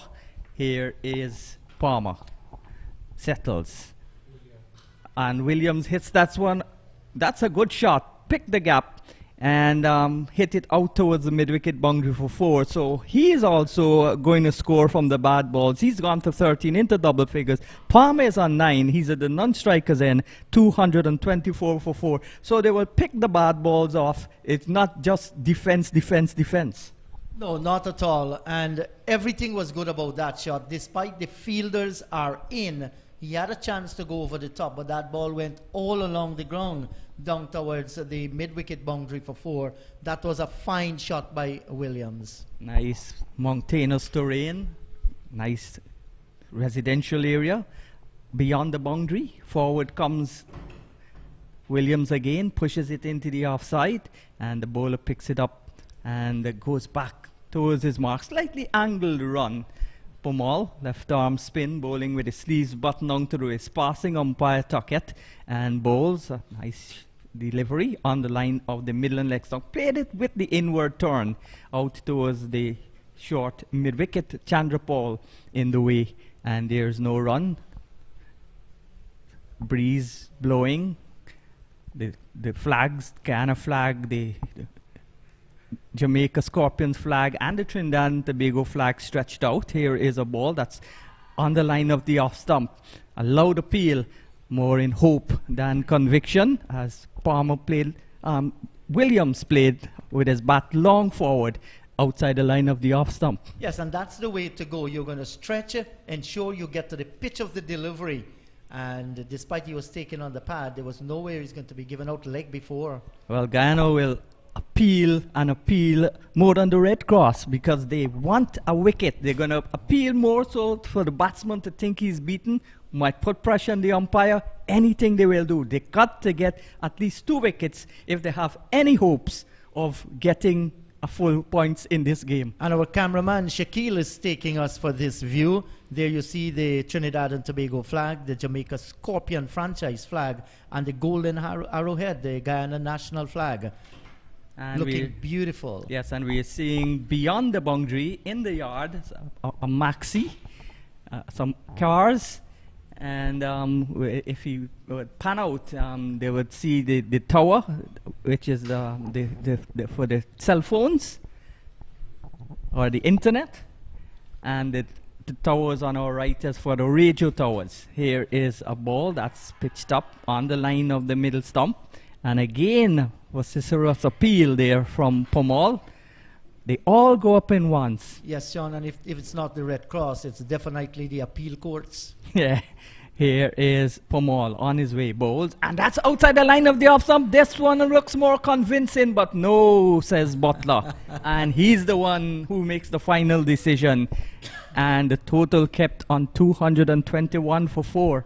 And we shall certainly look at the replay if it's going to come up. That was a close one, but the way that they went up, despite you could see all of them around the bat going up, there was something that tells us it was a little cat and mouse game with the umpire. Yeah. It was close, but it wasn't going to touch the edge at maybe all. an orchestrated replay. They planned that before the ball was bowled, once he's beaten.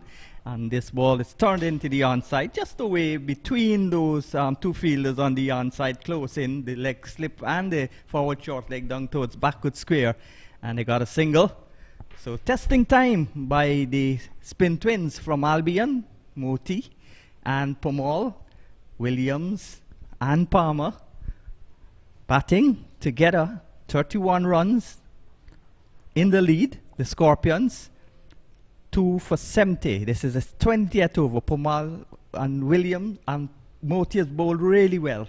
Here is Moti again, bowls to Williams. Williams is forward and there is no run. So 4 wickets gone. Pomal has got 2. Moti has got 2. Here is Moti bowls, and that's played into the onside. And the acrobatic save there by the left-handed Hemraj. And there is no run again. We've lost the sunshine a little bit, but it's going to soon come back in all its glory. It's appearing at the top of the mountains. Here is Moti bowls, good delivery on the line of the off stump and quietly played. He survives another over, Williams. He's on 13, Palm is on 10. They lead by 31 runs. Jamaica Scorpions 222 for 4. Yes, and we're witnessing very good cricket out in the middle. That was a good over sent down by Godeke Shimoti. Kept the Jamaica Scorpions players on the check. It's a good battle, and at no time, you know, we have seen this game as a boring game. We understand, we said it's a feather bed of a wicket to score runs on, and I think so far in the second innings, the Harpy Eagles, they have done well to take that 4 wickets. And of course, you know, on another day when the catching would have clicked, they might have been able to put some further pressure on the Jamaica Scorpions team. I want to say hello to Ajaz Ali, who says he's in Guyana from the US. Here is Pomal bowls a ball that's edged away by Palmer down towards the third man position. The fielder in hot pursuit pulls the ball back now and tosses it back towards Imlak, the keeper. So 2 more runs, but that was fortune favoring the Brave. He came forward and edged it. Yeah, certainly he took the edge of the bat. It went all along the ground, mindful there's a slip in position for him as well. So he did the right thing though. He was playing long forward there, just that he would have been tantalized outside the line of the off stump and close, got the edge, but he kept it down. He's on 12 and he's back, plays this with the middle of the bat out towards the man running across to his right, Chandra Paul, from short mid wicket, 224 for 4. So a nice day here. This has been maybe the best day of the 4 days in terms of the weather. This is swept, attempted to sweep, and it missed outside the line of the leg stump. The keeper did well to take it though, and a good day at the office for Kevin Imlak. Yes, a good day for him. Vishal Singh, mindful he's at forward short leg when that big sweep shot came about. You could have seen him slanting the body towards the right, but the left-handed Palmer made no contact. Forward he comes, this time makes full contact, and it goes by towards the back to the bowler. Ajaz Ali says he's in Guyana. He played with me in the 1987 youth tournament in Jamaica. He was my keeper, one of the better keepers. Oh, that's dropped maybe. Well, goodness, what's happening to the Harpy Eagles? Into the hands of Vishal Singh at forward short leg, and believe you me, he has spilled the catch. That was so simple. That's not good. That's poor fielding. It went apparently into his chest and he failed to clutch it. So big mistake. Ghana would have loved that wicket at least at this point. Here's a ball that's backing across goes Palmer, and Pamal working hard, Moti working hard. They cut to get the support of the fielders though. This is a last desperate effort to get a wicket or two in the half hour. If not, the game is going to end in a draw. Yes, and I'm wondering to know if it has to do with the concentration level. Vishal Singh scored 100 when he batted, was a fine 100. That ball went into the hands, then into the chest, and down again. It should have been taken, no excuse whatsoever. You can't be dropping those kinds of catches at this level because the pressure will continue to be on you. And what a difference. It could have been 224 for the loss of 7. Yeah, Moti will try to make it 224 for 7, well, for 5.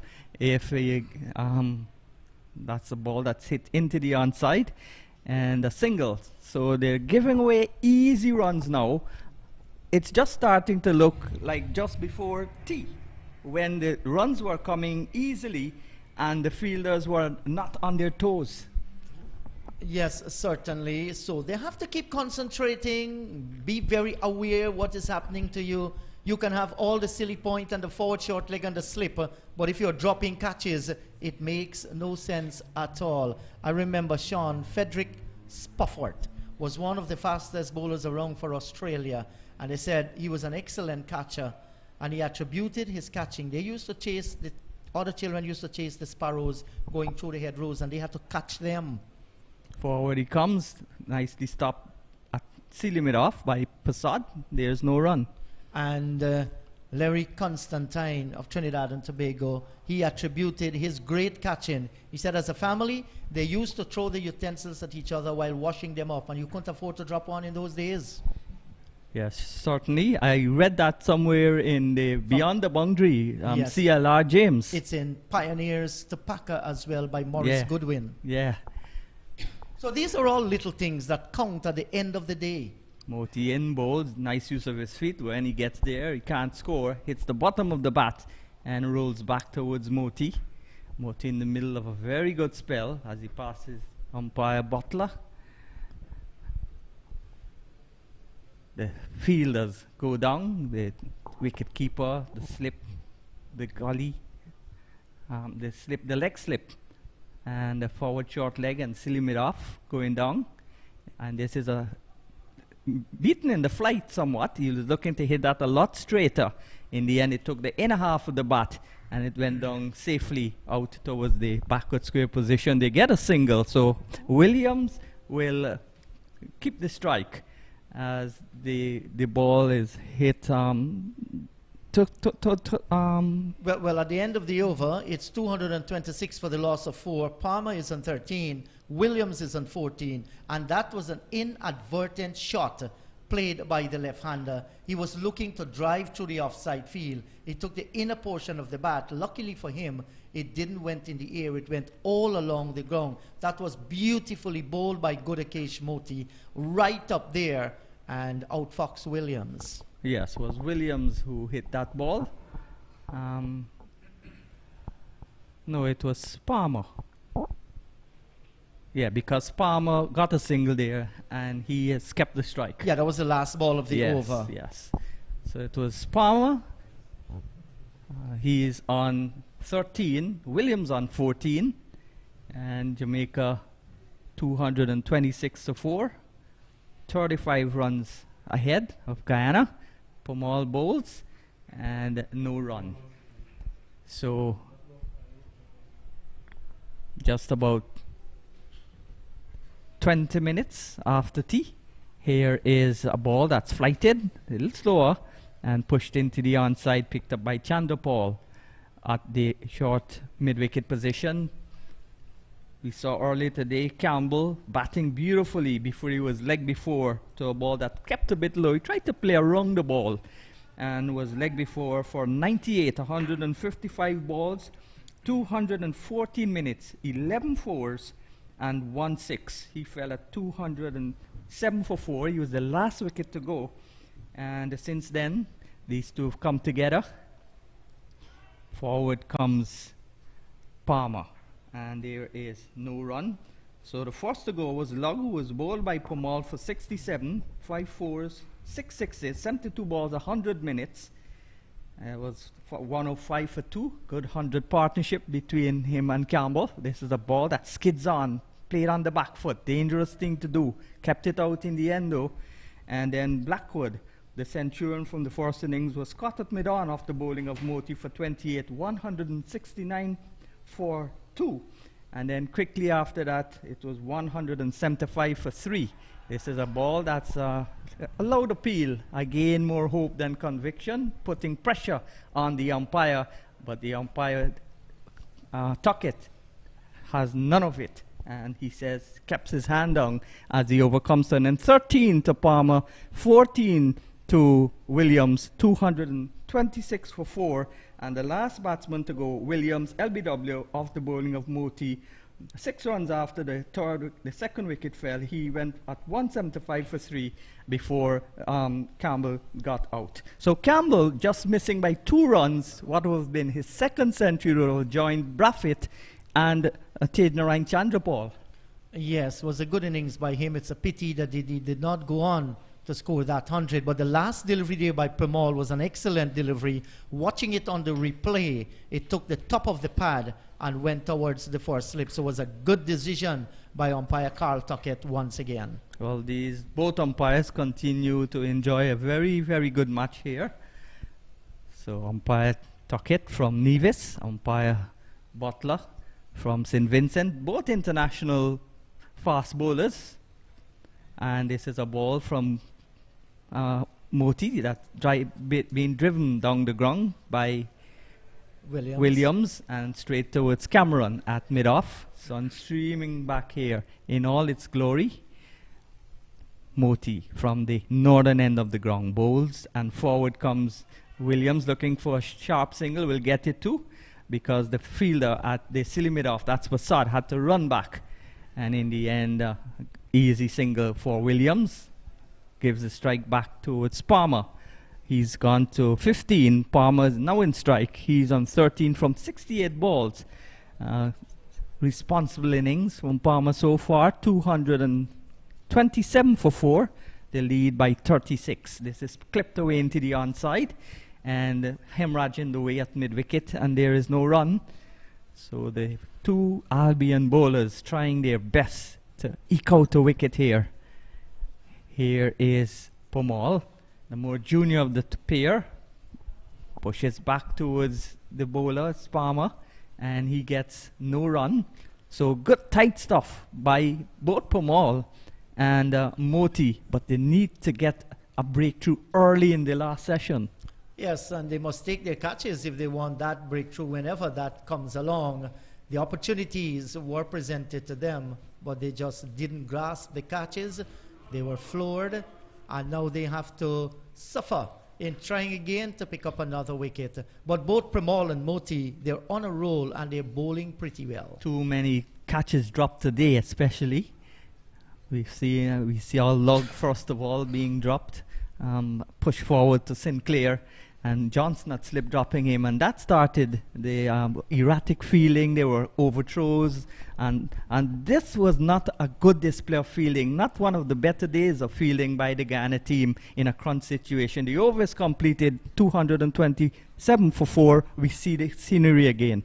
Yes, and that's a lovely. Some part is in a little bit of darkness, and where the sun is shining, you can see it very, very bright indeed. Diego Martin here, a beautiful piece of land in Trinidad and Tobago. And you know, when you look at nature at work, it's very, very inspiring. Coconut palms, what they call pumarak, that's cashew trees, and their natural vegetation as well. Lovely sight here in Diego Martin. Yeah, certainly a lovely place to be, Diego Martin, the tongue of Diego Martin, about 25 minutes away from Port of Spain. Here is a ball that's hit through the legs of Vishal Singh, who in the previous over put down the catch, and it's picked up there by Cameron on the backward square boundary. In the meantime, the batsmen cross for a single. So again, rotation in the strike. Palmer with a Jamaica helmet, Williams with a floppy hat. They're together. The lead is 37. Moti bowls, and back goes Palmer. Palmer likes to play on the back foot. That's dangerous for him to be doing that. Yes, but he's comfortable, not big spin from the ball, and just a few would have kept low, so he's trusting his eyesight.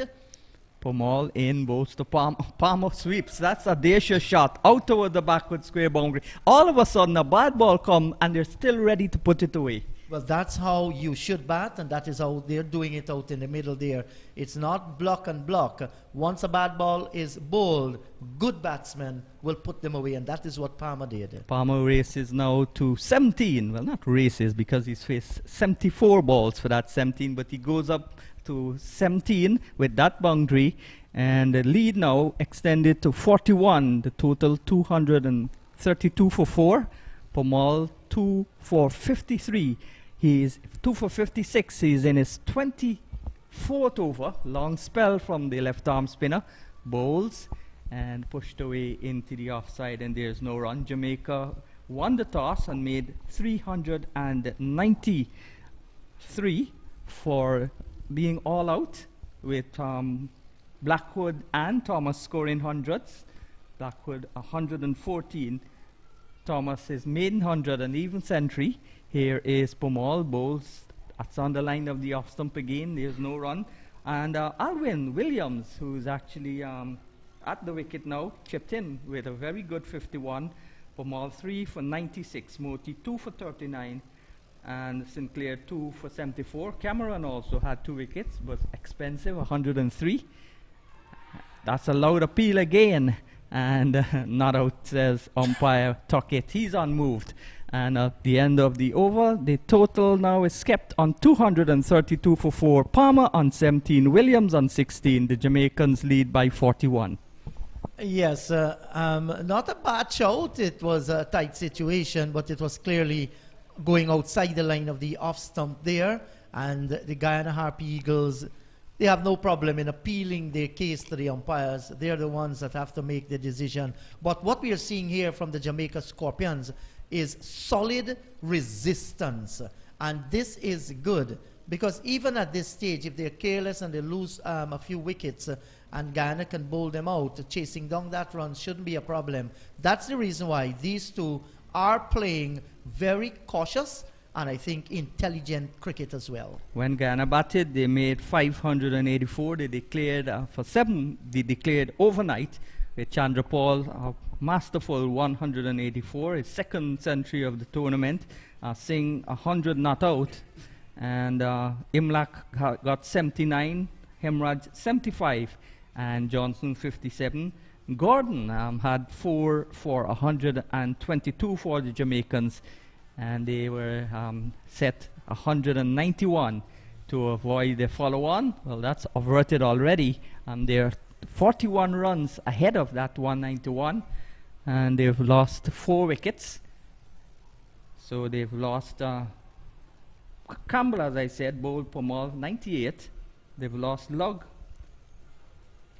bowled Pomal 67. Blackwood was dismissed by Moti for 28, and the last wicket to fall was Campbell. But before that, that's a good delivery outside the line of the leg stump, though. Again, the appeal, but this time it's easier for the umpire to say not out. Williams was leg before to Moti for 1. Yes, and we see that Gudakesh Moti is being replaced now by Kevin Sinclair from the northern end. So Leon Johnson is trying a few things. And again, too short, too wide, too fast, and slapped away past the cover and the backward point, and it went racing down to the unprotected square cover boundary for 4. Yeah, that was a good looking shot. Nobody out on the boundary there. And once you have enough power on it and you bisect the cover and the backward point, it will bring you a boundary. That's a good looking shot by Williams. So Sinclair having a bad day at the office. I'm seeing them bowl much better than this. He's trying to bowl the ball too quick and pulling it down, giving the batsman room to hit. And this time he goes on the leg side, and same result, different area of the ground, 4 runs. A nice sweep shot there from Williams. So consecutive boundaries by Williams takes him to 24, and it's 100 and 240 for 4. Palmer still on 17. And this is pretty ordinary bowling we are seeing here from Kevin Sinclair. does not impress whatsoever with this kind of bowling. And as an off spinner, you have to be much more disciplined. Virasamy Permaul and Gudakesh Moti maintain the pressure. All Leon Johnson is asking for a little more variety. Keep it tight. I'm afraid Kevin Sinclair, he has not come to the party. This is not good bowling. Yes, they wanted two left-arm spinners, replacing one with the off-spinner. They would have expected him to keep things tight at this end. He's known to keep things tight. He's a defensive bowler, yet he's trying to bowl all over the place. One time short and wide outside the off-stump, down the leg side, and now they've put a man to counter that sweep shot at the backward square position. Yes, and that is because Sinclair has created that. This is a good delivery, much slower. He needs to bowl that all the time in that spot. That's why we practice spot bowling. Exactly. Consistency is the key. That's and right. as a spinner, you need patience. Here is Sinclair. Bowls, again, a good delivery. So two good deliveries after being hit for boundaries in contrasting forms. One a cut and one a sweep. And the first two balls he bowled. Sinclair with his shades on, sleeves buttoned down to the wrist. From the southern end of the northern end of the ground, bowls, and that's another good delivery. This is what he needs to do. Keep the batsmen in check. Don't release the shackles. So the over has been completed. At the end of it, first over by Sinclair, in a new spell costing 8 runs. He's bowled now 14 overs for 70 runs. Palmer is on 17. Williams is on 24. 240 for 4. Yes, 240 for 4. This shows that the Jamaica Scorpions, they are fighting for all their worth. And it's these two boys, Palmer and Williams. Palmer on 17, Williams on 24. They will love to continue batting in this vein. Nothing reckless, and they did the right thing. Bad balls came, you put them away. And the partnership is already up to 33. Yes, more from you, Sean, and you'll be joined by John Ramsing. Yeah, as well as the music pumps up. They had nice rhythmic reggae music from Jamaica. And now there's soca. This is the soca country, carnival country they call it. I think they have not had carnival for 3 straight years. This wouldn't be the happiest country in the world. 21? They had carnival during the COVID period? Okay. Oh, yes. That's not really a big carnival, but it's some format of carnival. Guyana didn't have Mashramani since they had the Mashramani just before the March when the COVID broke, and then they missed the next year and the next year, and they also missed this year also. So.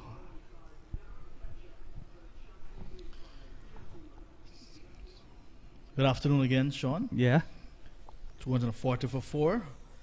And Palmer, who got 18 in the first innings, is now settling nicely. Permaul bowls to him and he flicks it away. Ooh. One bunks in front of the the leg gully. Chemo Paul, and it ran behind him and they got a single leg by. So that wouldn't have mattered if he caught it, but he would have saved the run. So they got a single, a leg by, and Cameron is being told he has to go to his right. He wasn't paying attention to Permaul, and he went to his left. Now he's going to go into the forward square position on the boundary. So 241 for 4. Palmer on 17, Williams on 24. Good afternoon to you all in Jamaica. Hope you're having a good day. Jamaica trying to draw this match. Guyana trying to win it. The only way they could win it is getting a few quick wickets. And when I mean quick. Sinclair in the first innings was on a hat trick. I don't think they need a few quick wickets. They need 6 quick wickets. Here is Permaul, bowls, and forward comes Williams. And there is no run. So Barbados already defeating Trinidad and Leeward's defeating the Windwards And both of those matches ending before the conclusion, scheduled conclusion. This is on the line of the leg stump. The match, in fact, with Trinidad and Barbados ended yesterday in 3 days. And the match with the leewards and windwards ending just after lunch on the 4th day. Just before, in fact. Just before lunch on the 4th day. So Pomal in, bowls, and forward he comes, no run. While trying very hard to get this partnership broken. 34 runs now, so they have shut up shop. They're really batting to make this game into a draw. And of course, even if they make, they're bowled out, Guyana would not have enough time to chase the required target unless they're bowled out in next 2 overs. And that's highly improbable. Yeah, so probably at around 4 o'clock, another hour or so, the players may shake hands, you never know. But or they may want, if for example Palmer is getting to a half century or Williams, they may want to get to that milestone then. Yeah, because there's still another match to go and they would want batting practice. So we can begin to look ahead, Sean, what's ahead of us, because the next round, the final round, will begin on Wednesday. Another 3 matches. The Windward Islands Volcanoes will take on the Barbados Pride, who are now in 2nd place on that points table, just 0.2 points behind the Leeward Islands Hurricanes, who will take on the Jamaica Scorpions down at the Brian Lar Cricket Academy. And of course, Guyana playing Trinidad and Tobago, who have been beaten by an innings in their last 2 games. They started brilliantly, though. Yeah, they won the first and second round matches right in Trinidad and Tobago. Those matches were played. Sinclair continues from the northern end, bowls, and this is punched back towards him by Palmer, and no run. So there's a mid-on and a mid-off asking Palmer to go over the top. He's looked in sedate mood after he came out. Shots galore by Luggs, and now he's calmed down. This is Palmer playing it into the onside. After that explosion from Luggs and to some extent Campbell, these 2 batters now decide we are going to bat as long as possible, get as much runs as possible, because the result of this match is now immaterial to them. Here is a ball that's on the line of the leg stump and swept away for 4. But as I said, every time a bad ball comes, they capitalize on it. This is now 3 fours in 2 overs from Sinclair. Yes, and this was very wide down the leg side to just helped along the way. If the batsman did not get bat onto it, I don't think Imlak would have gotten around as well to his right. So it was a very bad ball, ill-directed, and there we see the control again from Sinclair, not there. He's in the middle of his 15th over. He's already conceded 74 runs, and he's not taking a wicket. Bowling with his shades. His sleeves buttoned down to his wrists, on his way, bowls, and that's a better delivery. On the line of the off stump, just back of a length, a little bit of turn. He has to bowl the ball consistently in one area. It's as easy as that. And he needs to turn the ball a bit more. Here is Sinclair, bowls a good delivery again. That one bounced, it turned, and it passed the batsman. Even though he didn't play, that's the type of delivery, asking questions. Yeah, that's very close to the off stump as well as it passed. So good ball, getting much closer to the batsman, and you can see he was beaten. Sinclair again, bowls another quicker delivery, but that one was intentionally quicker, and it passed the edge as the batsman was looking to cut too close to him. Excellent 4 deliveries. Yes. Finished off nicely after being swept. Realized that he was too wide outside that leg stump and was punished, and then he got it back, got his line and length much better for the back end of the over. So 245 for 4, Palmer on 21 and Williams on 24. Sinclair none for 72. He's finished 15 overs. The lead, which is immaterial, 38. Oh no, the partnership is 38, not the lead. 73 overs with this ball, and now Kimo Paul is going to have a bowl, and this time he's going to be coming from the southern end of the ground for the first time in this innings, for the first time in this match, in fact. All match. He has been bowling from the northern end. And now he's coming with a ball that is 73 overs old. So after a long time, we've seen pace coming back into this game. Both Paul and Cameron off the ball for a little while. So now Paul getting back an opportunity. 73 overs old, this ball. Kimo can actually move this old ball laterally. Yes, and we see Williams calling for his hard cup. He's replaced it.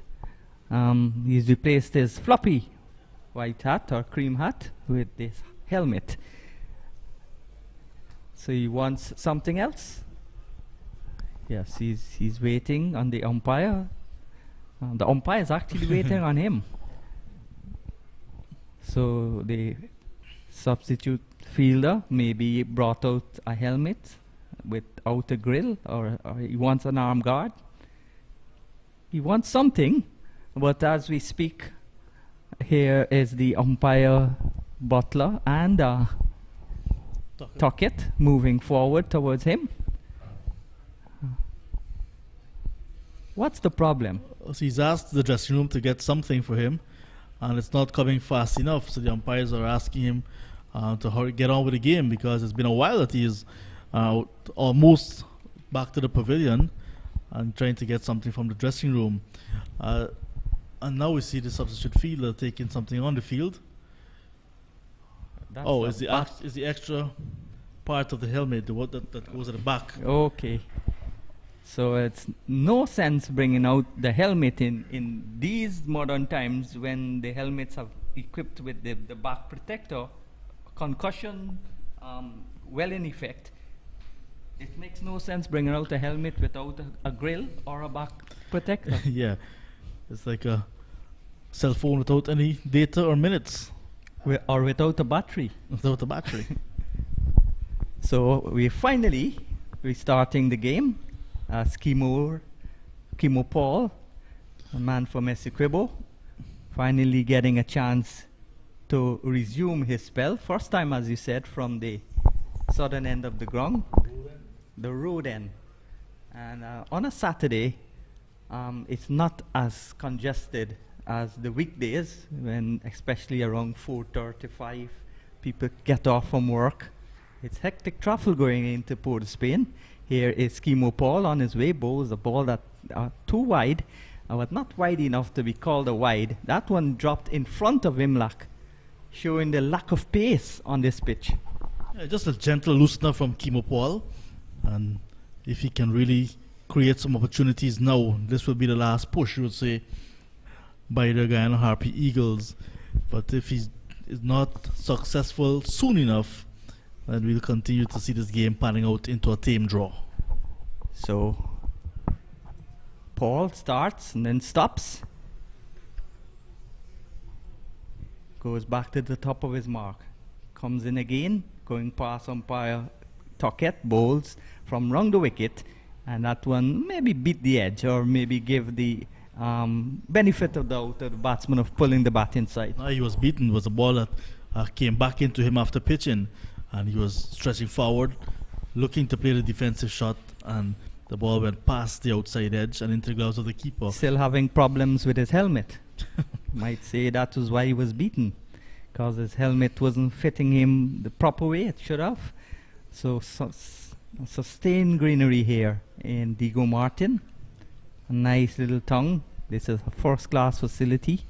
This is the second match played here at first class level, and quite a picturesque venue when you look over the mountains in the background. There's huge vegetation to the north of the ground, maybe, as Indrajit said, someone's personal farm. And the road to the south, there's also the road where Uncle Wayne's soup shop is located at the back of us here. This is a ball that's on the line of the off stump and played quietly into the offside. First ball on target, first ball hitting bat in the over. And Kimo Paul, with his 84 on his back, marches back to his mark. This is the dying stages of the Guyana effort. The last push for wickets, the last push for an outright win, but the track is very flat, tailor-made for batting.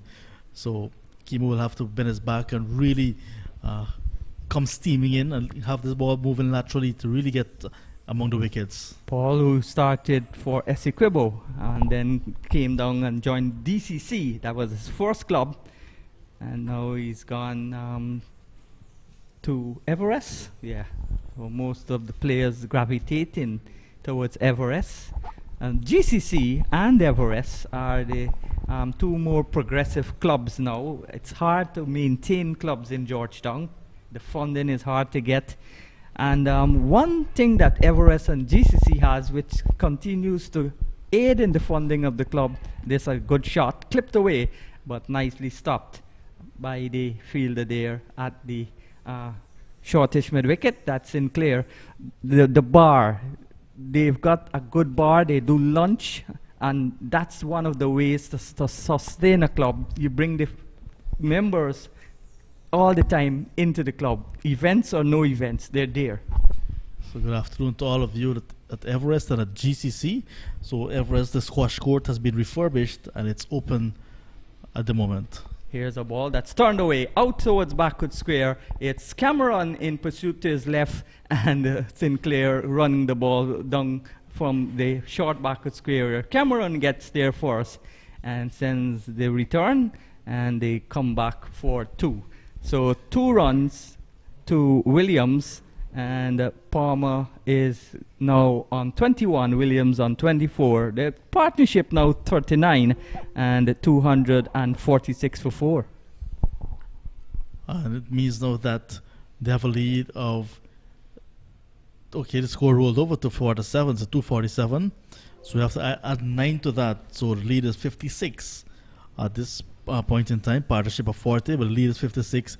So not a big lead just yet. So, you know, the Jamaicans will not even be thinking about a declaration, a sporting declaration, to have a go at the Guyana Harp Eagles so that they can push for an outright victory. Not at all. Outright victory wouldn't be of any important matter for them. So there's no need for them to go for it. It's more important for Guyana, who still has a slim, the emphasis is on slim chance of winning the title. But we play Trinidad. We've got to beat Trinidad badly, and we can't win the title. No, there's no way that we can win the title. It would be a Leewards and Barbados title, whoever wins. Yeah, so Leewards will have to play Jamaica Scorpions in the final round, and the Barbados Pride will play the Windwards Volcanoes. Who do you think will have the easier opponent or the easier match? Barbados, of course. Yeah, they're the form team. Here is Pomal, bowls to Palmer. Palmer is tight in defense, bat and pad close together. So both of those teams have lost one match so far in the tournament, the Leeward Islands and Barbados Pride. And it's all to play for in the final round. Barbados Pride also the defending champions and the winner of the most titles. And they've dropped down to second after this round. The Leewards going on top, but not by much. Yeah, just a 0.2. So it means that the difference would have been bonus points. And the 0.2, probably fast bowling bonus points. Here is Pomal on his way, bowls. And at the start of this round, a nice sweep shot down towards the backward square. He gets a single.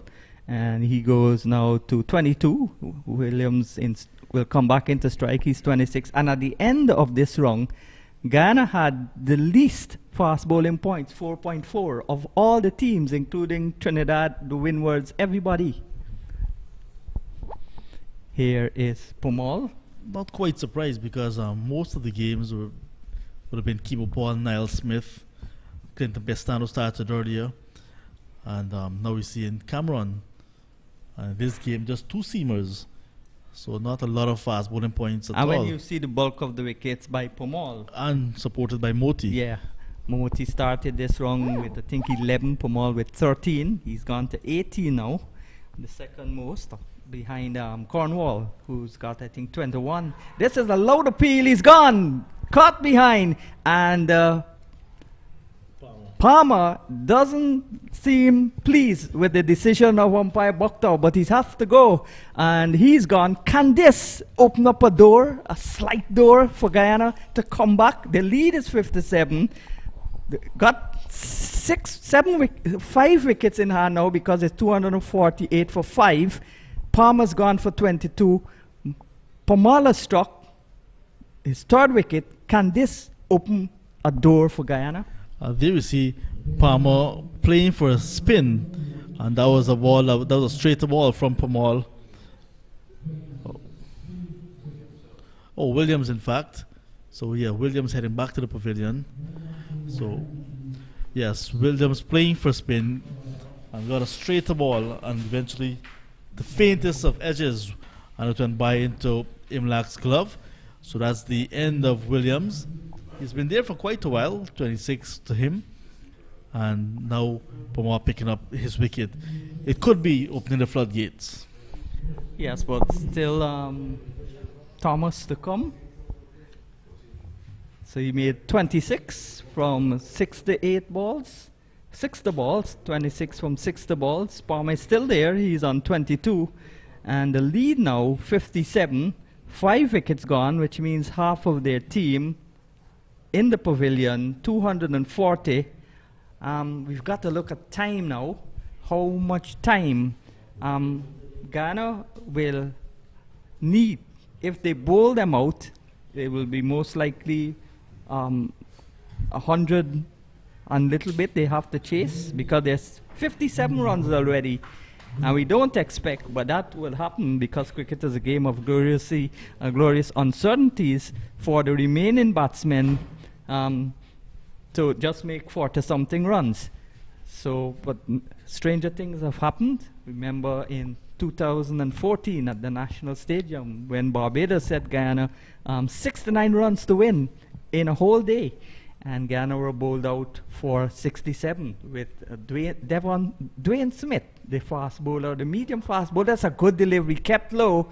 So encouragement for Pomal.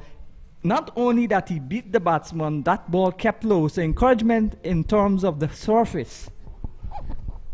That's Dorval Green getting his first ball and survives, because that one was agonizingly close.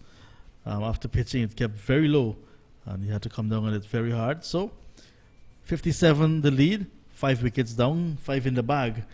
So will the Guyana Harpy Eagles be able to pick up the remaining 5 wickets in quick time, because you're already into almost 4 p.m. local time, and play 90 overs in the day.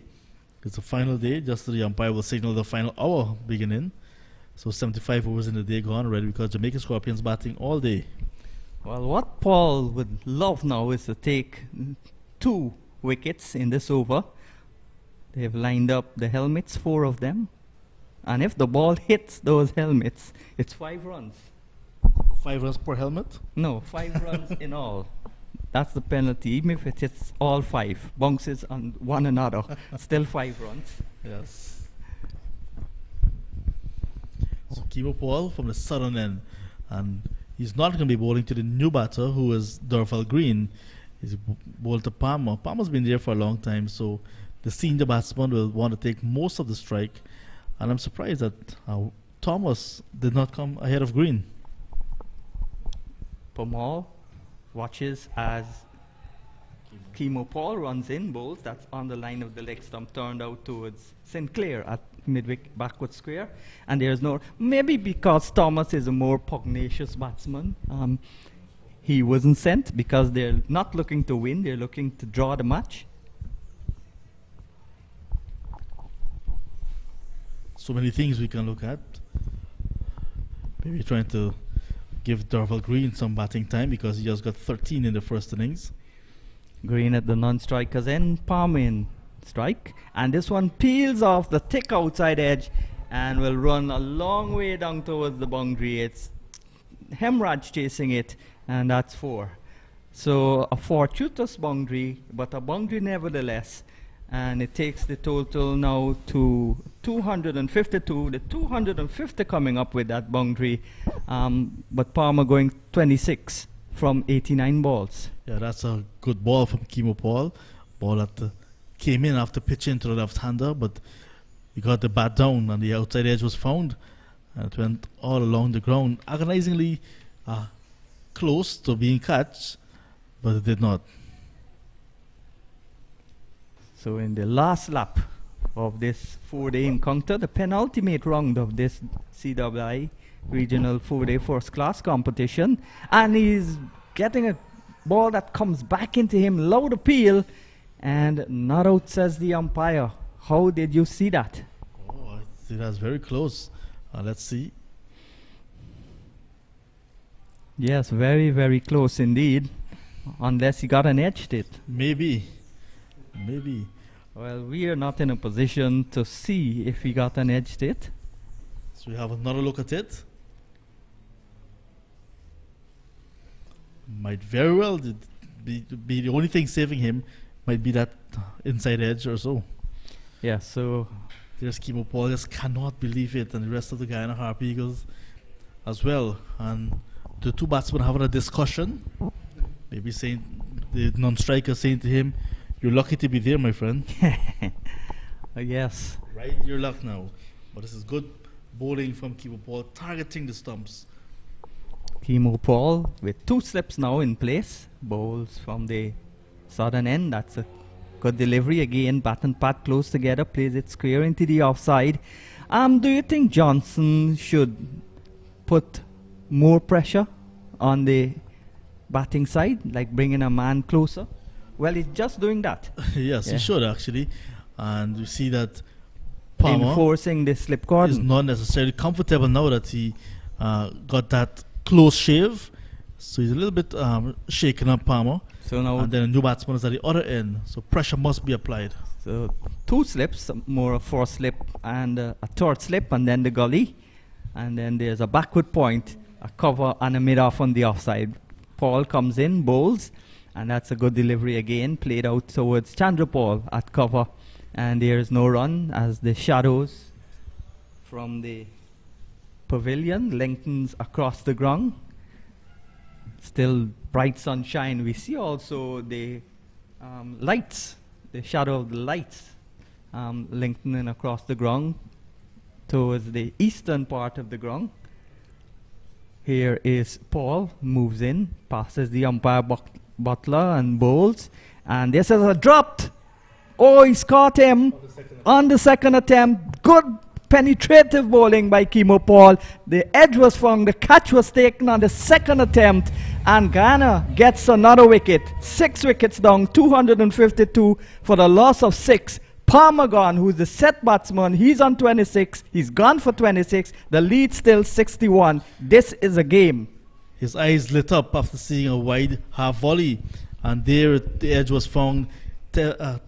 Akshay saw that second slip, went at it, did not get it in his hand. The ball rebounded. Tevin Imlak was going to take the rebound, but there was Johnson ahead of him taking it. So a good wicket for the Guyana Harp Eagles to pick up again. And like I said, Palmer was roughed up by that close shave from Kimo Paul, and now Kimo Paul getting him in the same over for 26. Good catch, good awareness being shown by Leon Johnson to keep his eyes on the ball despite Akshay Prasad not holding on to it. Johnson was there to take the rebound. Good wicket. Do they have enough time to take 4 more? Do they have enough time to make, even if they get bowled out for 80 or 70, do they have enough time to make those runs? It will be another 2020 situation if it comes down to that, if the Scorpions are bowled out. You have to get the 4 wickets first before you go and think so far ahead. But this is a good period for Guyana. They've picked up 2 quick wickets.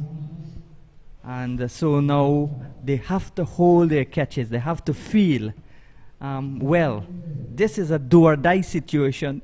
The Jamaicans have no chance of winning the title, but you never know the results of the other 2 games in the last round. There might be big upsets, and Guyana might end up maybe second. So the curators are on the pitch as the water boys are giving the players some refreshment. And there is Richard Mohammed with the red suit. He was in Guyana with Terraforma, who built the Providence Stadium, the ground for the World Cup. He also said he built the back of the nets, the pitches at the back of the nets. I told him that Habib was in charge of that. He's now in charge of the front of the stadium, the main field, and the pitch on the main field. And he said he wanted to stay there, but he spent 2 years there, but he wasn't paid enough. He came back to Trinidad and Tobago. So good for you, Richard Mohammed. And he said to tell everybody back home, he wants to know what's the position with the man with the cowboy hat, Walter Willis. So as we get ready to resume after the water break, time is running out, and every single run here now will be important to Jamaica, not to win the match, but to save it. And the umpire signaling the last hour. So it's a real spectacular effort needed for Guyana to win this match. Yes, they had to take those chances that were created much earlier, and it could have been a different game. It could have been perhaps we could have been back at our respective dwelling places by now, because had they taken those catches, the Jamaican Scorpions might not have gotten to wipe off that 191. But here they are, now with a lead of 6-1. Remember, now in the last hour. So time really running out on the Guyana Harp Eagles here today. Yeah, from a position of 216 for 4 at T, with Palmer on 9 and Williams on 8. The lead was then 25. And now they've lost 2 more wickets. But the lead is almost, well, more than doubled. It's gone now to 61. And those 2 wickets falling in quick succession. But the 252 now for 6, 76 overs being completed. So 14 overs to go. This is just like a situation, but the team is not out as yet. Yeah. I was going to say it's a situation like what happened at the Oval, but the Barbadian team were dismissed. And Guyana had to get 62 runs, I think it was. 13 overs. In 13 overs. Now, 14 overs still to be bowled in the day's play. And 6-1 is the target right now. So even if the Jamaica Scorpions declare, 2 overs would have to be taken off of that. Right. So it means time really running out on the Guyana Harpy Eagles. Well, I would predict a draw.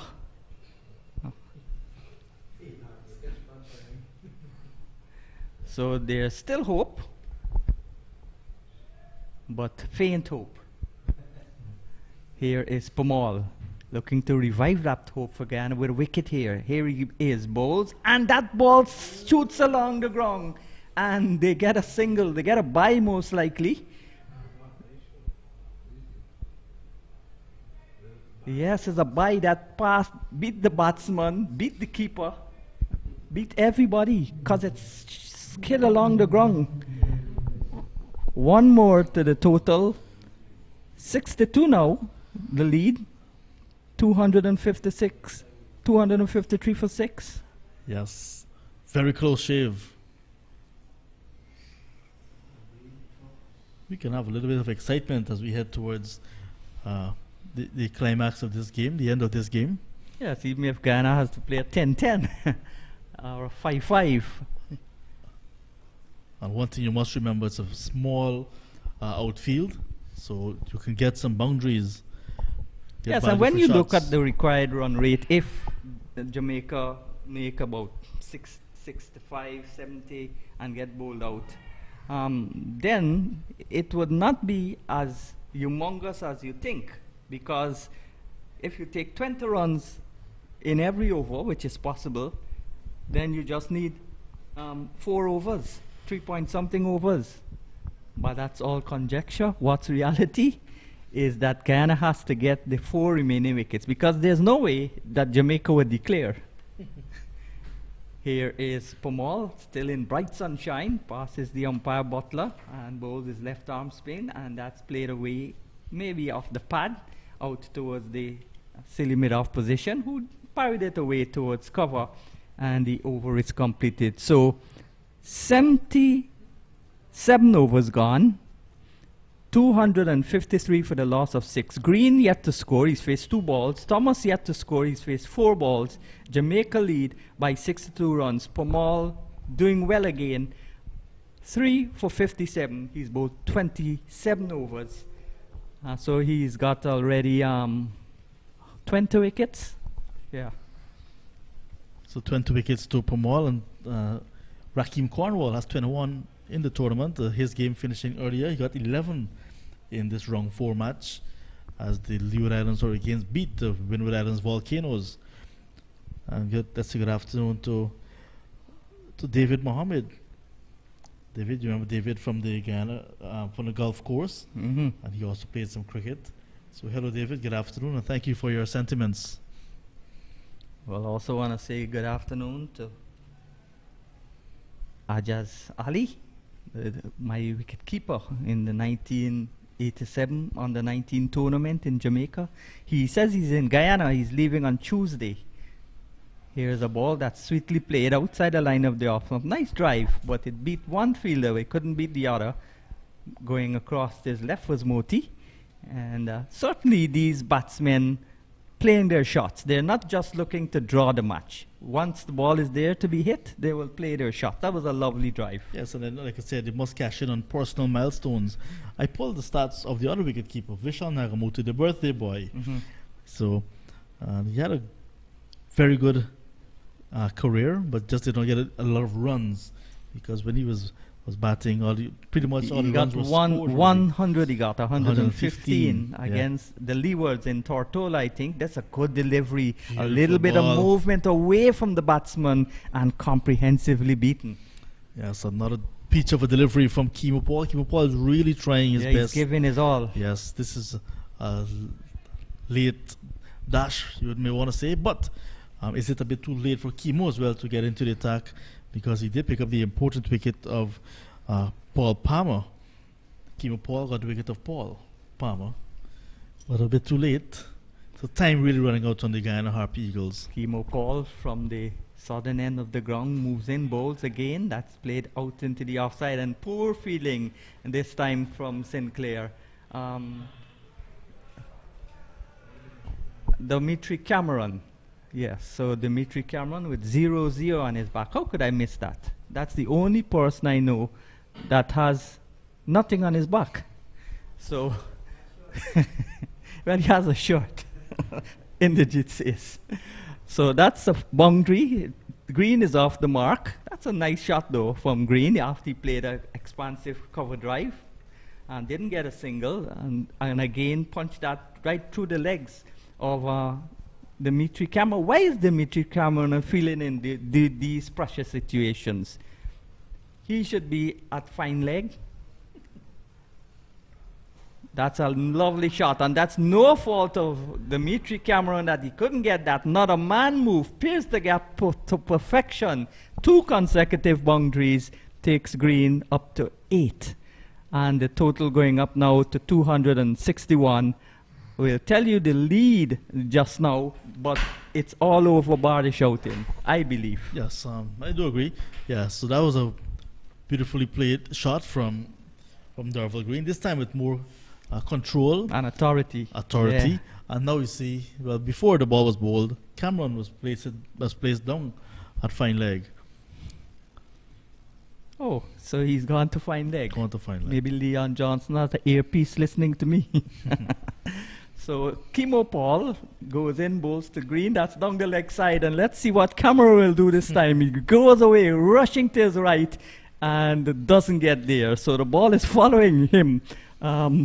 It's gone for four byes, right? 4 leg byes, yeah. So he was at point.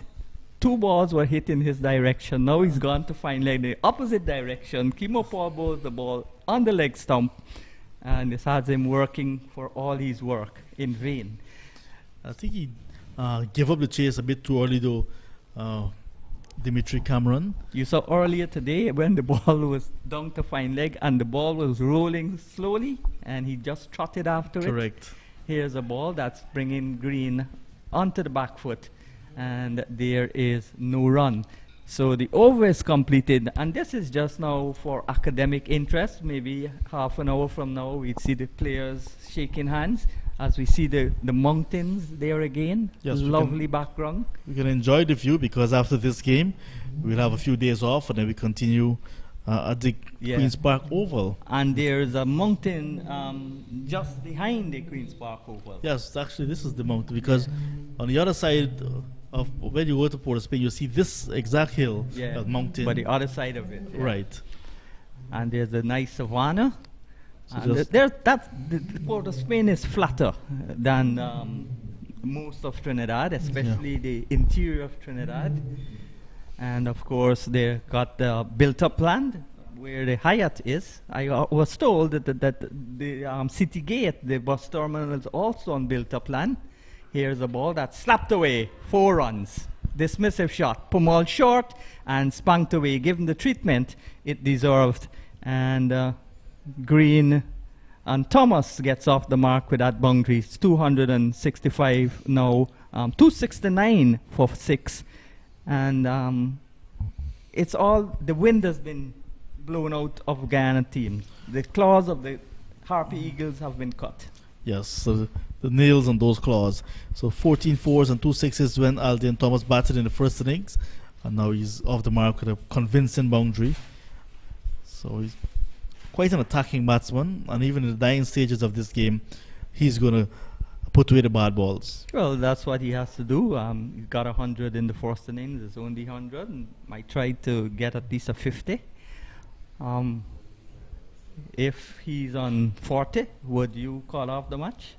Oh, not at all. Try to get a half century to go with that century in the first innings. And he kept reasonably well also. Yes. Pumal with 4 men on the offside, including excluding the forward, the silly mid-off, and brings Thomas forward. There's a mid-off, a cover, and a backward point, all inside where the 30-yard circle will be in a one-day game, saving the single. Then there's a slip on the silly mid-off. And then on the onside, there's a forward short leg, a leg slip, a short mid-wicket, and a conventional mid-on, where Dimitri Cameron is posted with his 0-0 on his back. Here is Pumal, bowls in a half of the bat found, but played with soft hands, and it went all along the ground out to Shivnarayan Chandrapal, who's fielding at forward short leg. So the over has been completed. Green is on 8, Thomas on 4, 269 for 6. The lead now going to 78, so this game is petering out into a tame draw. Yes, just 11 overs remaining in the day's play. So the umpires will be looking at that very closely as well. 78 runs the lead, and as you see, Pumal waiting to continue. From a batting perspective, no batsman wouldn't be able to get close to 50 by that time. But from a bowling perspective, if we take, if Guyana takes 2 quick wickets in this over, then they would be back in the hunt. Yeah. Here is Paul, bowls a Yorker.